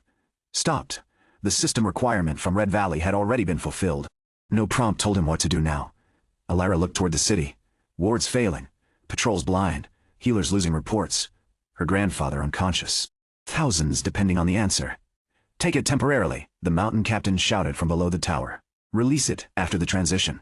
The same argument Red Valley had offered Ethan. Use control once. Only once. For safety. Alara looked at him. What happens if I accept? Ethan answered honestly. You may preserve every active connection. And if I refuse, the incomplete systems fail until we reconnect them another way. How many people die? I don't know. How many people die? I don't know. Hand trembled above the system prompt. She had spent her life believing she would inherit, then fought against it after understanding the cost. Now refusal could harm the kingdom she wanted to protect. This was not glory against duty. Both choices claimed duty. Ethan could not solve the moral weight for her. He looked at Alaric. The old Squire still breathed. Weakly, the central network had begun leaving him. Can the transfer be redirected? Ethan asked. No one answered. He opened voluntary concord toward Valeria. Not only Team 47, every hero currently connected received an invitation. Central network failing. Choose one life-critical function to carry. No one was ordered. No one received the entire structure. The request spread. The Northern Mage Corps accepted ward power monitoring. Healers accepted medical relays. Scouts accepted mountain threat signals. Smiths accepted equipment alerts. Alara's party accepted city defense coordination. The mountain captain hesitated. Then his party accepted Western patrol routing. Thousands of threads moved. Not fast enough. The central transfer continued toward Alara. She could still accept and stabilize everything instantly. Instead, she narrowed the inheritance. System, preserve only unclaimed functions. The ancient authority resisted. The witness Squire path expected complete succession. Alara rejected the title. The transfer pressure increased. Her armor cracked along one shoulder. Ethan connected to her through voluntary recognition. She accepted. Not as subordinate, not as successor, as a hero asking for help. He shared the Concord structure. Choose what enters. Reject what does not. Alara closed her eyes. The central network reached her. She accepted active civilian evacuation routes. Rejected personal hero memories. Accepted emergency command signals. Rejected permanent authority. Accepted the location of isolated patrols. Rejected inherited recognition ownership. Every choice divided the network further. Heroes across Valeria carried what she refused. Some links found no keeper. Archive records began disappearing. Alaric regained consciousness. His golden eye dimmed. Memories, Ethan understood. Thousands of stored lives were being lost. The final unsorted archive had no distributed keepers. Saving it required someone to accept the entire historical burden. Alaric tried to rise. Alara held him down. You cannot. They trusted me. They are already dead. They still matter. Yes, the word broke his resistance more than denial. Yes, the word broke his resistance more than denial. Alara looked toward Ethan. Can the archive be separated from authority? Not before the transfer ends. How long?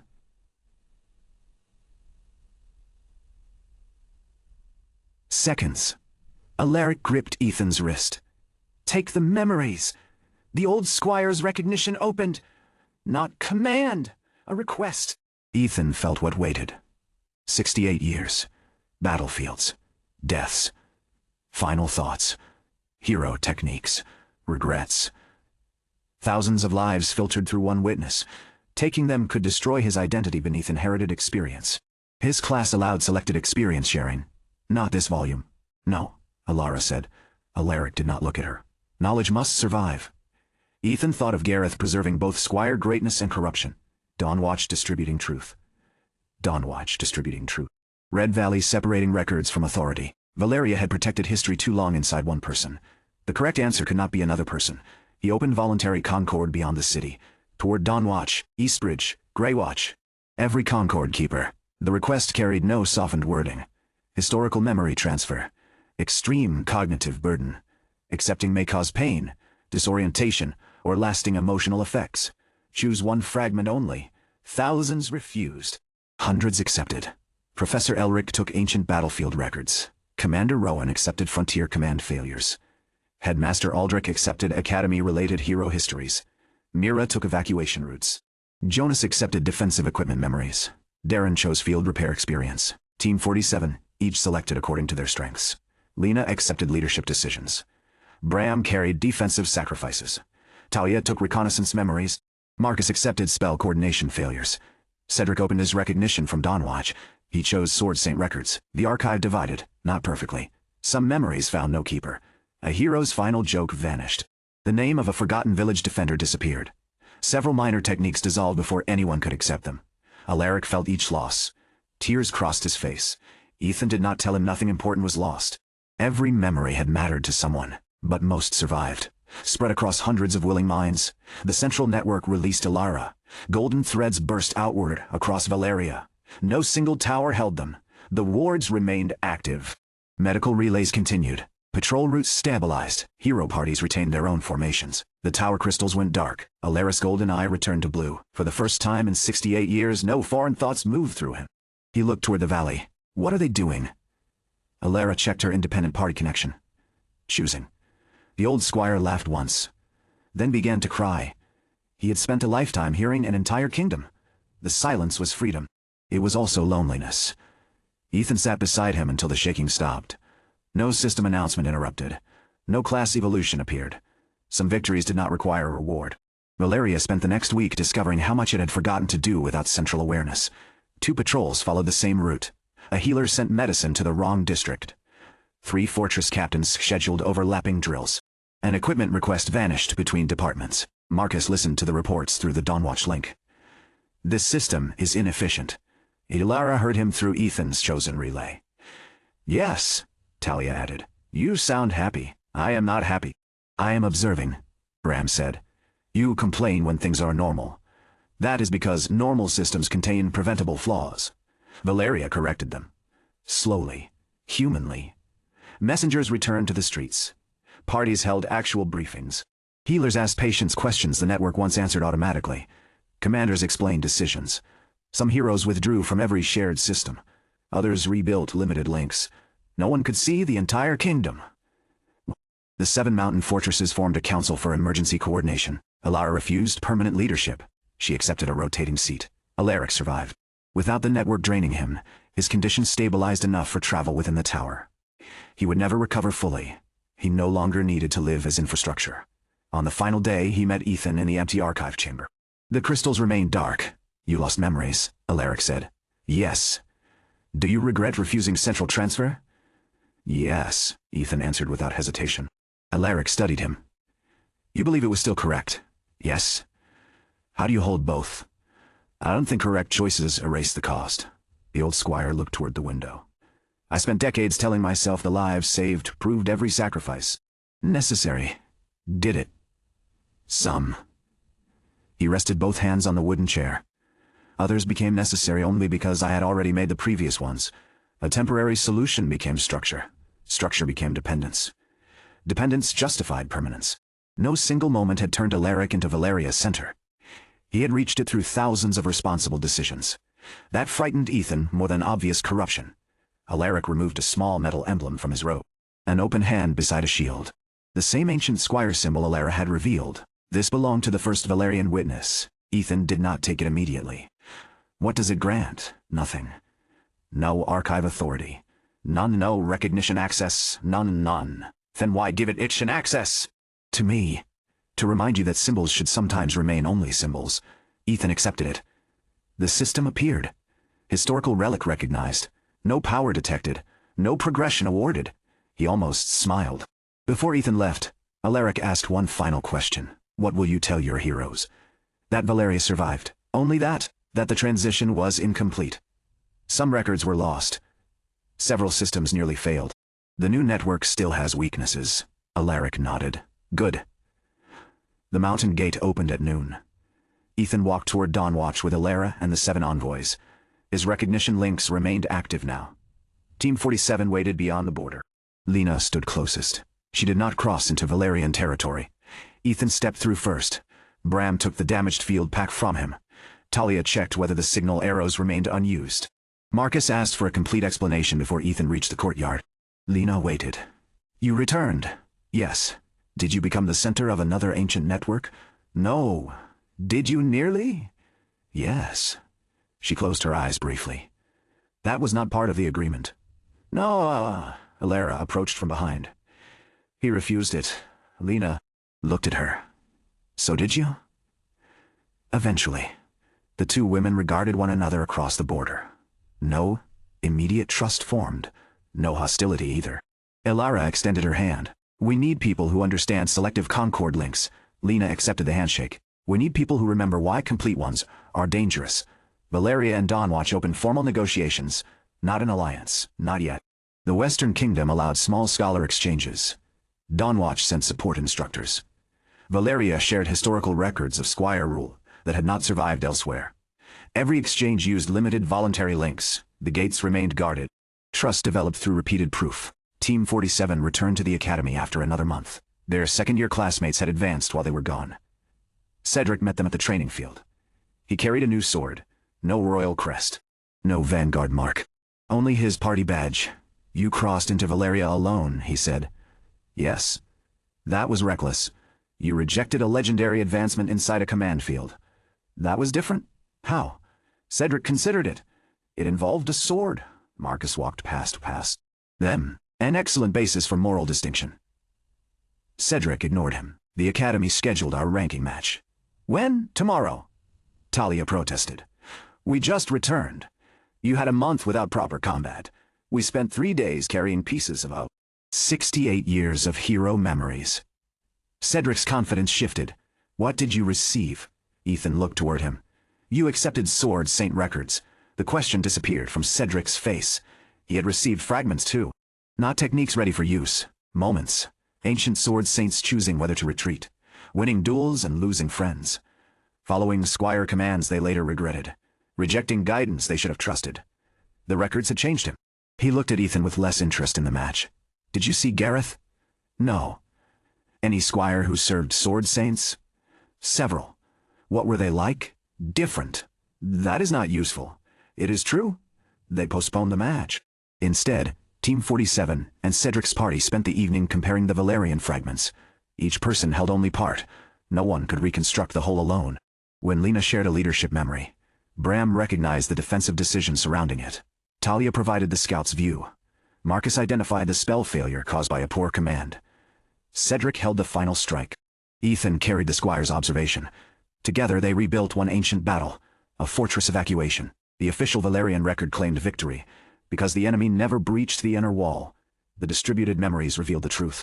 The defenders had abandoned the outer district too late. Hundreds of civilians died because commanders prioritized preserving the fortress symbol over opening an escape route. The Squire had advised evacuation. The heroes refused. Later records blamed him for weakening morale. Professor Elric listened as they assembled the memory. This changes Valerian history. It changes one battle, Ethan said. One battle can change how a nation understands itself. Lena looked at the reconstructed record. Then Valeria should decide how to use it. The council sent them the full memory package. Valeria published it, not immediately. The mountain captains argued for 12 days. Several families objected. The fortress involved remained a national symbol. Alaric supported release. Alara cast the deciding vote in her rotating council seat. The record entered public archives, with every contradiction preserved. No official conclusion told citizens what to believe. That decision caused protests. It also caused questions Valeria had avoided for generations. The Concord network gained a new use. Not command, accountability. Ethan's system responded weeks later.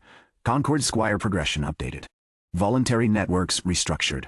2 central authorities dismantled without total system collapse. 2 historical records distributed. 3 recognized heroes. 47 recognized hero parties. 19 new class principle established. Shared truth must remain open to challenge. New foundation available. Witnessed responsibility requirements. Preserve an uncomfortable truth. Allow those affected to interpret it freely.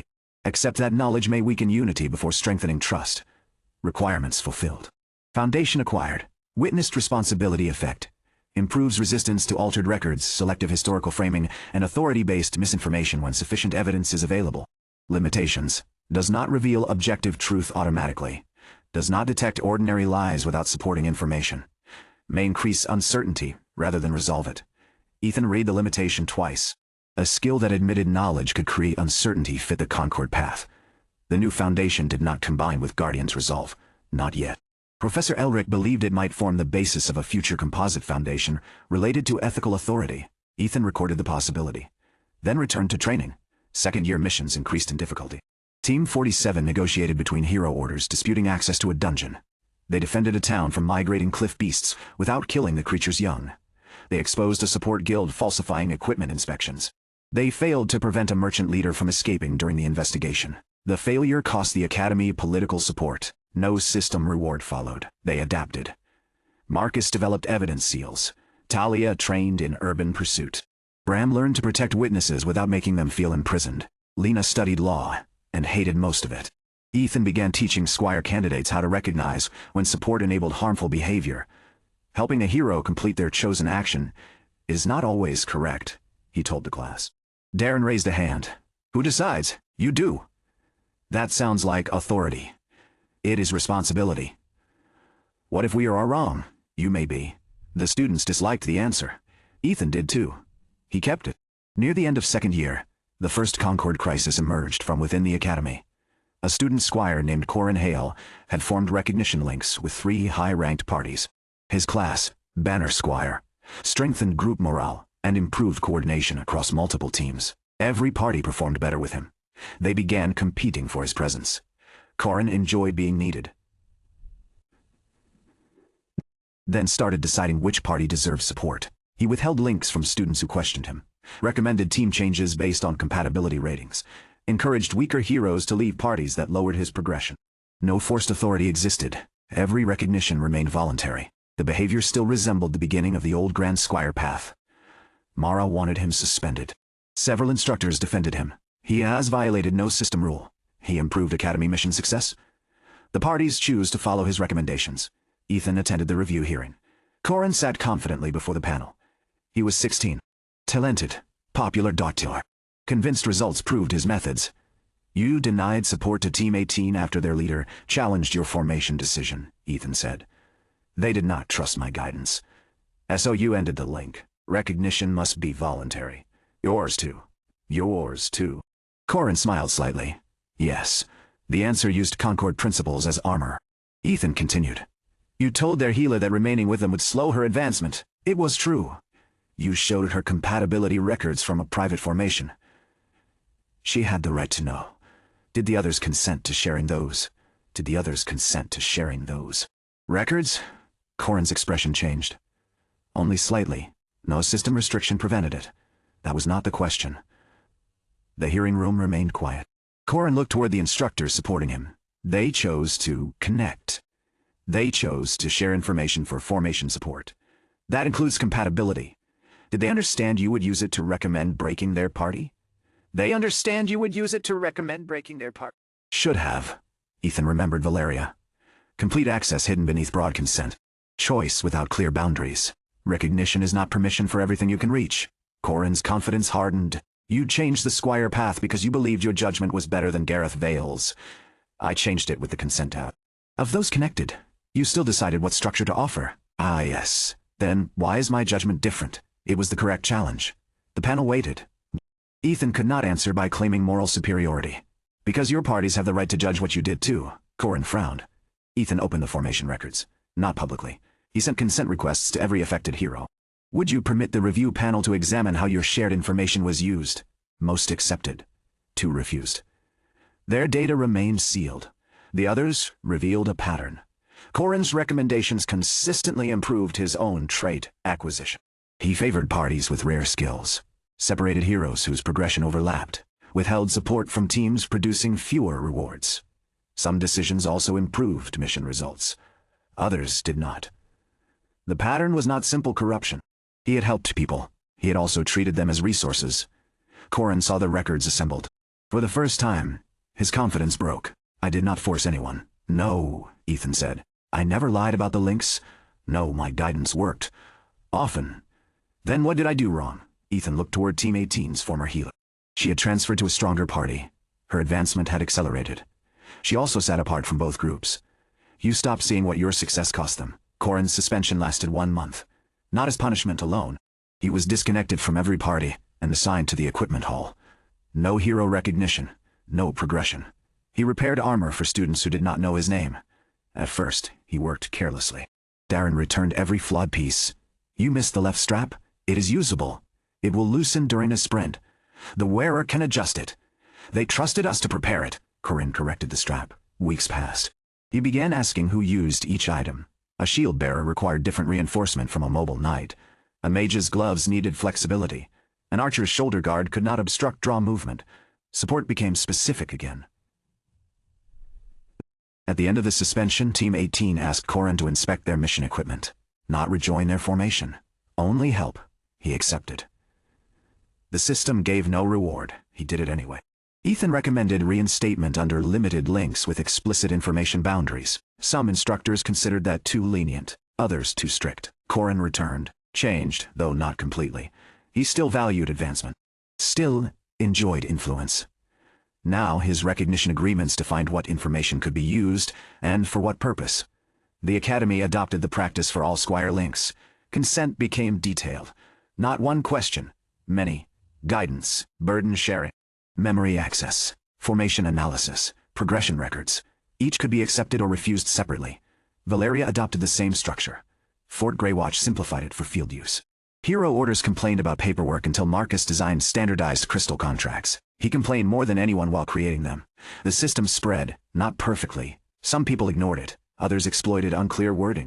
But boundaries became visible. The Concord Squire path continued developing beyond Ethan. That mattered most. He was no longer the only person changing it. Mira created evacuation networks that required no central coordinator. Jonas designed shared shield formations where every defender controlled their own burden limit. Darren established equipment consent records preventing Hero Orders from claiming ownership over support-made tools. Corin developed compatibility guidance that belonged to the whole party rather than the Squire. Each solution reduced Ethan's importance. He welcomed it. During the graduation exhibition at the end of second year, Headmaster Aldrich invited Team 47 to demonstrate Concord formation before foreign delegations. They refused the prepared spectacle. Instead, they organized a mixed rescue exercise involving common classes, support students, professional heroes and civilians. No party knew the complete scenario. No central commander received every detail. The participants had to share information voluntarily. Mistakes happened. 2 teams duplicated effort. A simulated bridge collapsed before engineers arrived. One civilian group evacuated in the wrong direction. Then the network adjusted. Scouts corrected routes. Healers shared priorities. Support teams redirected equipment. Party leaders negotiated responsibility. The final rescue finished slower than a centrally scripted demonstration would have. Every civilian marker survived. Afterward, a royal delegate asked Ethan why they had displayed inefficiency before foreign observers. Because hiding it would teach the wrong lesson. The delegate looked displeased. The Valerian delegation applauded. Alaric attended through a communication crystal. He appeared older, healthier, alone in a small garden instead of the tower. Alara stood beside the projection. She had become one of 7 rotating defense coordinators. Her party operated with selective links. Valeria remained secure, not perfectly synchronized, alive. The system opened as Ethan left the exhibition field. Concord Squire progression threshold reached. Next evolution available. Concord Keeper Core requirement. Create a structure that remains ethical and functional when the Squire is absent. Status: partially fulfilled. Partially fulfilled.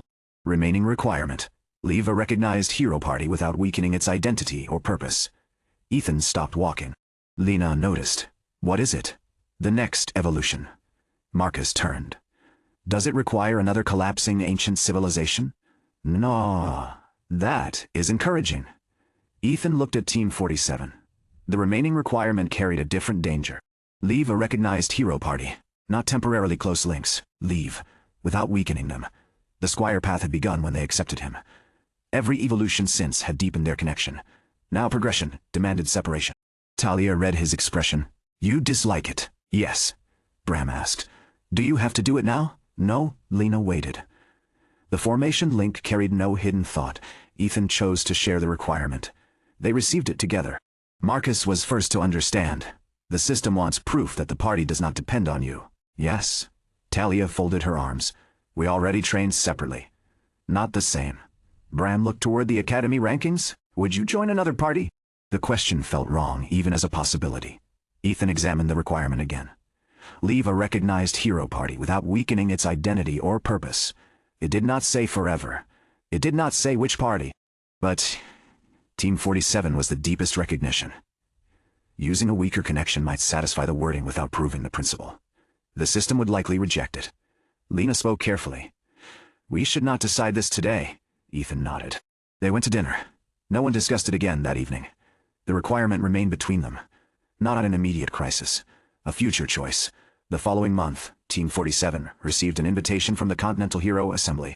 7 kingdoms were forming a joint expedition beyond Valeria. Ancient Concord records identified the third surviving fragment beneath the Frozen Crown, a mountain region where multiple hero parties had disappeared. The expedition requested Ethan as Concord coordinator. It also requested Team 47 as his permanent support party. The wording revealed the problem. His party described as support for the Squire. Lena read the invitation twice. They think we belong to your class.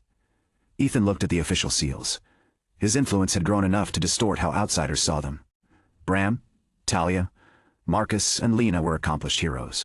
Yet the assembly framed them as parts of Ethan's formation. The old hierarchy was returning through reputation rather than system authority. Marcus tapped the final page. They assigned Lena no command role. They assigned none of us individual roles, Talia said. Bram looked at Ethan. This may be the requirement. Leave a recognized hero party without weakening its identity. The expedition wanted the Squire. The Academy's next major campaign would likely define how foreign kingdoms understood the Concord path. If Team 47 followed under Ethan's name, their identity would weaken. If they refused the mission, the Assembly might build coordination around someone less prepared. Ethan folded the invitation. I go without you. No one reacted immediately. The sentence carried more weight than the first time he crossed into Valeria. Lena asked, For how long? The expedition is scheduled for 4 months. Talia stared at him. That is not a training exercise. No, Marcus adjusted his glasses despite them already sitting correctly. You would coordinate unknown hero parties from 7 kingdoms. Yes, without the people who normally prevent you from making terrible decisions. That was criticism, I know. Bram looked toward Lena. She remained still. The recognition connection between them carried no command. Only the choice Ethan had made. Finally, she said. Then Team 47 takes a different mission. Ethan looked at her. We do not wait at the Academy while you become the entire Concord in everyone's mind. What mission? The Eastern Frontier expansion. Fort Greywatch had requested Ange. Independent advanced party to establish safe routes beyond Eastbridge. A dangerous mission. Important. Entirely separate from Ethan. Marcus understood. We prove Team 47 remains Team 47 without its Squire. Talia corrected him. Without Ethan present. He is still our Squire. Lena met Ethan's gaze. And you prove Concord coordination does not require turning temporary heroes into replacements for us. The decision hurt. That did not make it wrong. They informed Headmaster Aldrich the next morning. He approved both missions. No celebration followed. Preparations began. Ethan packed for the Frozen Crown. Team 47 prepared for Eastbridge. For the first time since the dungeon assessment, their equipment lists separated. Bram no longer carried spare strain rods for Ethan. Marcus removed Concord relay components from his field kit. Talia adjusted arrow weights without asking Ethan to inspect them. Lena wrote formation plans that contained no Squire position. Ethan watched them become ready. Not without him, beyond him. On the final evening they met at their original training field. No ceremony, no council witnesses, only 5 party members beneath the setting sun. Ethan opened the recognition interface. Team 47, permanent party link. Status, active, available action. Withdraw from active party structure. Recognition may remain personal. Heroic formation access will end. Shared party progression will end. Return requires unanimous consent. He showed them the terms. Marcus read every line. Personal recognition stays. Us. So you will still know whether we are alive. Only if you choose to share that. Talia nodded. I choose yes. Bram did too. Marcus hesitated. Basic status only. No mana or tactical information. Ethan accepted the boundary. Lena chose no automatic status. If something happens, I decide whether to tell you. The choice hurt more than the others. Ethan accepted it. She saw that. Did not change it. A leader should not become responsible for managing his fear from another continent. Ethan placed his party badge on the training post. The same bronze badge he had raised when the frontier crowd first called him Squire. "We can stop," Bram said. No one mocked the offer. Ethan looked at each of them. "You accepted me when no one understood my class." Talia tried to interrupt. He continued before the moment stretched. "You do not owe me permanence because of that." Marcus looked down. Lena stepped closer. "And you do not owe the world separation because the system rewards it. This is not only progression." "I know." The assembly invitation had already shown the danger. If Team 47 remained visibly attached to every Concord mission, outsiders would keep seeing them as Ethan's extensions. Their separation needed to be real enough to challenge that belief. Ethan selected withdraw. The system asked every party member. Lena accepted. Bram accepted. Talia accepted. Marcus remained last. His confirmation hovered. This is an absurdly emotional interface for an administrative decision. Talia laughed through unsteady breath. "Press it. I am reading." "You have read it 3 times. 4. He accepted. The permanent party structure dissolved. Heroic formation vanished. Shared party progression closed. The familiar 4-point awareness disappeared. Personal recognition remained. Thinner, individual. Team 47 still existed. Ethan was no longer inside its active structure. The system updated. Party departure complete. Identity continuity evaluation pending. The 5 of them stood in silence. No ancient bells rang. No evolution occurred. The requirement was not fulfilled by leaving. Team 47 had to continue. They collected their equipment. At the edge of the field, Lena stopped. 4 months. Yes. If your expedition tries to appoint you ruler of anything, refuse. I will. If an ancient squire asks you to absorb another civilization, think first. I usually do. Marcus passed them. That claim lacks evidence. Talia followed. Bring something back? From the frozen crown? Ah, yes. What? Something that is not cursed. Bram considered the request. A stone? Those can be too. Those can be. Cursed. Food. Also possible. Ethan looked at Lena. She offered her hand. Not a party leader to a squire. One hero to another companion. Returned safely. He accepted it. You too. They left the field in opposite directions. Team 47 walked east at dawn. Ethan traveled west with the Continental Hero Assembly 1 hour later. No active formation connected them. No shared route guided their steps. For the first time, they would have to prove what they had built could survive distance. The system waited.